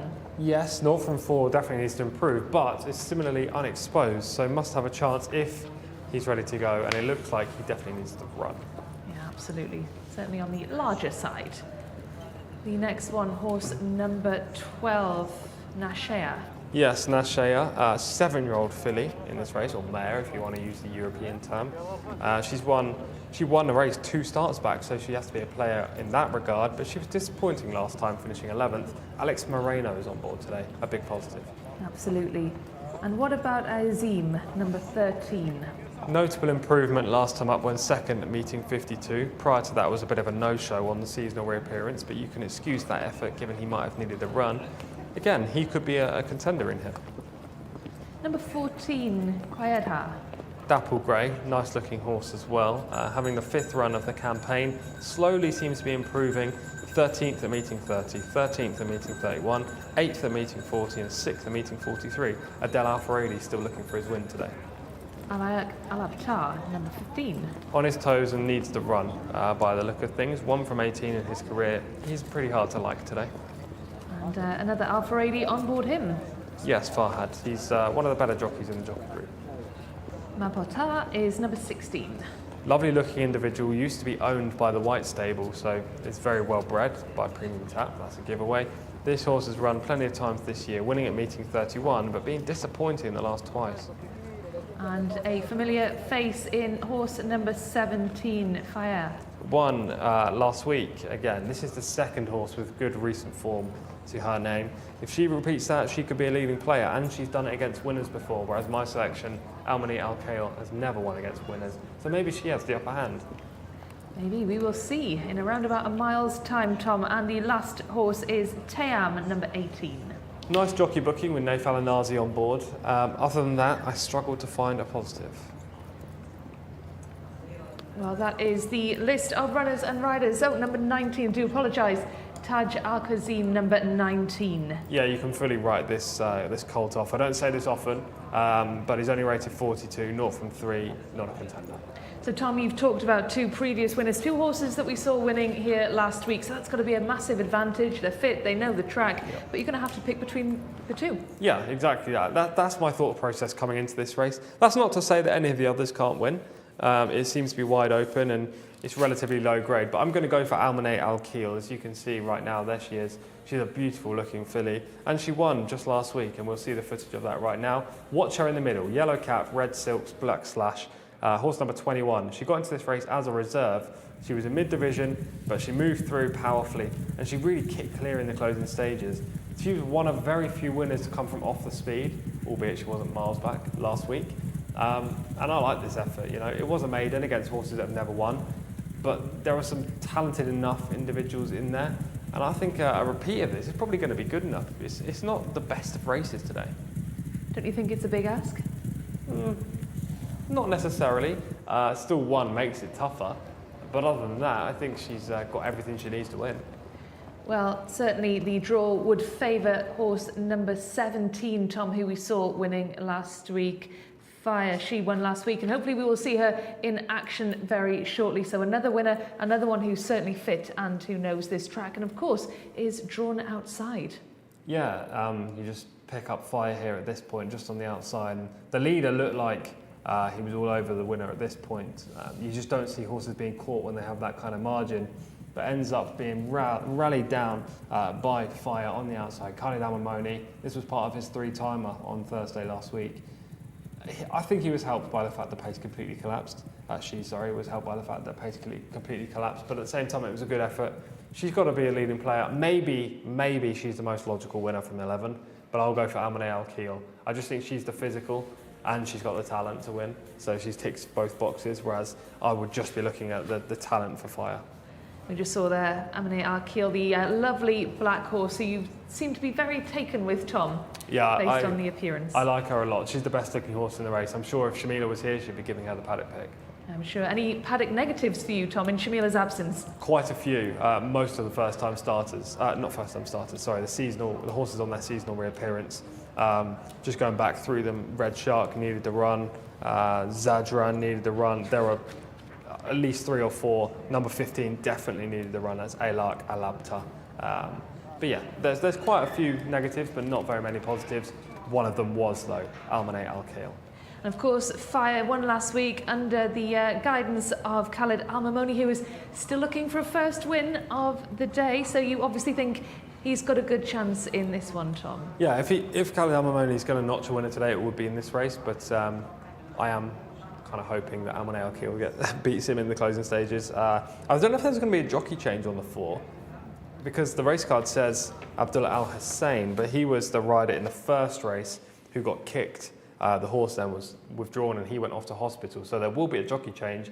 I don't know who it is on board. Of course, we will keep you posted as and when we find out that information. Horses just making their way down to post now before this next race gets underway. This is race 9 of 12. This is a locally bred Saudi race over 1,600 metres or a mile, depending on which way you like to look at it. So numbers 4 and 17 both won on this course last week, so certainly fit, and they are Tom's favourites for this one, though Tom is going for horse number 4, Amani Al Khail, who is the big black horse number 4, but we are yet to discover who is on board, who's taking the ride on her.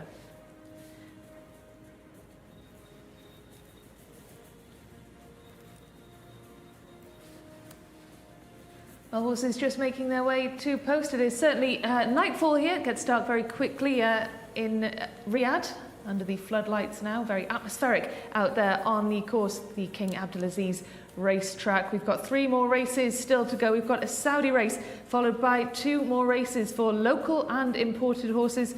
Another Saudi race as well, and then we end with the feature race, and we're certainly looking forward to that one. Tom and I have spoken a little bit about the feature and how much we're looking forward to that. There is another white stable horse in that feature race who we'll be having a little look at later on, Oh Chic, that you're looking forward to seeing, Tom. Yeah, but it's not him that I'm actually looking forward to seeing, it's the other one. And it actually is Power in Numbers is the horse's name. He is probably the horse I've been most looking forward to seeing since I've been here in Saudi Arabia. 3 stints combined. I'm really, really excited about him. Hopefully he's going to be very good. Tom, you're on the edge of your seat talking about this horse. Power in Numbers. Tom, you've been here a number of times now, as you said, and you're very, very excited about this one. So that is high praise indeed for Power in Numbers, and hopefully that horse will live up to the hype. That's the last race of the day, the feature race, the 12th race on the card here at the King Abdulaziz racetrack, but plenty more to enjoy before we get to that one. This is race number 9 over a mile for the locally bred horses. They're almost ready to go, making their way down towards the stalls. No antics at all, Tom. We've seen a bit of drama before a couple of the other races, horses acting up, refusing to load. We had one escapee earlier on in the day who ended up not running, having made a quick run for home as opposed to getting into the stalls and starting the race, but this looks to be pretty straightforward. Yeah, everyone seems relaxed and ready to roll. It's just a matter of checking all the tack now. I think horse number 6 is currently in the middle of the circle down at the start, just getting a couple of tack adjustments. That is Al Ray Hajana. But otherwise, they'll start loading the horses. They'll all be put in, and we'll get the race away. How do you rate Al Ray Hajana? 20 runs, 1 win. Yeah, not for me. Plenty of chances. Again, I didn't think this horse looked great in the prelims either. Probably just a first time outing this season before they'll try and target a similar kind of race to this in a couple of weeks. Well, the jockeys look set and ready to go. It's such a lovely setting with the palm trees. It's so tropical here in Riyadh. So let's head to our commentator, Alex Fussy, who is going to talk us through this next race. Over to you, Alex. Great. Thank you very much indeed. Yeah, runners circling, and we will be very shortly loading up for the 9th of the card. One thing just to keep an eye out for here is that the 5 and the 9 will be in very similar colours because they're the same ownership. Al Nasser Fakrona and Zajran will both be yellow and blue spots, but we'll keep an eye out for the different coloured caps there. Just about to move in is Azim, who I thought was a bit of a player actually, that colt, on the back of a second placed effort at meeting 52. I wouldn't be entirely shocked to see him get involved in the thick of the action. Well, there you can see those two horses I've just mentioned actually in shot. There's going to be a red cap that you're looking out for Zajran as runners are about to file into line, but that was right on cue there. Perfect timing to see them looking very much the same. There is that runner just sliding in fact. Next up is Wahoo, moves forwards to stall 7.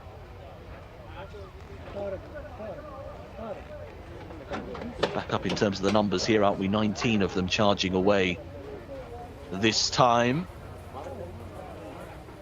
Shawesh is in the stalls there, as you can see. That's gate 16, is out wide for Abdullah Al-Credis.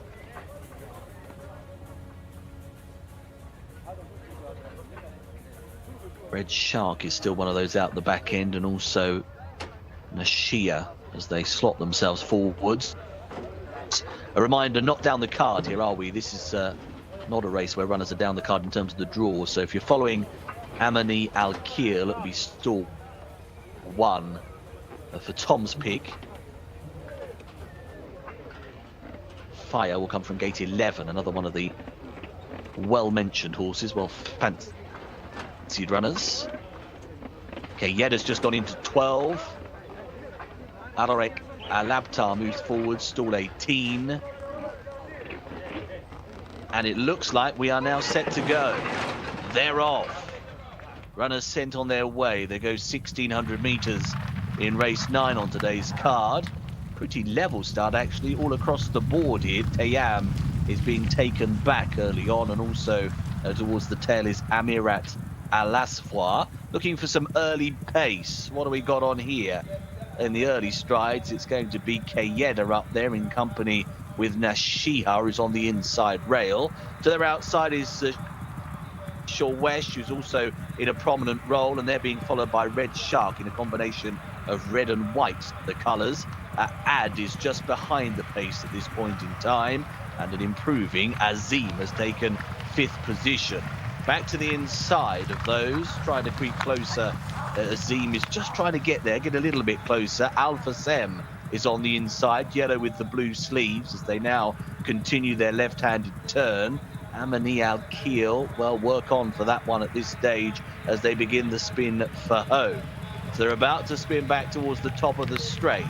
Out in front then, it continues to be Kayeda with the advantage.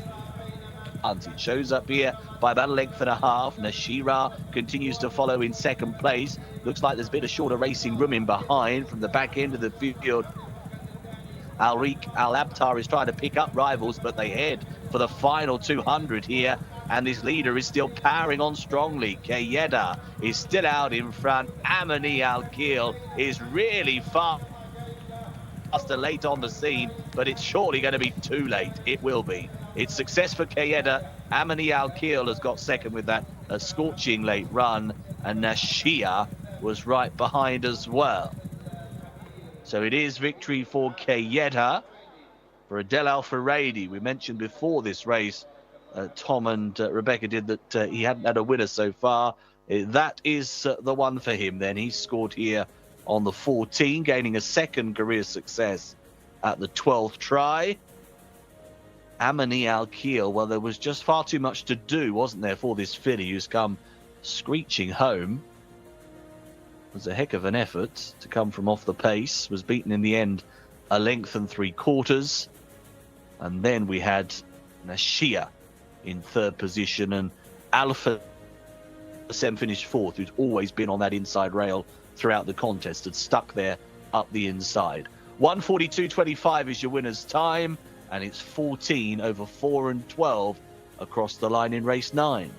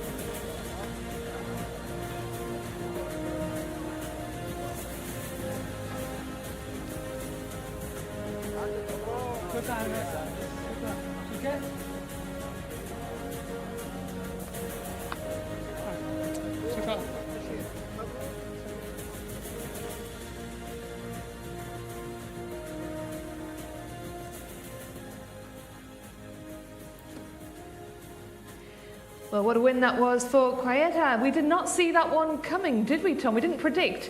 You said in the prelims that she was a good-looking horse, the dapple grey horse. You pointed her out, but you were very certainly going with Amani Al-Kil, who was beaten into second. But what a run that was. Yeah, it was a good run. Adel Al-Faredi got his first win on the board today and for the week. You know, it's rare that he goes so long without a winner, so, you know, it had to become predictable at some point. But I know I selected the horse in second, and I'm desperate to get more winners on this streak that we're on today, but she was definitely the best in the race. This is not a biased opinion. She was last after a furlong.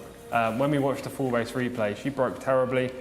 She was right out the back, held up from her inside stall, and she flew late down the outside. You don't make up that kind of ground here at Riyadh in the King Abdulaziz racetrack. So, you know, she was the best. She had to overcome everything, bias, track position. She was right out wide. She had to lose ground, and she was unfortunate to get beaten today. But take nothing away from the winner. Done it well. We just see from the start. Look at the inside stall.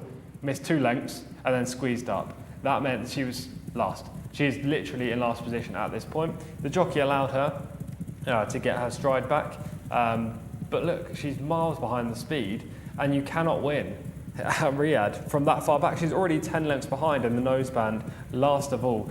And just watch her through the race, because the jockey does well, weaving in and out, doesn't try to use too much energy at the wrong points. But she's got such a deficit, and look where the eventual winner is. Basically first. You've got to back run a horse that's got lots of, well, a fair amount of ability for the grade, and you're giving them 10 lengths as well as track position. Almost impossible, Rebecca.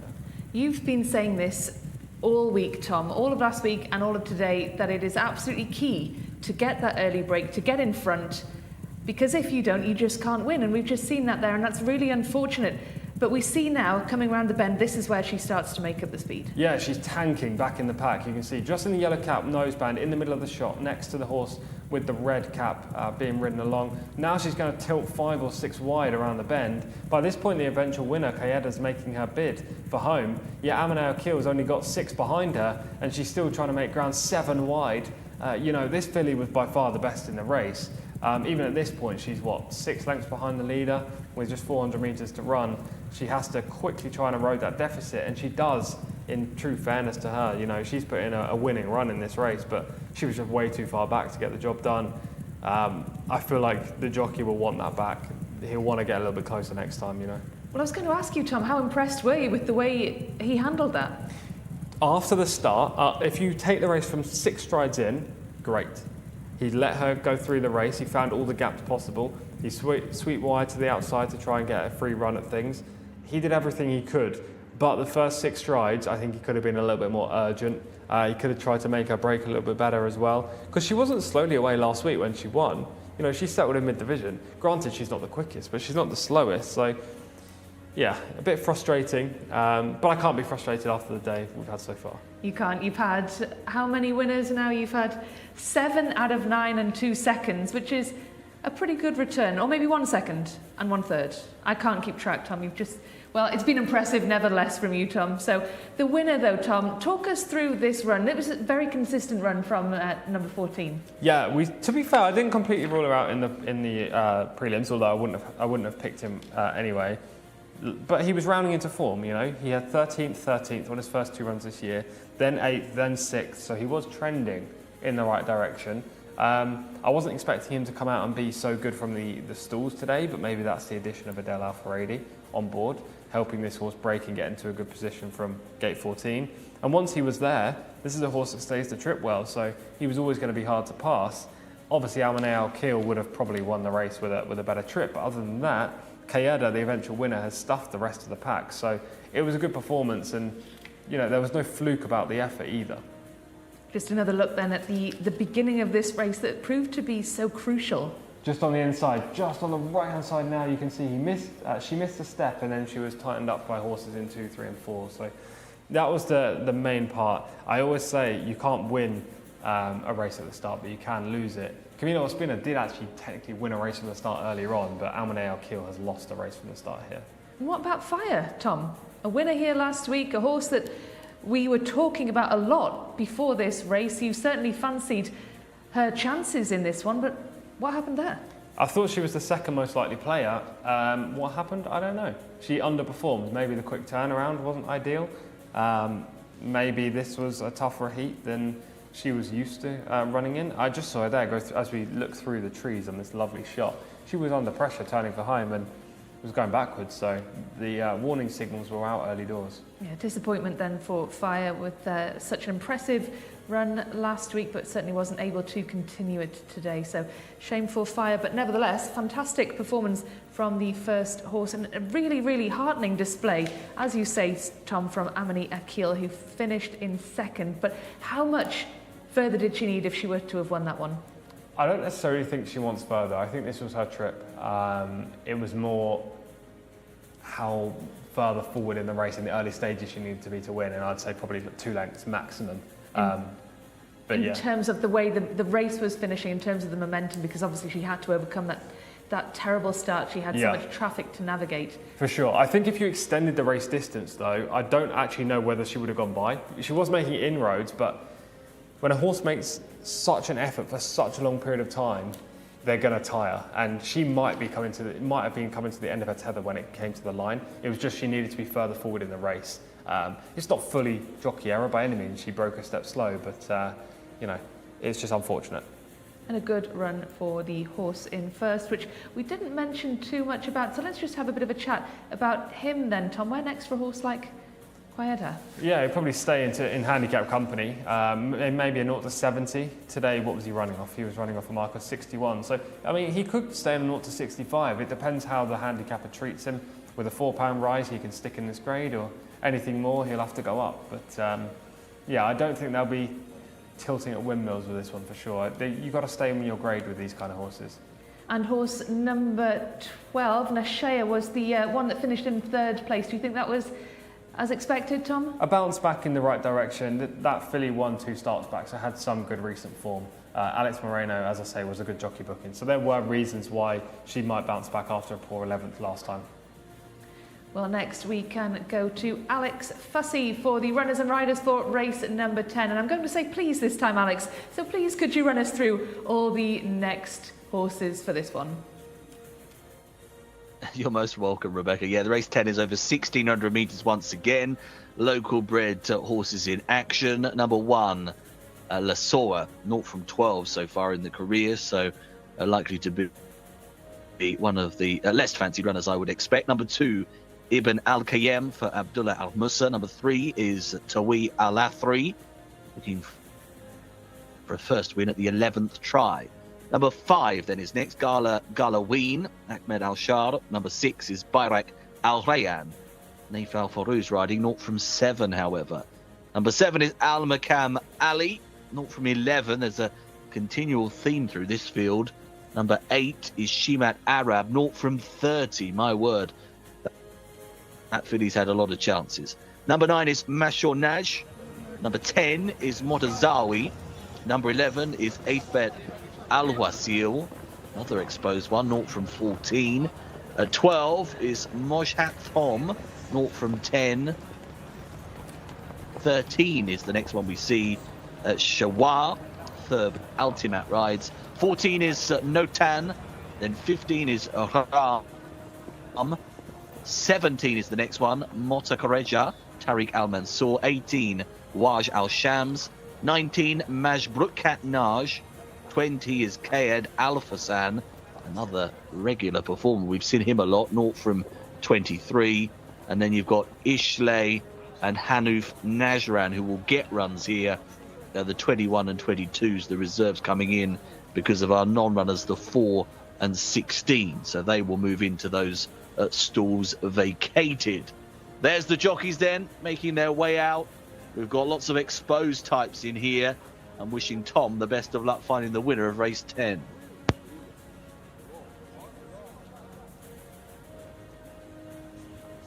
Many thanks, Alex. Wishing Tom good luck in finding the winner in this next one. And Tom, you're due a winner because it seems your winning streak has faltered a bit. Yeah, the runner-up in the last race has ended the streak, which is a bit of a shame, but still 7 out of 9. We're going nicely so far. This is the hardest race of the day. There's no doubt about it. And I shouldn't be doing this really, because my job is to find a winner with my head, but I'm going to go with my heart because it's one of my favourite horses in here. We'll get to them in the runner by runner right towards the end. Let's start with number 1. Oh, I can't wait to find out who it's going to be, Tom. This is horse number 1, La Tashawa. Only 3 runs in the last 3 years. I don't know why this horse has only been raced sparingly, but not for me to know. And what about this one, Ibn RKM? Is Ibn RKM for you? No. Ran okay last week though. It wasn't a terrible effort, finishing 6th. Quick turnaround. Tawi Al-Thari. Quite a nice looking horse, finished 13th again last week, but lacks speed, is only rated 35. Gala Galaween is next up, horse number 4. Again, pretty unexposed, only 2 outings so far, yet to show any ability. Finished 10th last week, or was that 18th? 18th last week, definitely needs to step forward.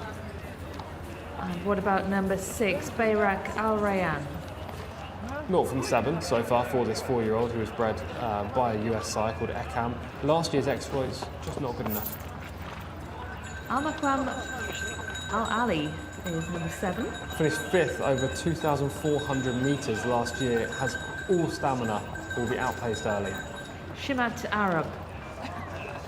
Horse number 8 is a filly, she's 0 from 30 and is only rated 45, not today.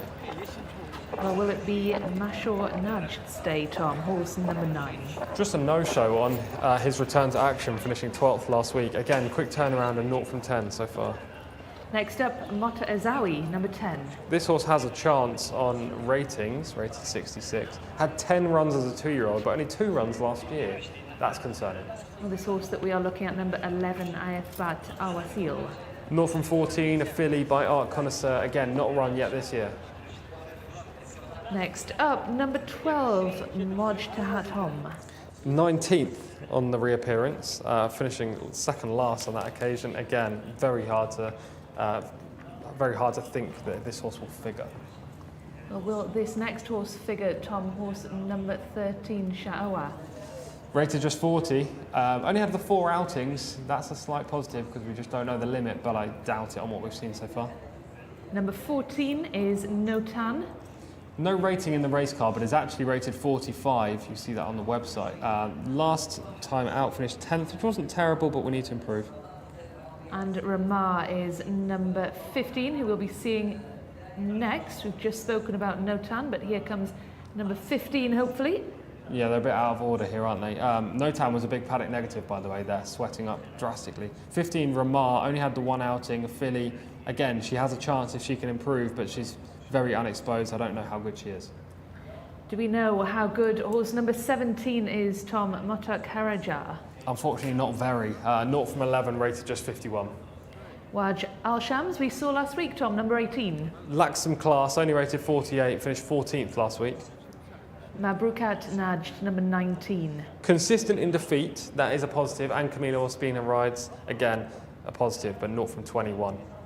Oh, and I think I know which horse it is you're looking forward to seeing, Tom. It's number 20, the horse you cannot miss, Quayad Alphasan. Yeah, Lovable Rogue. This is the horse I will be selecting in the race. And, you know, with a record of 0 from 23, it's hard to have too much faith, but he's super consistent. There he is in shot. He looks great as well. And I'm hopeful that he can make it 24th time of asking today. You just adore this horse, Tom, and here he is in action last week. Yeah, he was a Type regular who I saw week in, week out, and he was always giving his all. He's just a bit slow. We can see that in this race. And who was up front with the yellow cap and the noseband? That was the horse who we just saw in the last race, Almonay Al-Keel, who ran very well to take 2nd and probably should have won, giving this form a boost. Quayad Alphasan ran his classic race, off the speed, stayed on at the 1 pace for minor money. But I like the outside stall. He's going to be in clear air. This is pretty weak. He's not run in such a dismal contest that I can see this year. So this is his chance to win. Hopefully, he's within range with 200 metres to run because he will be the strongest closer. Don't hold back, Tom. Dismal contest. Wow. This is Al-Maqam Al-Ali, number 7. Riyadh form from last year. As you can see, the turf track on the inside there. That's the difference between Riyadh and Taif. from the visual perspective. It was a fair effort, but this came over 2,400 metres, 2,400. So this horse is all stamina. You know, he wants every yard. Again, he's very one-paced and stays on all the way to the line. The drop back to 1,600, probably not in his wheelhouse. Well, we will see indeed, and I cannot wait to see Qayad Alphasan running again, Tom. After you bigged him up so much last week, you talked about him non-stop, and here he's back again today. So he's certainly one that we will be looking forward to seeing. Horse number 20. You can't miss him either, can you, Tom? He's dressed up like a Christmas tree in all those bright colours. Yeah, he's got the bright blinkers, the green and the blue silks. I talk him up not because he's talented, because unfortunately he does lack class and talent. There's no bones about that. That's why he's 0 from 23. But he tries his hardest. And there's always one horse or two horses that catch your eye in horse racing that aren't the best, but you just really root for them to win. And he's one for me over here in Saudi Arabia. Well, you've got to love a trier, don't you, Tom? But what about horse number 2, Ibn Al-Qayyam? Do you think he's got a chance? Yes, I suppose. It wasn't a terrible effort when he finished 6th last week, and the quick turnaround, quite a few of them are coming off the quick turnaround, so that can't be a massive negative. I don't know on the inside still. We saw that basically be the doing for Amane Al-Keel in the last race, so he has a chance for sure, but not my selection.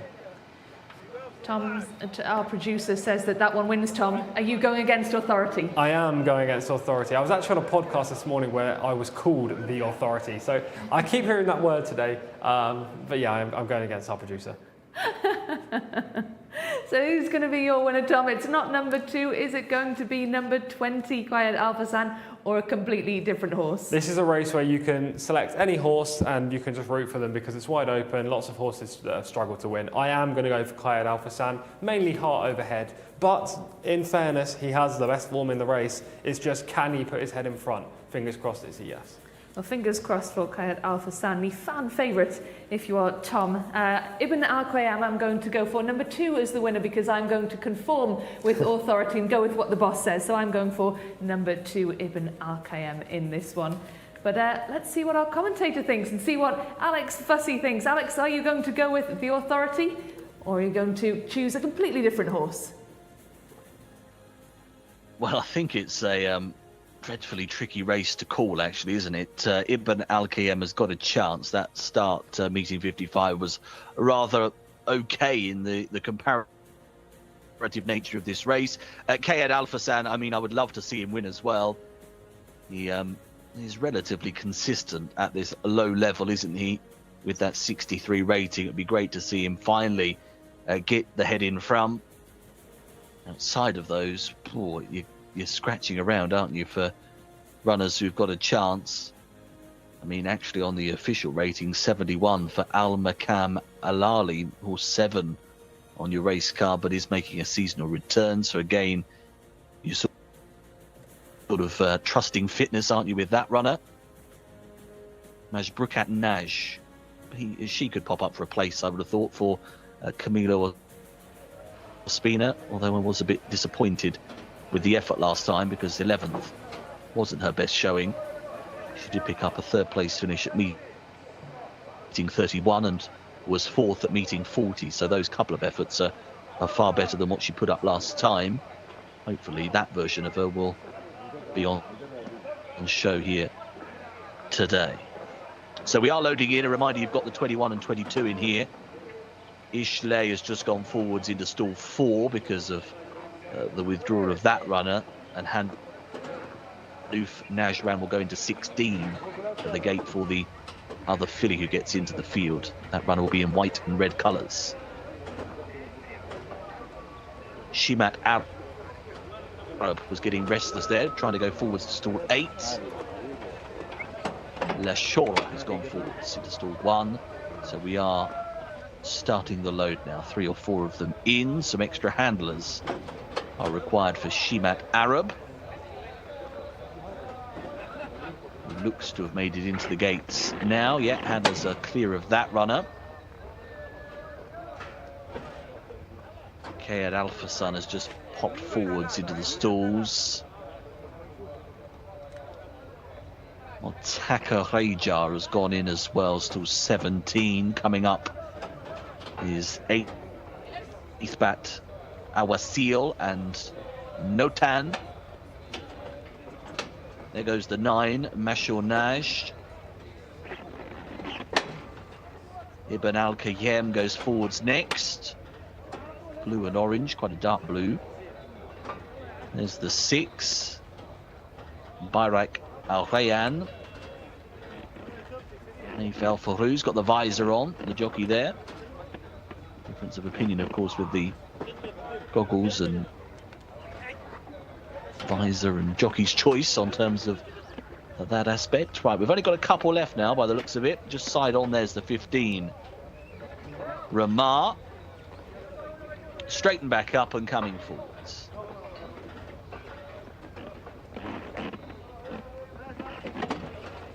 Just kicking out. But is now in. Stand by. Wajol Shams rearing in 18.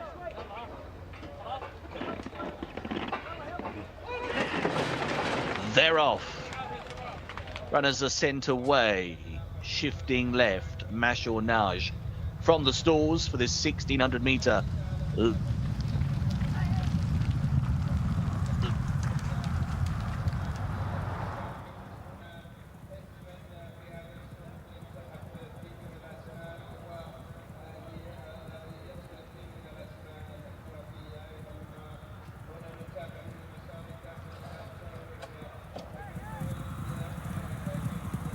Coming to the end now, the first 1600 meters here, and up top on the inside, it will be the maroon Motazawi, who's in a decent position. Lassar was not far away. Also up there is Bayrak Al-Rayyan as they go towards the turn. Up on the outside of horses, Mashornage tries to get involved as well. Looking back through to the inside, Ibn Al-Rayyan is trying to get closer. Kayad Al-Fassan is under pressure at the back end, but will try and pick up some pieces late on, you would suspect. So Motazawi leads them for home. Shows up here over Majbruk Nash, who's come there with a good-looking run to the outside. They are followed then up the inside by the grey Mashornage. Back to the inside of those, Ibn Al-Qayyim is picking up now, but it's Majbrukat Nash who's gone on and gone clear. Goes away by 5 lengths here. Ibn Al-Qayyim has now taken second place. Down the outside of the field, trying to finish off, is Al-Makam Ali, but to the line, it's Mabrukat Naj, who's clear by 5, and is going to get off the mark at the 22nd attempt. Has gone on to win and beat off this field comfortably. Ibn Al-Qayyim was second, and Al-Makam Ali was third. So success goes the way of Mabrukat Naj. Camilo Ospina again. What a day for him. Winners left, right and centre. And this filly has provided him with his 4th today, and she has gained her first win at the 22nd try. 1:41.89 is your winner's time here. And she held a good position. She kicked for home around the bend. It was a typical Riyadh ride, wasn't it? And then she was off and in away and gone. Ibn Al-Qayyim has run okay in second, but had to make up more ground, having travelled well on the inside.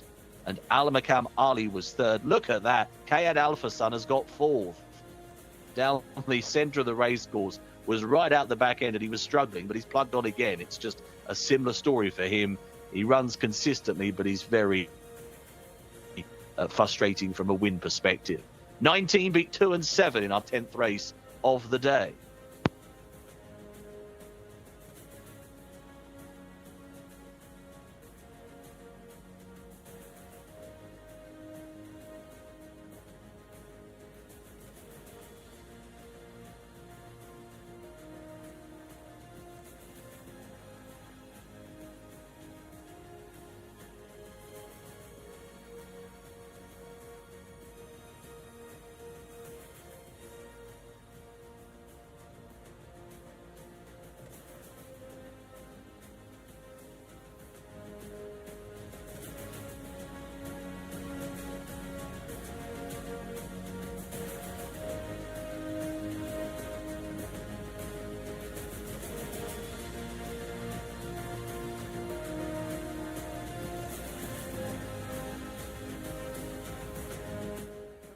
Svena.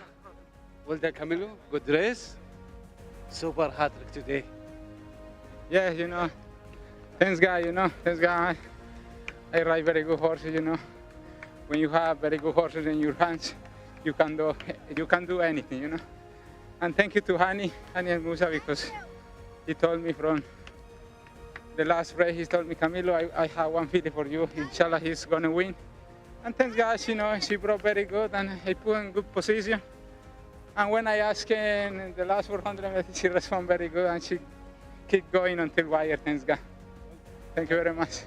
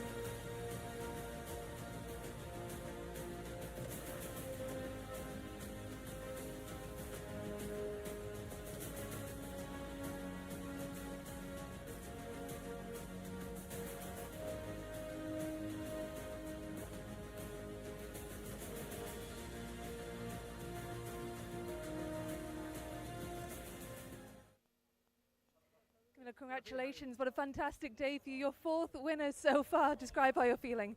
Yeah, thank you very much, and I appreciate it with the Prince Mita bin Abdullah, Talal bin Shara, and the trainer, Hani Al Musa for giving me the support, Thanks God. Good day, thanks God.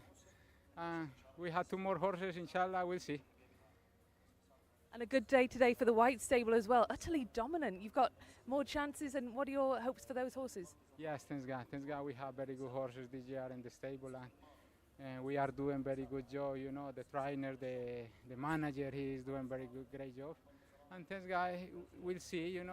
We try to keep the same team until finish, and we are going very good.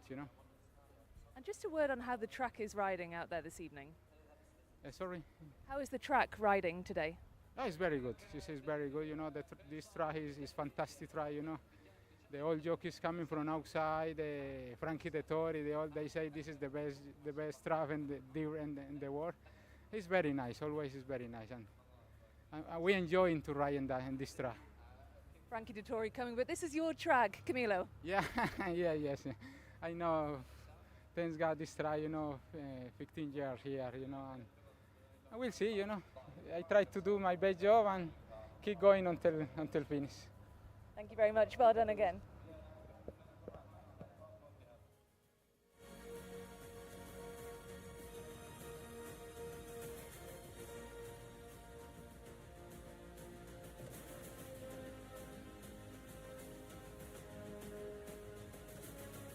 Yeah, so we've just seen there Camilo Ospina ride his 4th winner on the card. A phenomenal day for the leading jockey here in Saudi Arabia.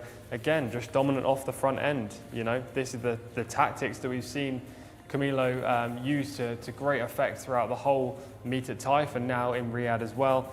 This filly had some good form in the book coming into it. She'd run 21 times but finished 4th and 3rd and 2nd on a couple of occasions. So she had the form there. As we take it from the start, you can see Camilo right out wide.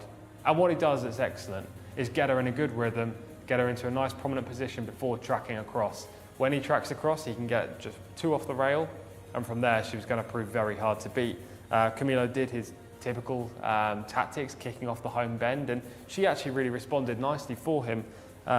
This was a race full of exposed maidens, you know, Qaid Al Hassan, who I love back in the pack, already being ridden along down the outside in those luminous green and blue blinkers. Eventually stayed on for fourth, but Mabrakat Najd was one of the other fully exposed horses in the race with 21 starts, you know. These are horses that often struggle to find the right spot to win. This just happened to prove to be that spot for the eventual successor. And again, we've seen a wide draw come out on top. Still 19 here. Doesn't matter where you are on the track. If you're 4 or 5 wide, you can still win these races. Camilo right now is about to ask for maximum effort from this filly, and she gives it to him off the bend, wins decisively, kicking clear. The runner-up ran a great race as well, horse number 2, Ibn Al-Kayem. Just a second run so far this term, finished 6th on the reappearance, and then has quite clearly improved for that today.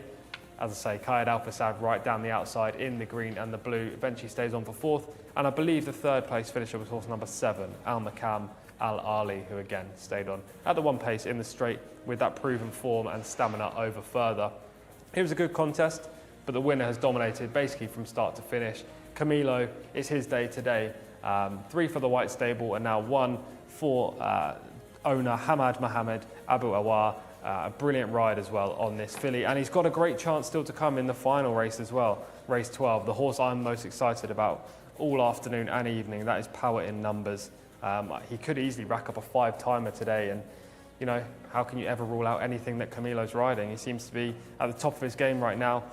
He's actually got another one for the white stable in the next race too, so this really could be the day that Camilo talks about at the end of the season as the tide turner when it comes to the championship. This may be where he wins it. And I know we're just at the start of the Riyadh season. There is still a long way to go. But when you start to build leads of 20, 25 winners over your nearest pursuer, from there you're almost certainly hard to catch. So Camilo Ospina, again, at the win as we take it from the start. Look at the horse break from the wide stall, still 19, quickly into her stride as Qaid Al Fasad, the horse just outside in 20, missed it half a beat. The 3 on the inside also briefly missed a kick, but Camilo's done a great job here, keeping out wide, keeping that path. No need to move across early on. He takes off a pair of goggles there, not sure why, because there was no horse in front of him for kickback. Able to move 2 off the rail, kick off the bend, and that was a race-winning move.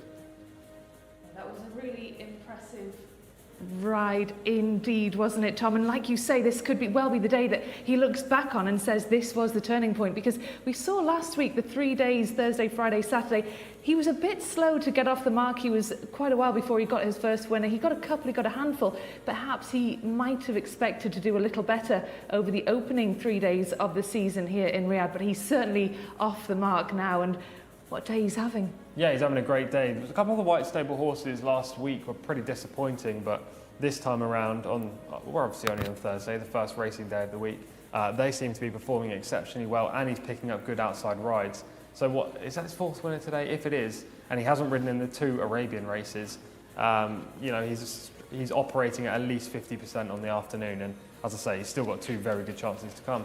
Well, Tom, he's got almost as many winners as you do for the day. So a big success for Camilo. It's been a big success for our very own Tom Collins as well. Well, we still have 2 more races to come. Still plenty of action on the day's card. 12 races in all. We really are spoiled here at the King Abdulaziz racetrack with so much action for us to enjoy. Next up, we are sticking over the mile over 1,600 metres, and this is a local and imported fillies and colts race. So we've had the Arabian races, we've had the Saudi races, and now we are going international. Tom, what are your thoughts on this one? Yeah, it's a good contest. I think it's between 2 horses. There isn't that much strength in depth in this field.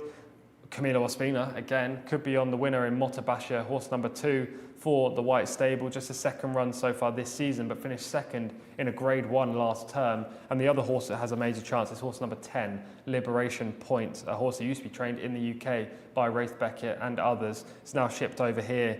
Seems to be trending in the wrong direction, but has the ability to play a major part today. Well, thank you, Tom. Let's see what our commentator, Alex Fussy, thinks. He's going to run us through all the runners and riders for this next race. Cheers, guys. Yes, let's have a look at the field then for this 11th race of the day. Number 1 is Diggity Joy, the mount of Mohamed Al Yami. Number 2, Motabasha, of course. Can they do it again? Camilo Ospina on board. 3, King of the Night, Rakan Al Obeid takes the ride. 4 is Mukatel, looking for a first career win. 5 is Jana Al Deya, just one success from 16 goes. Ali Al Mimoni is in the saddle. Number 6, Al Mutib, Thurb Altimat aboard. Number 7 is Atam, looking for a third career success. And number 8 is Emblem Secret. Quite an exposed colt, Emblem Secret. 0 from 18. Number 9 is Mashmuk, more lightly raced. Abdullah Al-Lawfi is in the saddle. And then the 10, Liberation Point, Youssef Al-Hussein. And 11, Al-Safti rounds out the field here for our 11th race of the day. 4-year-olds and upwards, of course, we've got some imported runners here, which always makes for a bit of an interesting flavour. And again, as you heard earlier, 1,600 metres the trip once more. Runners are just filtering their way into the paddock from the pre-parade ring. Super stuff. Thank you very much, Alex. Well, let's return to Tom and get his insight into this next race, which you were just talking about there before we got Alex's run through of the horses in this one. Camilo Ospina, he goes again. He's in the white stable colours once again, Tom. It's been a fantastic day for the two of them. He's riding Motabashir. Thoughts, please, Tom? Leading player in this race. Finished second in the local Grade 1 last year. Obviously tackles the imported horses now, so this is a slightly different task. But Camilo's riding phenomenally well. And let's have a look at the horse just after we look at horse number 1, Dignity Joy, who actually won at Jebel Ali over in Dubai last year.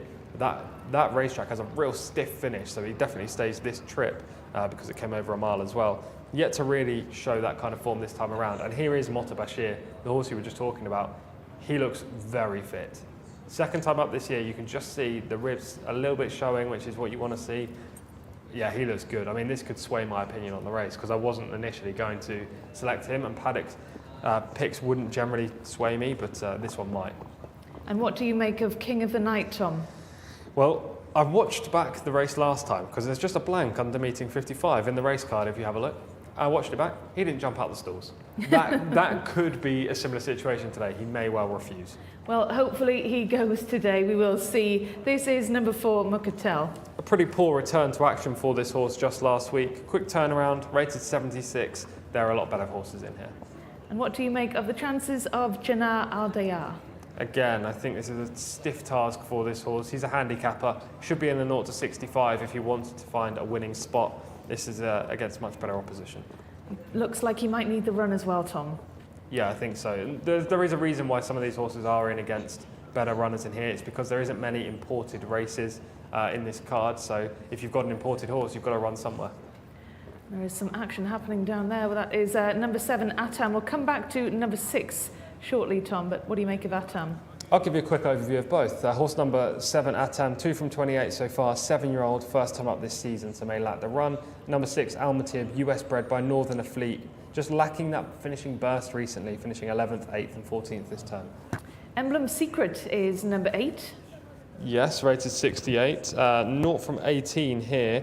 The switch to Riyadh could help, but again, recent form suggests it's not today. And what about the recent form of Mashmuk? Just one run this year, finishing 11th back at meeting 50. Won over 2,400 metres last time, the time before that on debut. Probably needs further. Liberation Point. Will Liberation Point need further? One of the leading players in here, ex-Brit by Ifraj. Big player if he's at his best. Last time out he was a bit disappointing though. And what about Aslaf T, number 11? 10th last time up at meeting 55, just last week, rated 71, now against superior opposition. Horse number 12, who we should hopefully be seeing next.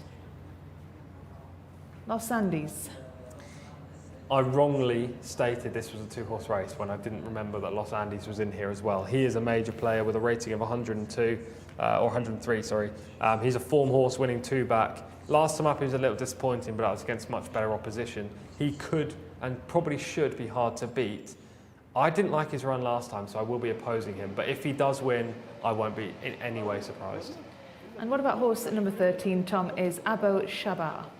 Going to struggle in here, rated 66 and not featured recently with 2 16th place finishes and a 15th place finish. And we've just had a little look at On For One, horse number 14, the final horse in this race. Got lots of headgear, cheek pieces and the noseband. He might have a high head carriage and look around in the home straight. It's his debut this season and he'll probably improve for it. Great stuff. Well, let's see these horses going over a mile in this local and imported race, the penultimate race on the card today on the first day of racing this week. This is horse number 2. Number 12 rather, horse number 12, Los Andes, we'll be having a closer look at. Now Tom, you certainly like this horse and we're going to have a look at him running in July. Yeah, he showed good early speed this day. This was the better of the 2 most recent runs at Taif. As you can see, switch leads immediately off the bend and kept rolling all the way to the line. It was a relatively good field as well, and there has been some form boost in behind. But there was such a bias towards front runners at Taif. I can't 100% trust the form, especially when he's subsequently been beaten and pretty soundly beaten as well.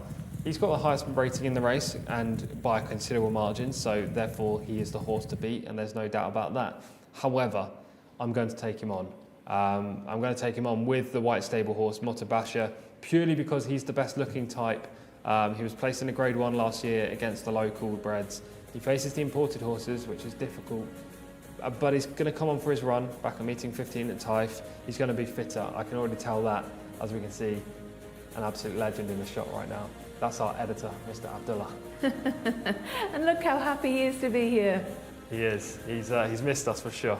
And I'm sure that people have missed him as well. So that is nice to see Abdullah back in action here. Well, the horses are making their way down to post, and it is the white stable horse, Tom, that you like, Motabasha, under the capable hands of Camilo Ospina. Will he get his 5th win of the night? If he doesn't in this race, I am pretty confident he will in the last. I've taught this horse up in the last so much, haven't I? But no, look, Camilo's riding like a man possessed at the moment. He's been super all day, and hopefully he can go close on Motabasha. This is a wide open race. Los Andes is the most likely winner. Motabasha is going to be my selection for the informed man. But again, another horse I'm interested in is Liberation Point. They're the 3, I think, that have a great chance of winning. But you've got to narrow it down, Tom. You've got to pick just the one. You can't hedge your bets like that and choose 3 horses in this race. There aren't 20 runners in this one. There are 14, and you can't have almost a 5th of the field. So who are you going for? Motabasha for me. Inside stall, hopefully gets straight to the front under Camilo and fends off the wider drawn and higher rated rivals. And so you are going for Liberation Point and Los Andes 2 and 3, I assume? Yes, exactly that. Well, let's see who our commentator Alex Fussy fancies in this one. Alex, the penultimate race of the day. Yes, it is indeed. Runners just filing off behind the starting stalls would be Los Andes for me here. I think he's got a strong chance. The top-rated horse, 105, of course, his rating. As already been highlighted, Motabasha on 92, although he did look very well in the paddock, that is for sure. Runners just circling at the moment, and then they will start the loading up process within the next few seconds, one should imagine. Down the card in terms of the stalls positions here, 36,000 in the prize pot for this 11th race of today's programme. Been some day, hasn't it, for Camilo Ospina. Been riding at the top of his game, and he's got every chance to continue with more in these final couple of races we see this afternoon. Dignity Joy's just gone into stall 1 there, just gone forwards in the blue and white. There's On For Wan, the brown and white hoop jacket, will come from the wide berth. Gate 14 is now just going in.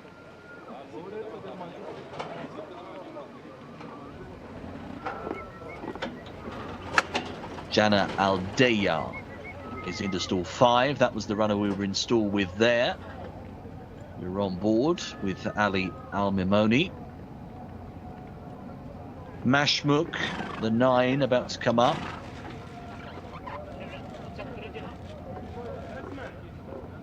Looks as though Jana Aldeya is just a little bit fractious in the stalls, just needing a little bit of assistance there in the gates, a handler up on the infrastructure.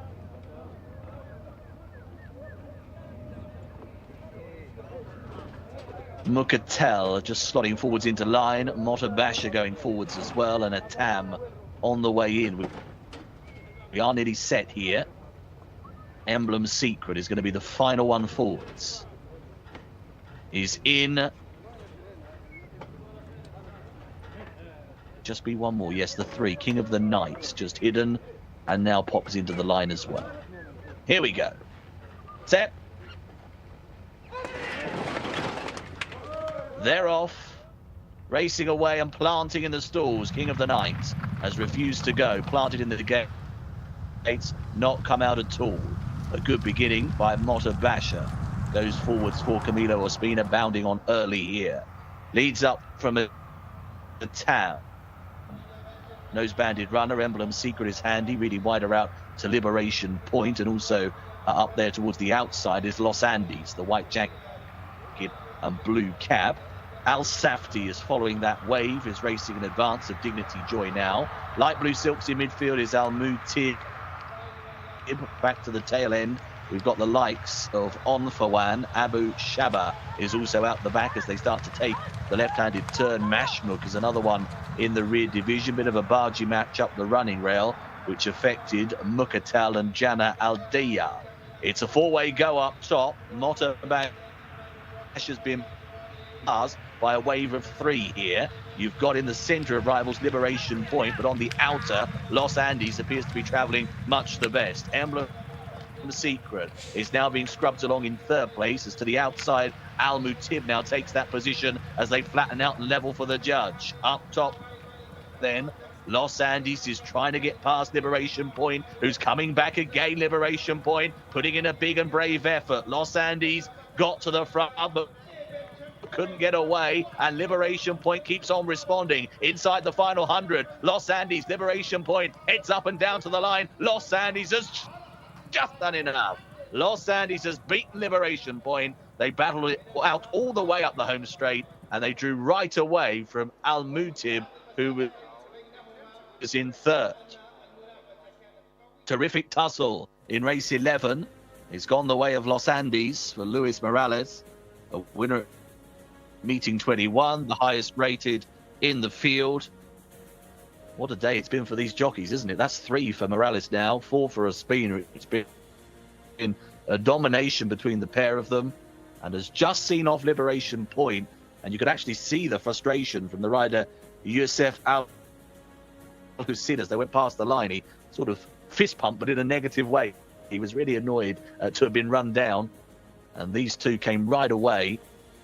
3rd position went the way of Al Mutib. Here we go across the line. Don't know if we'll see this. Keep an eye on the rider in 2nd. Yeah, there we go. He just sort of shakes his hand down. He's annoyed he's been caught. Good finish, half a length between them. Mashmuk. That's quite a good effort from the position that runner was in, as eventually 4th. Disappointing. Motabasha this time faded out of it and couldn't get involved. The order of finish to our 11th then is 12, 10 and 6.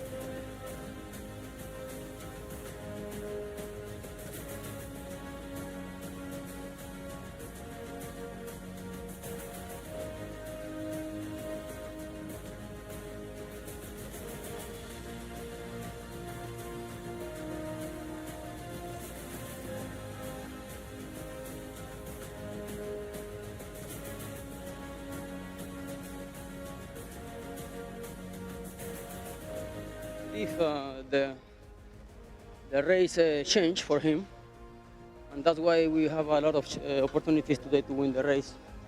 And we were in the perfect place, 3rd, all the way, you know, with a clear way in. And then in the last 400, he just continued like one pace, but never quit, you know. So thanks God we got it. Thank you.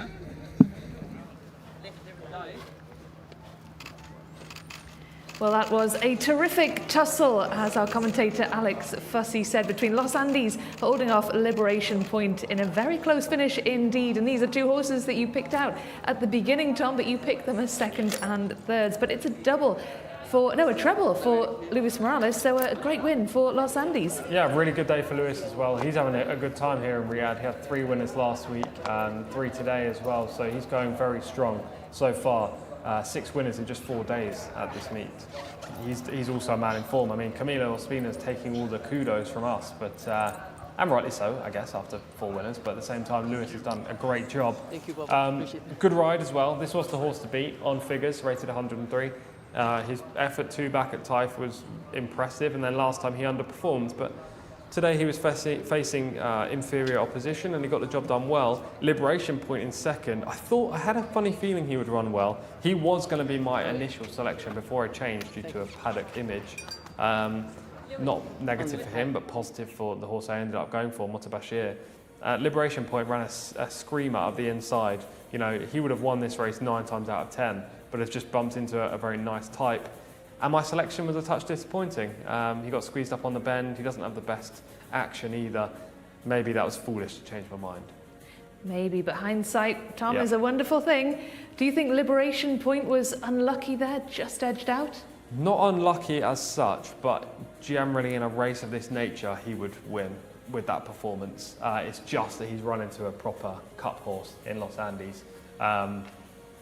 Connections will be gutted, I imagine. This horse is only rated 84, Liberation Point. If you put him in 0 to 85, he would destroy the opposition, as we take it from the start. My selection in the race, Motabashir up the inside in the green cap, broke really well and set the early pace. Los Andes, the eventual winner in the big noseband, 3 from the left right now, purple cap, shows good early speed as well, and the eventual runner-up in the yellow and red in the middle of shot as well, right up there with the speed. So being near the pace, again, crucial in this race, but wide on the course has been the way forward. As we get to the bend, watch the interference on the inside between the horse in the green cap and the horse in the green and white stripe cap.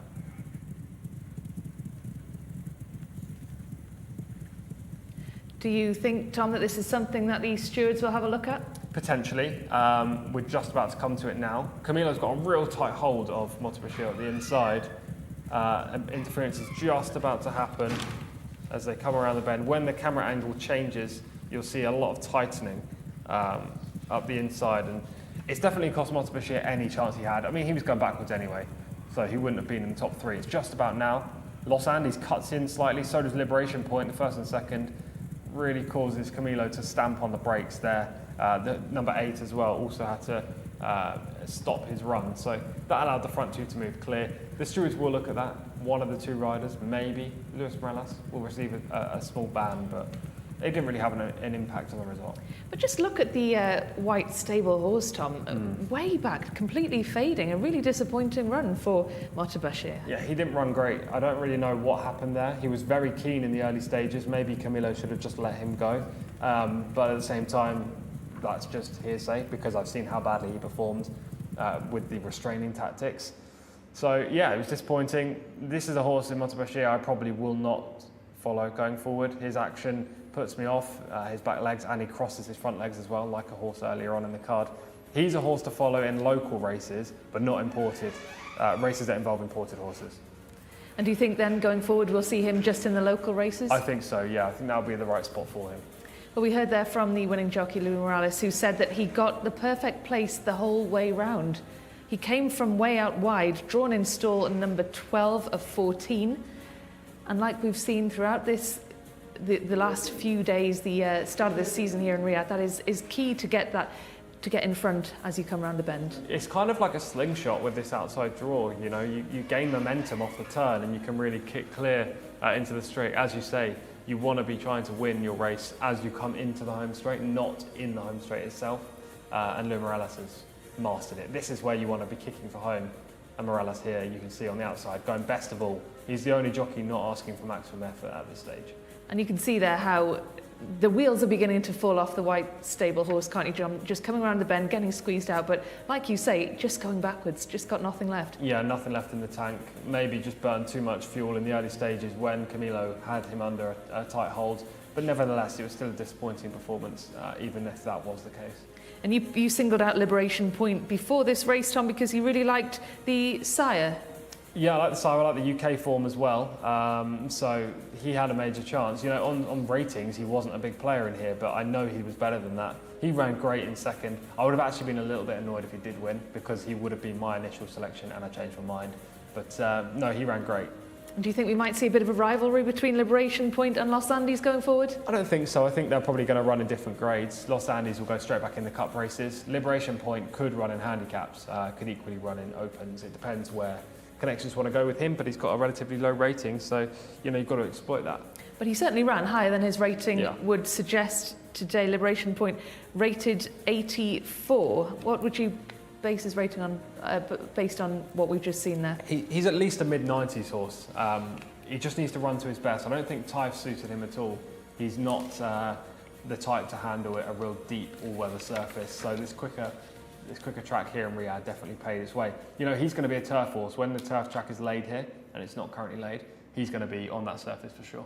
Well, Liberation Point, certainly one to look out for when we see the turf laid here at the King Abdulaziz racetrack in Riyadh. Well, we have one final race left on the card today, this 12-card day. The feature race, and it's one that Tom has been really excited about seeing all day. We're going to get Tom's views in a little while, but our commentator Alex Fussy is going to talk us through all the runners and riders for today's feature race.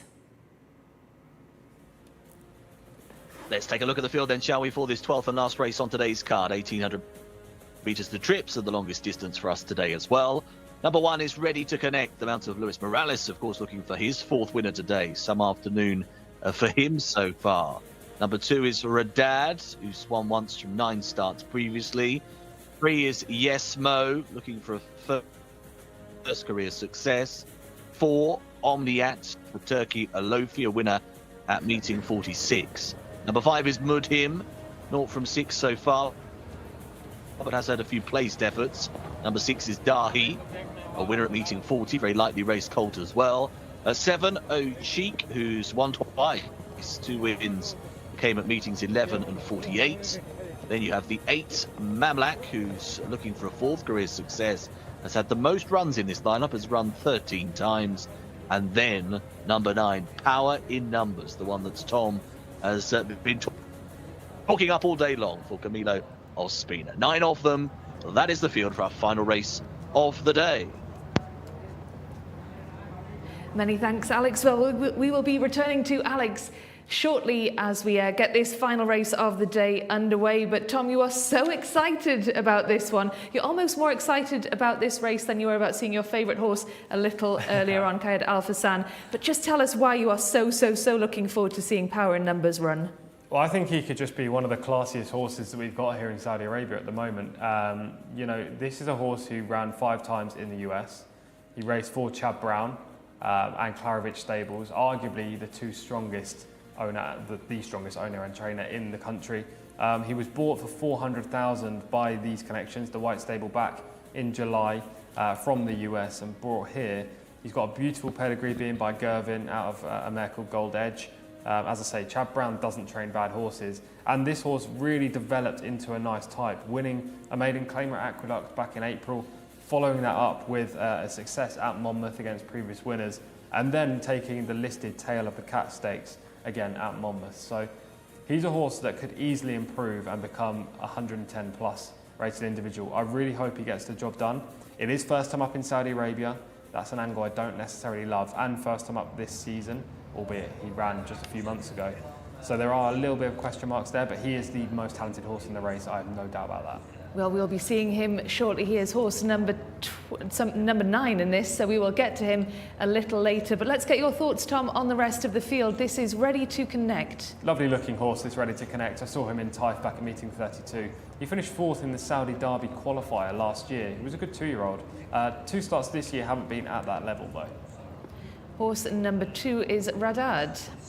rated 80, a son of Bernardini. Lots of these horses by US sires, if not all of them.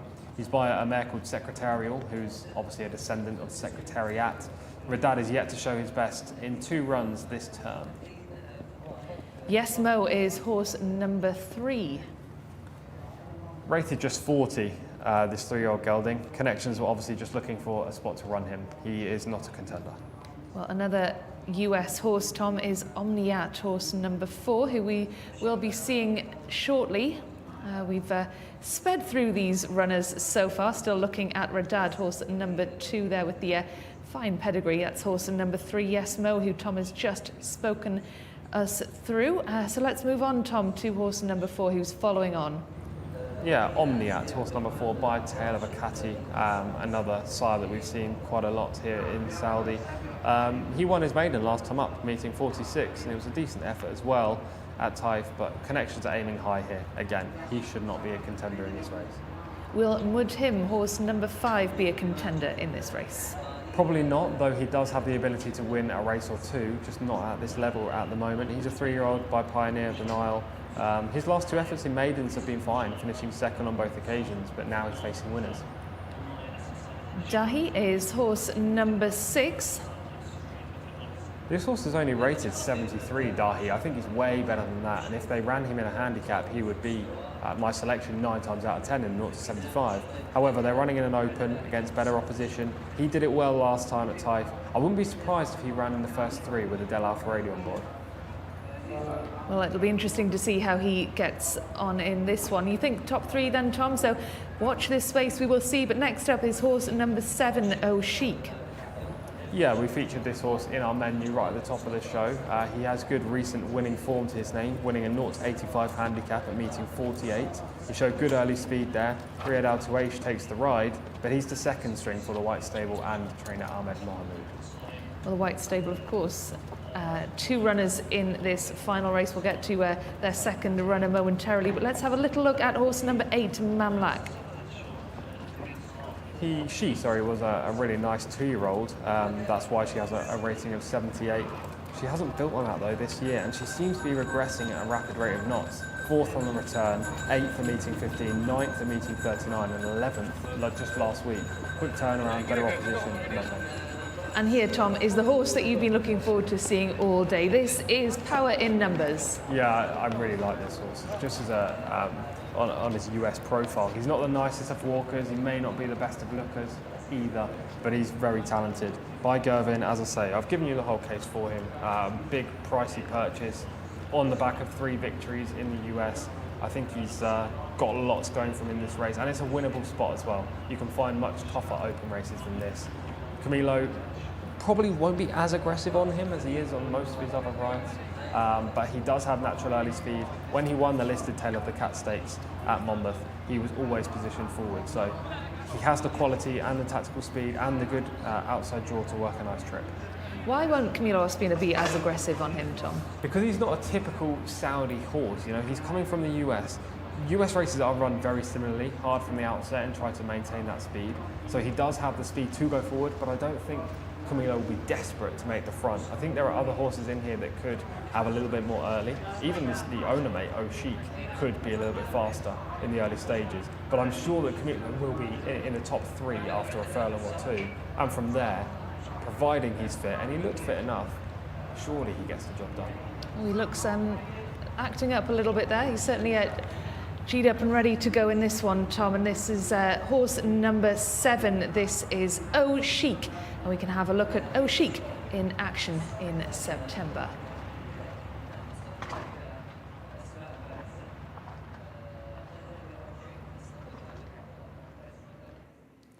Yeah, we pick him up just coming off the turn here, and Oh Chic is already under pressure on the outside in the green cap. This was a 0 to 85 handicap, as I say. As you can see, he instantly picks up there when given a reminder with the crop in the left hand. He fights all the way to the line as well. He's a typical staying horse over this kind of trip. Volt d'Oro, who's the sire, again, a US sire, who was a very good young horse in his racing career, tends to put lots of stamina in his progeny. So I have no qualms about Oh Chic's talent and the fact that he could contend in this race. I'd be disappointed if he won, because I think there are better horses. One of them could even be Dahi, horse number 6, who's rated 11 pounds inferior.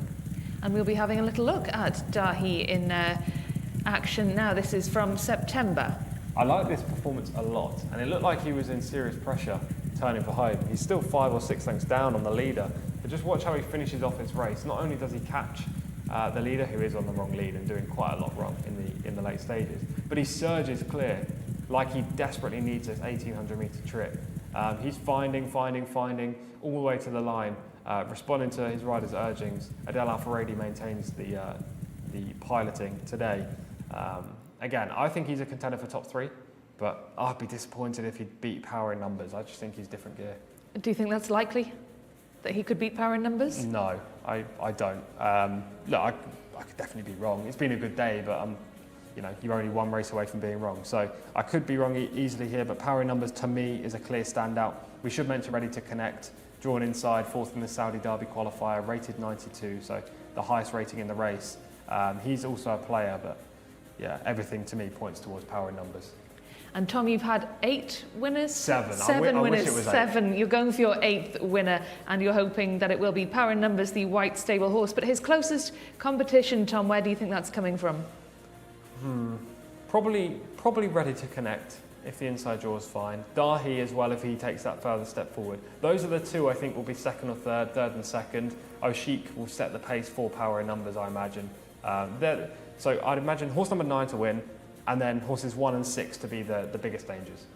But we will see. So, Tom, you've been on a real hot streak today, and this is your last chance to get that 8th winner. I think that definitely has to be a record, doesn't it? 8 sure. From 12. I don't know what percentage that 75. is, but 75. There you go. Good at the maths today as well, Tom. You've done some quick maths and some good percentages. So it's not even 75. Yeah. We can argue about that another time. But yes, this last race, the ultimate race, the final race of this 12 race card will shortly be underway. This is the feature race run over 1,800 metres. This is the one that Tom's been excited about. Power in Numbers could have competition though from his stablemate from Oshik. Tom, you didn't mention him when you talked about the top 3, but let's get the thoughts now of our commentator, Alex Fussy. See if he likes Power in Numbers as much as Tom. What do you think, Alex? Fascinating runner, Power in Numbers for sure. Really looking forward to seeing how he gets on here on this return and switch, of course. Camilo Ospina, well, you can't go far wrong with following him throughout the course of this afternoon's card. Looking for the 5th winner. And just a reminder, of course, we've got 2 in the same ownership again here, so it's the red cap for Power in Numbers and the green cap for Oshik as runners go behind the stalls. Dahi's been improving nicely enough. This colt is interesting. Interesting how he deals with this switch of company. Wouldn't rule him out continuing that progression. And of course, then you've got Ready to Connect, who sits at the top of the tree on 92, of course, as a rating here. So it is an interesting race to conclude. Power in Numbers could be a bit of a good 3-year-old, couldn't he? Could be a bit of a star to see on today's show. We'll shortly find out. He's got the wider draw, stall 9, but it's already been established that the draw doesn't really play a major factor here.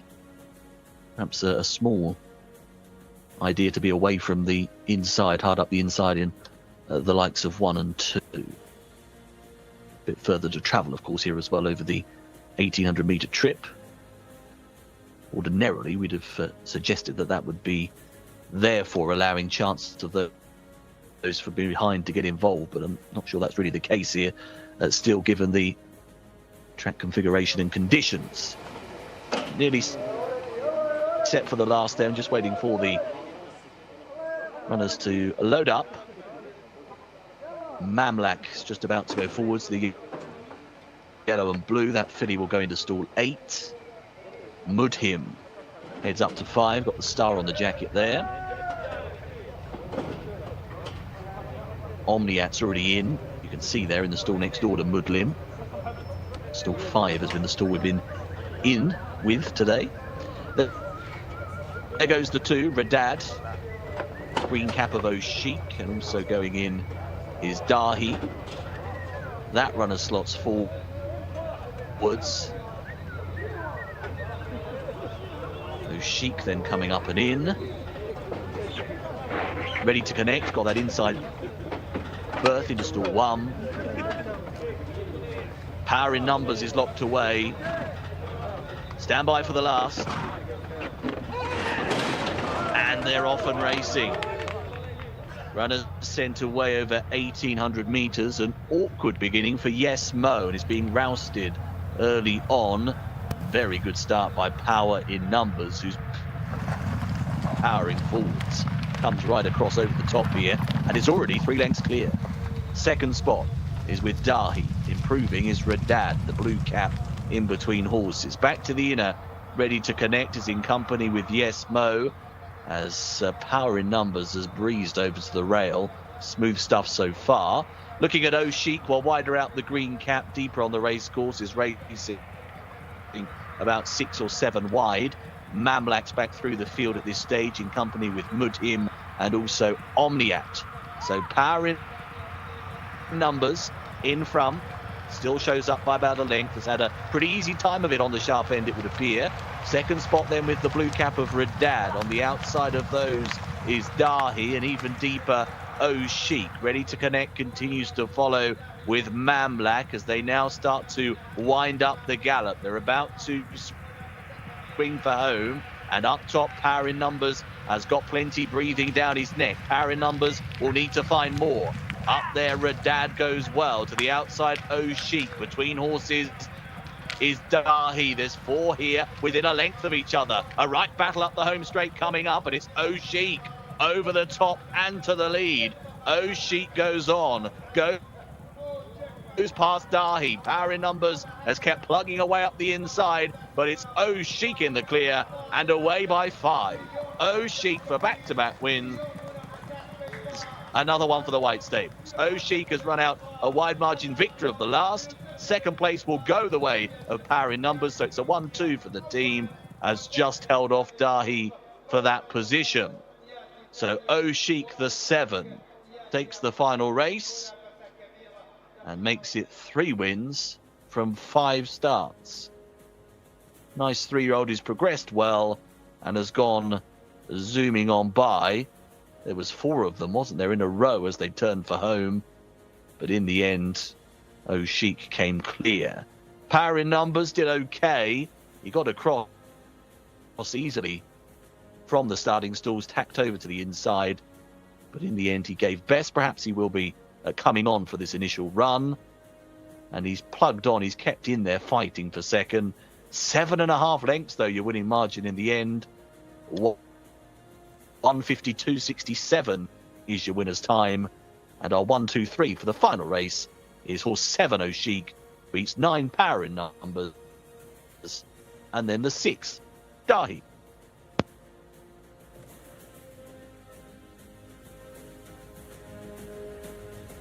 Well, Tom, you predicted the first 3, you just didn't predict them in the right order. Power in Numbers beaten by his stablemate Chic.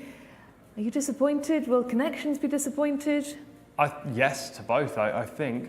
Look, it's hard to be disappointed if you're the White Stable because you've had the winner and the second. So, you know, they probably don't mind. However, they have spent 400,000 on the runner-up who, I don't know, I thought he was a lot better than that. So I am a little bit disappointed that he didn't manage to fend all these off from an early point. You know, he broke beautifully, Power in Numbers.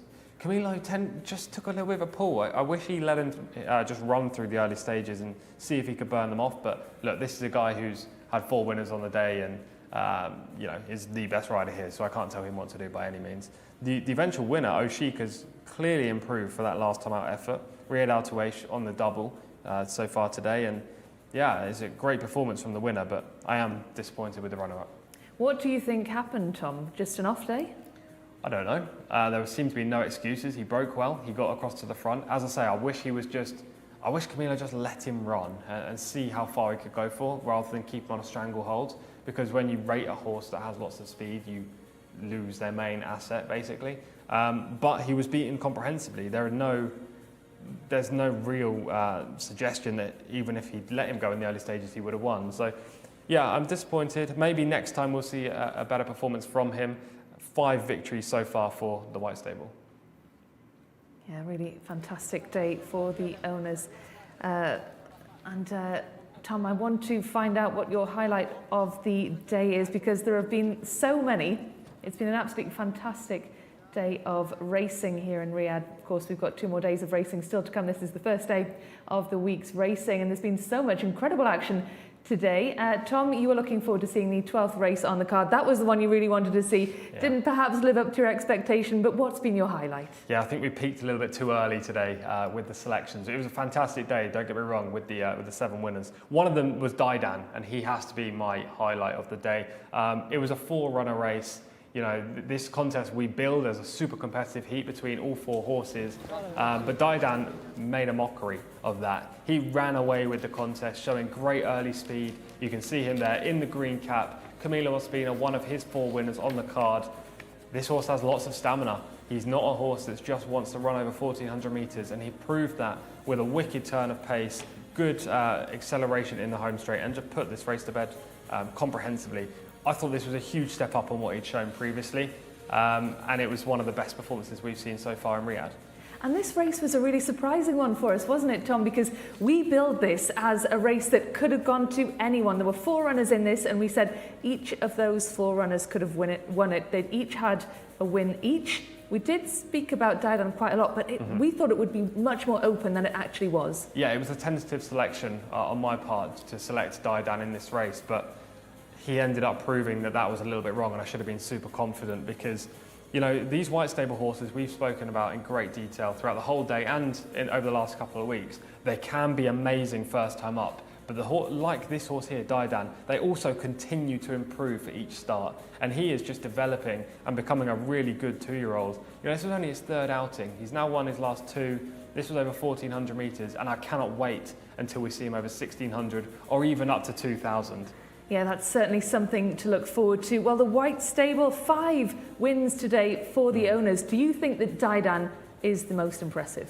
I think he was the most impressive in terms of how far he won. But there was a 2-year-old that was unraced that won earlier on the card who was equally impressive. But I picked a white stable 2-year-old last week for one of my highlights of the day. So I didn't want to choose that horse today. I thought Daidan was maybe the unknown quantity who surprised me the most while also being super impressive.